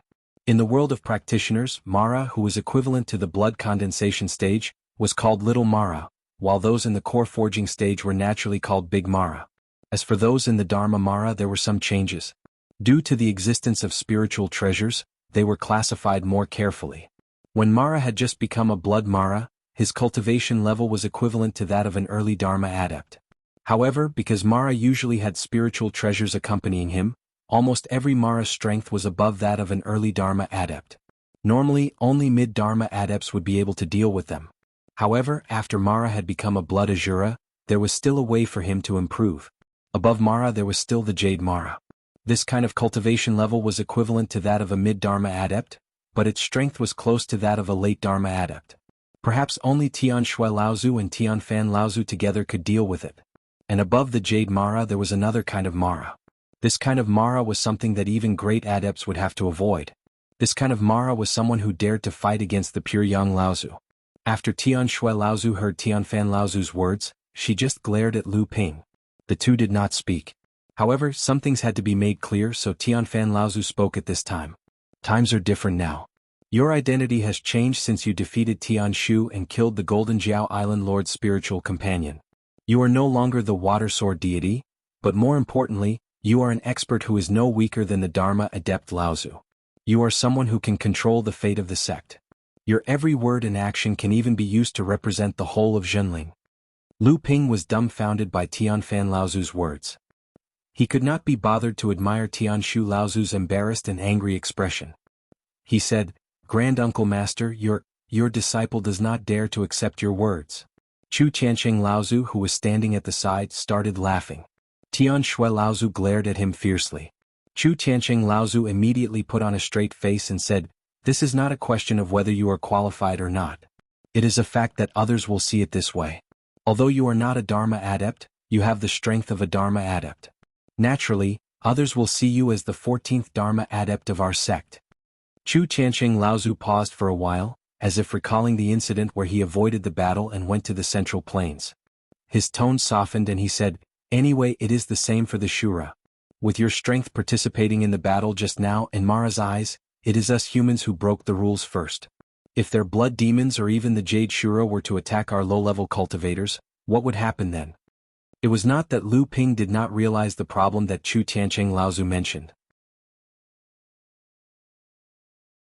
In fact, it was precisely because he realized it that he purposely used his own cultivation as a cover to make Mara suffer a loss. However, he did not expect that Mara was also a spirit of the world and a bloodthirsty demon who was not afraid of death. Previously, it was only due to the fact that both sides were of equal strength and had a tacit understanding during the battle. If Lu Ping really acted presumptuously, these blood demons would naturally not be stingy with their attacks. At that time, the ones who would suffer a loss would most likely be Lu Ping himself and many low-level cultivators who were Zhenling. The Battle of Frost Island became more and more tragic as the stalemate between Mara and the human race became more and more intense. However, because all the sects in the North Sea were sweeping away the snow in front of their door, the human cultivators were unable to accumulate enough strength to fight against Mara. This allowed Mara to choose a place outside of Frost Island to concentrate his advantage and attack at will. The sects that were attacked by Mara were in danger and suffered heavy casualties. At the beginning of the Battle of Frost Island, because Zhenling occupied the largest area on Frost Island, the area it defended was naturally also the largest. Therefore it faced the most sneak attacks from Mara. However, after more than 100 years of accumulation, the second-generation disciples of Zhenling were in their prime, the third-generation disciples were already catching up, and even the fourth-generation disciples were beginning to show their talents. The strength of the sect was already something that the other sects in the North Sea could not hope to match. Therefore, Zhenling gathered a total of about 100 core forging cultivators on Frost Island in one go. This was almost a third of the total number of core forging cultivators in Zhenling. Among these hundreds of core forging cultivators, the second-generation disciples were the elites. Most of them were in the middle and late stages of core forging.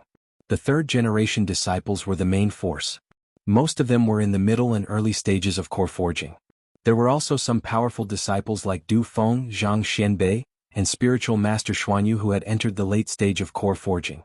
As for the fourth-generation disciples, they had just matured and were mostly in the first and second levels of core forging.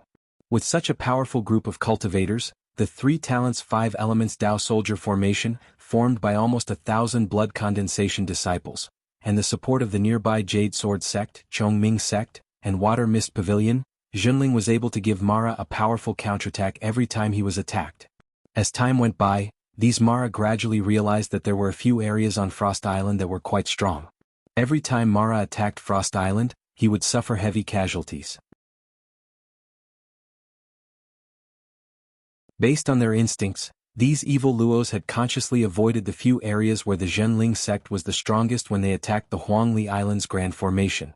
Therefore, in the end, even though Zhenling sect's area of defense was the largest, they had suffered the least losses.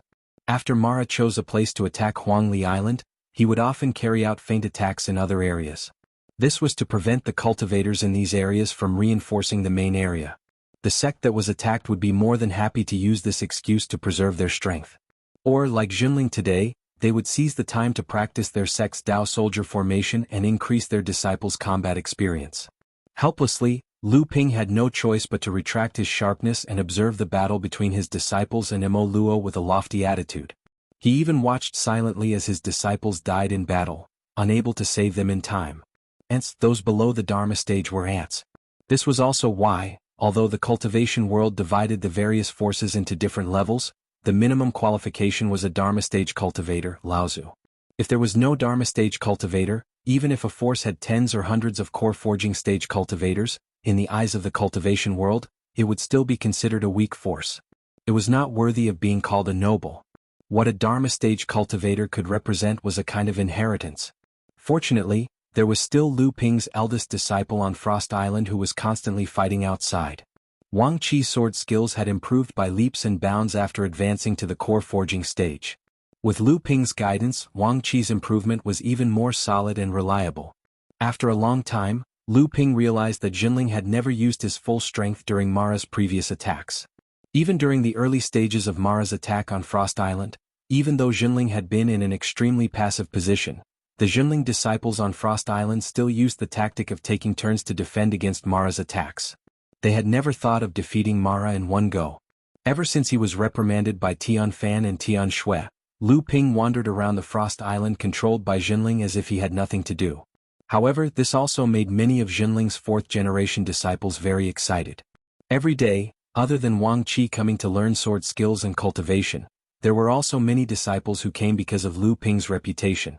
Lu Ping did not reject any of them and gave them advice one by one. In the end, after every battle, Lu Ping even started to comment on the process of the battle from the ice platform. Not only did many fourth-generation disciples come to listen, even the third-generation disciples would lower their statuses and come to listen. There were even many disciples from other sects who came because of Lu Ping's reputation. After all, what Lu Ping was talking about were things that could save one's life. They were real combat experiences and not just empty words. His cultivation base, his position, and everything he had seen and heard meant that he was destined to have insights that far surpassed the others. He was able to make incisive analyses. No one would refuse to live with their own life. This process was also a kind of accumulation of knowledge for Lu Ping. The two great arts that he relied on to cultivate, whether it was 100 rivers flow into the sea or blue sea's mulberry fields, both were a way to gather tens of thousands of arts. Whether it was 10,000 arts returned to one or 10,000 swords returned to origin, they all needed a cultivator's accumulation, and this accumulation came from the present. Amidst the purple mist, the two huge talismans shone brightly. The talismans that had already been formed a long time ago were filled with many more runes, filling up the two talismans even more. It was only at this time that Lu Ping realized that these two most important art talismans were like a framework that had already been built, or a skeleton that had already been erected. They were far from being completed, and there were still countless flesh and blood that needed to be filled in, just like the runes that were continuously being formed. Only after crossing the pass, would one know that the pass was not the end. The strange dragon in the Golden Dan had been entrenched in Lu Ping's unbelievably huge 9-vein Golden Dan ever since it was formed, motionless as if it was waiting for the moment to amaze the world with a single brilliant feat. However, just as the two runes that revolved around the Golden Dan began to grow more and more plentiful, the giant dragon suddenly seemed to have turned into a Tao Tai that was looking for delicious food but could not obtain it. The huge body that was originally entrenched began to wander around the Golden Dan, as if it was looking for a loophole in the Golden Dan, so that it could break this cage and rush out from inside. However, how could this 9th-grade Golden Dan be so easily broken? After the giant dragon searched up and down without any results, it really became furious, especially the two magic talismans. The runes inside grew thicker and thicker, like two ripe fruits that were getting closer and closer to the Golden Dan. The attraction towards the strange dragon that was imprisoned in the Golden Dan was also getting stronger and stronger. The delicious food was right in front of it, but it could not be obtained. The increasingly irritable giant dragon finally could not contain its soaring anger, and fiercely slammed into the golden cage. Boom! Lu Ping, who was talking incessantly on the ice stage, was suddenly startled. Then, under the puzzled gazes of many cultivators below the stage, he smiled and said, "That's all for today. Everyone please disperse."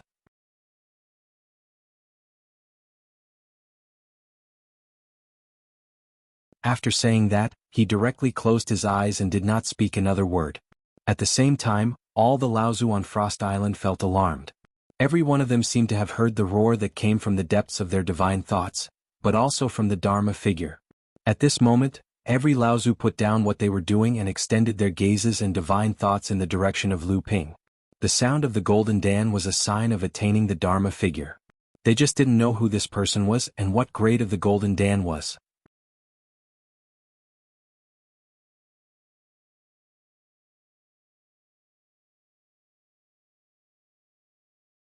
Chapter 9:17. The sound of the golden core drum was a phenomenon that could only occur for practitioners who had reached the 7th grade golden core stage and above before they entered the Dharma stage. The appearance of this phenomenon often indicated the vitality of the Dharma power that was being nurtured in the golden core.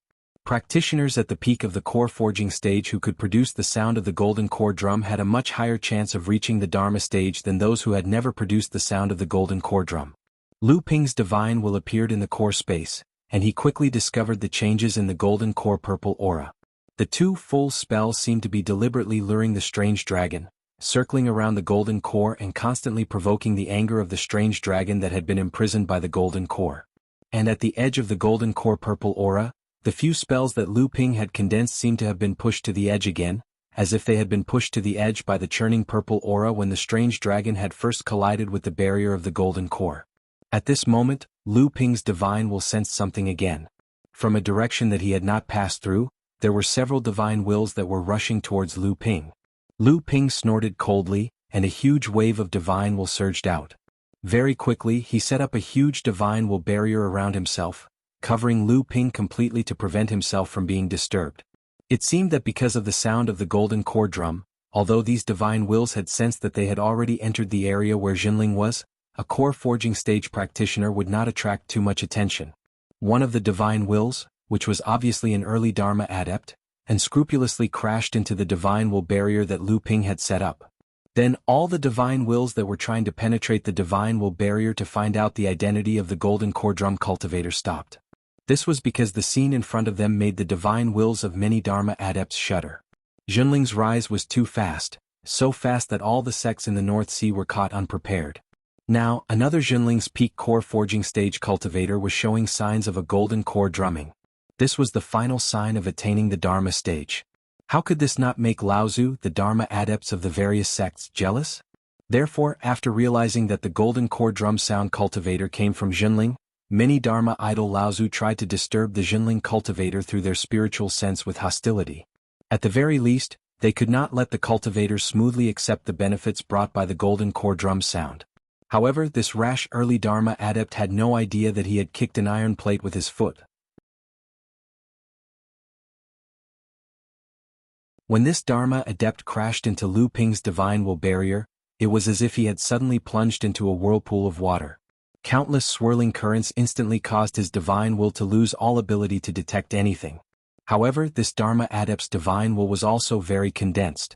Very quickly, in this extremely uncomfortable atmosphere, he detected a golden light hidden in the whirlpool of divine will. The Dharma adept was overjoyed. Suppressing the nauseating feeling of dizziness, he crashed into the golden light. However, immediately after that, an extremely tragic howl came from the divine will, scaring all the other divine wills into silence and waiting to see what would happen next. The divine will finally struggled out of the golden light. The few divine wills nearby were instantly shocked. This divine will looked like it had obviously been torn off by someone, and it looked extremely weak. The divine will was filled with hatred, but more than that, it was filled with fear. Seeing this divine will retreat in a panic, the few divine wills nearby hesitated for a moment. However, very quickly, an existence that was obviously stronger than the others had already crashed into Lu Ping once again. A mid-Dharma adept. However, this was different from the previous divine will that had deliberately tried to destroy Lu Ping's purpose of training. When this divine will crashed into Lu Ping, it conveyed a desire to spar. However, it did not wait for Lu Ping's reply before it had already entangled with Lu Ping's divine will. Lu Ping thought for a moment and put away the meteoric poison power shield that he had refined as he pleased. Instead, he took out another item from his storage instrument and prepared to give this person a vicious blow. However, when he thought about how this item had once fiercely offended the Songhai sect's Dongji and Dongi Laozu at the Phantom City auction, and how it could be restored after being corroded by the meteoric poison power shield, this item was far too vicious. Furthermore, it was entangled with a large family in the Central Plains. In the end, Lu Ping finally took it back. Forget it, I'll just fight with you for a while. I'm not necessarily afraid of you. Lu Ping's divine will instantly turned into a deep pool, and the divine will that was challenging him jumped into the pool without hesitation. Both sides were instantly entangled. Although Lu Ping was at a disadvantage in the beginning, he soon managed to fend off the onslaught and slowly rebuilt his defense. Although he defended more than he attacked, every time he launched an attack, he had no choice but to force the enemy to withdraw their defenses. Both sides actually entered a stalemate in an instant. At this point, even if Lu Ping still did not reveal his identity, the divine wills of the Dharma adepts wandering in the void would definitely know. In the entire Jinling sect, only Lu Shenping would be able to pull off something like this.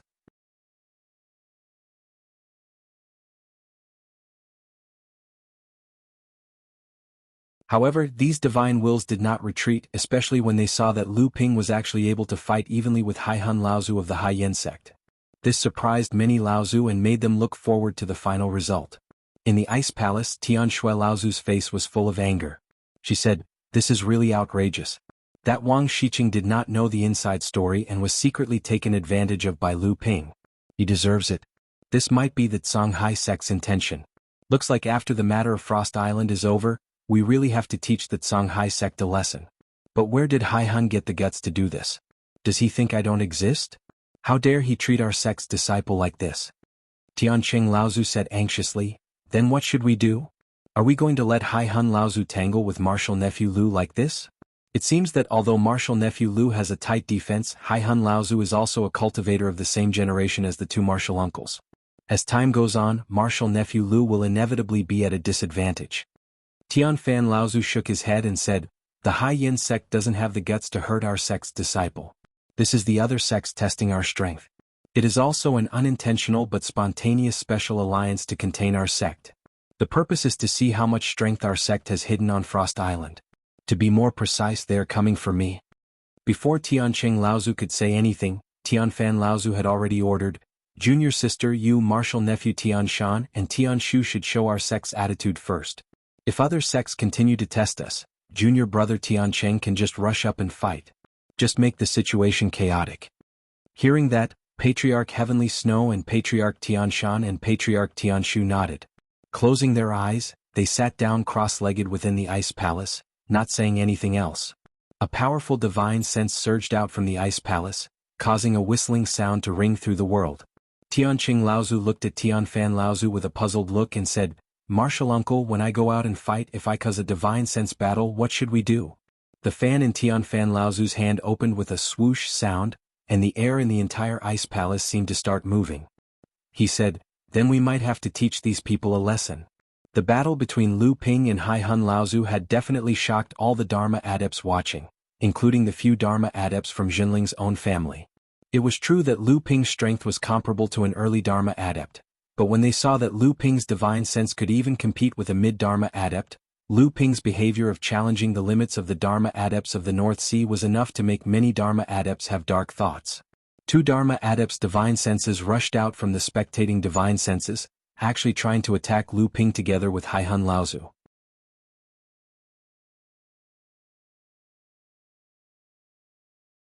Just as the two divine senses were about to clash with Lu Ping's and Haihun Laozu's divine senses, three divine senses pressed down on the battlefield.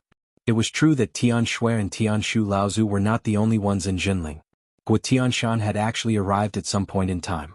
A few of the divine senses saw the aggressive Jinling adepts and quickly retreated. However, many divine senses were still patrolling the area. The two divine senses that suddenly interfered were initially aiming to heavily injure Lu Ping. However, when they sensed the arrival of Tianshui Laozu, Tianshan and Tianshu Laozu, it was obvious that they had the intention to retreat. In reality, when these two divine senses interfered in the battle between Lu Ping and Haihun Laozu already had the intention to retreat. However, because the battle of divine senses was not ordinary, it was not something that could be achieved in a short period of time. Otherwise, he would have to give up part of his divine senses when he retreated.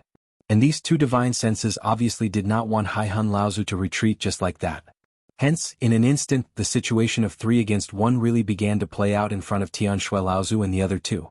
Tian Shui Laozu's divine sense was immediately displayed by many cultivators' divine senses. Everyone could imagine how furious Tian Shui Laozu was right now. However, the 3 of them did not dare to participate in the battle of divine senses between Lu Ping and Hai Hun Laozu. The entanglement of divine senses was actually far more dangerous than a battle of techniques. If Tian Shui Laozu and the others were to hastily join in, not only would they lose the deterrence of Laozu's divine senses, it would also cause Lu Ping to face an even more dangerous situation.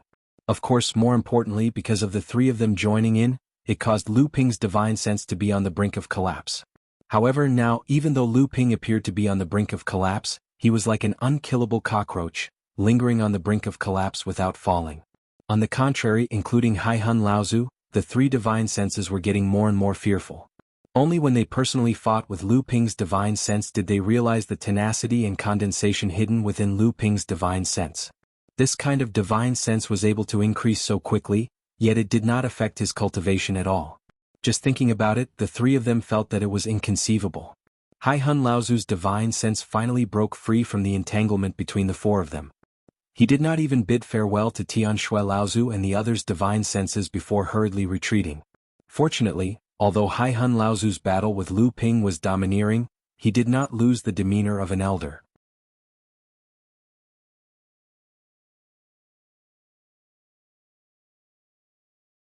Moreover, when the 2 divine senses attacked, he also maintained sufficient vigilance and did not take the opportunity to hit them when they were down. Therefore, although Tian Shui Laozu was extremely angry, she did not stop Hai Hun Laozu's divine sense from leaving. Without Hai Hun Laozu's entanglement, the 2 early Dharma adepts' divine senses that were fighting with Lu Ping's divine sense were instantly thrown into chaos. They wanted to retreat, but they were afraid that Tian Shui Laozu and the others would intercept them midway. Thus, they could only brace themselves and continue to fight with Lu Ping. At this moment, the news of an enemy attack suddenly came from Frost Island. The entire Frost Island was immediately put on lockdown, and all the Dharma adepts' divine senses began to withdraw.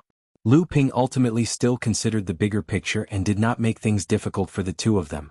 Gradually he began to take a defensive stance. The 2 divine senses immediately felt as if they had been pardoned, and quickly retreated back to their respective areas.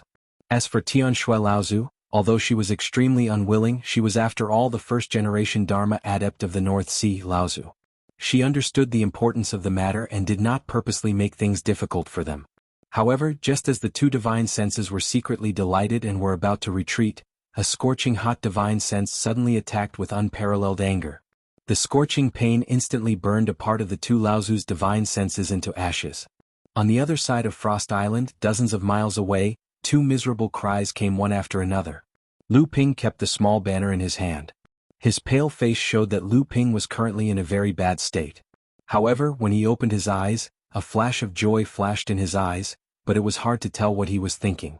At this moment, Lu Ping had already sensed that the divine senses of Tian Shui Laozu and the others had already left. Lu Ping's heart suddenly jumped. Only then did he realize that this time Mara's attack was no small matter. Otherwise, it would not have attracted the attention of all the Dharma adepts at once. Could it be that this time, it would be another all-out attack by the Mara clan? Lu Ping hurriedly stood up. However, the dizziness in his head caused Lu Ping to almost fall down again. With great difficulty, he used the inner yuan in his body to stabilize his staggering body.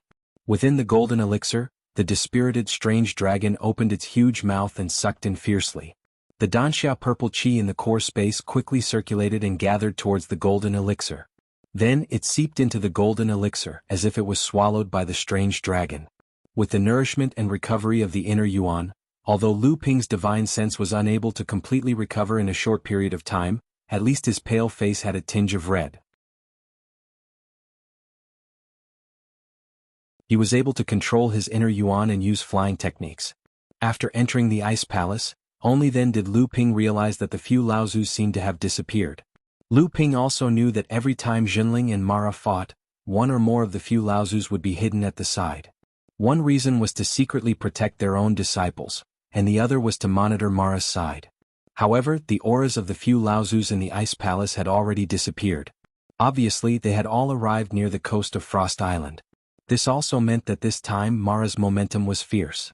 He was probably going to launch an all-out attack on the entire Frost Island, and the situation was extremely bad. At this time, Lu Ping couldn't care too much about this. Without the support of abundant soul power, Lu Ping could only use half of his strength. Randomly finding a secret room, Lu Ping lit a piece of soul-calming incense that hadn't completely burned out. Then he stuffed a soul-returning pill made from the soul-devouring crystal of a great devil cultivator into his mouth. A small banner slowly rose from behind Lu Ping, and a strange ripple immediately started reverberating in the secret room. You're tuning in to the Han Li's Wuxia Adventures YouTube channel. We're so grateful for your support, and don't forget to subscribe to join us on this incredible journey through captivating stories. Your generosity through donations truly makes a world of difference, as it's the primary source of revenue that allows me to expand and enhance this channel for you. Thank you from the bottom of my heart for being a part of this adventure.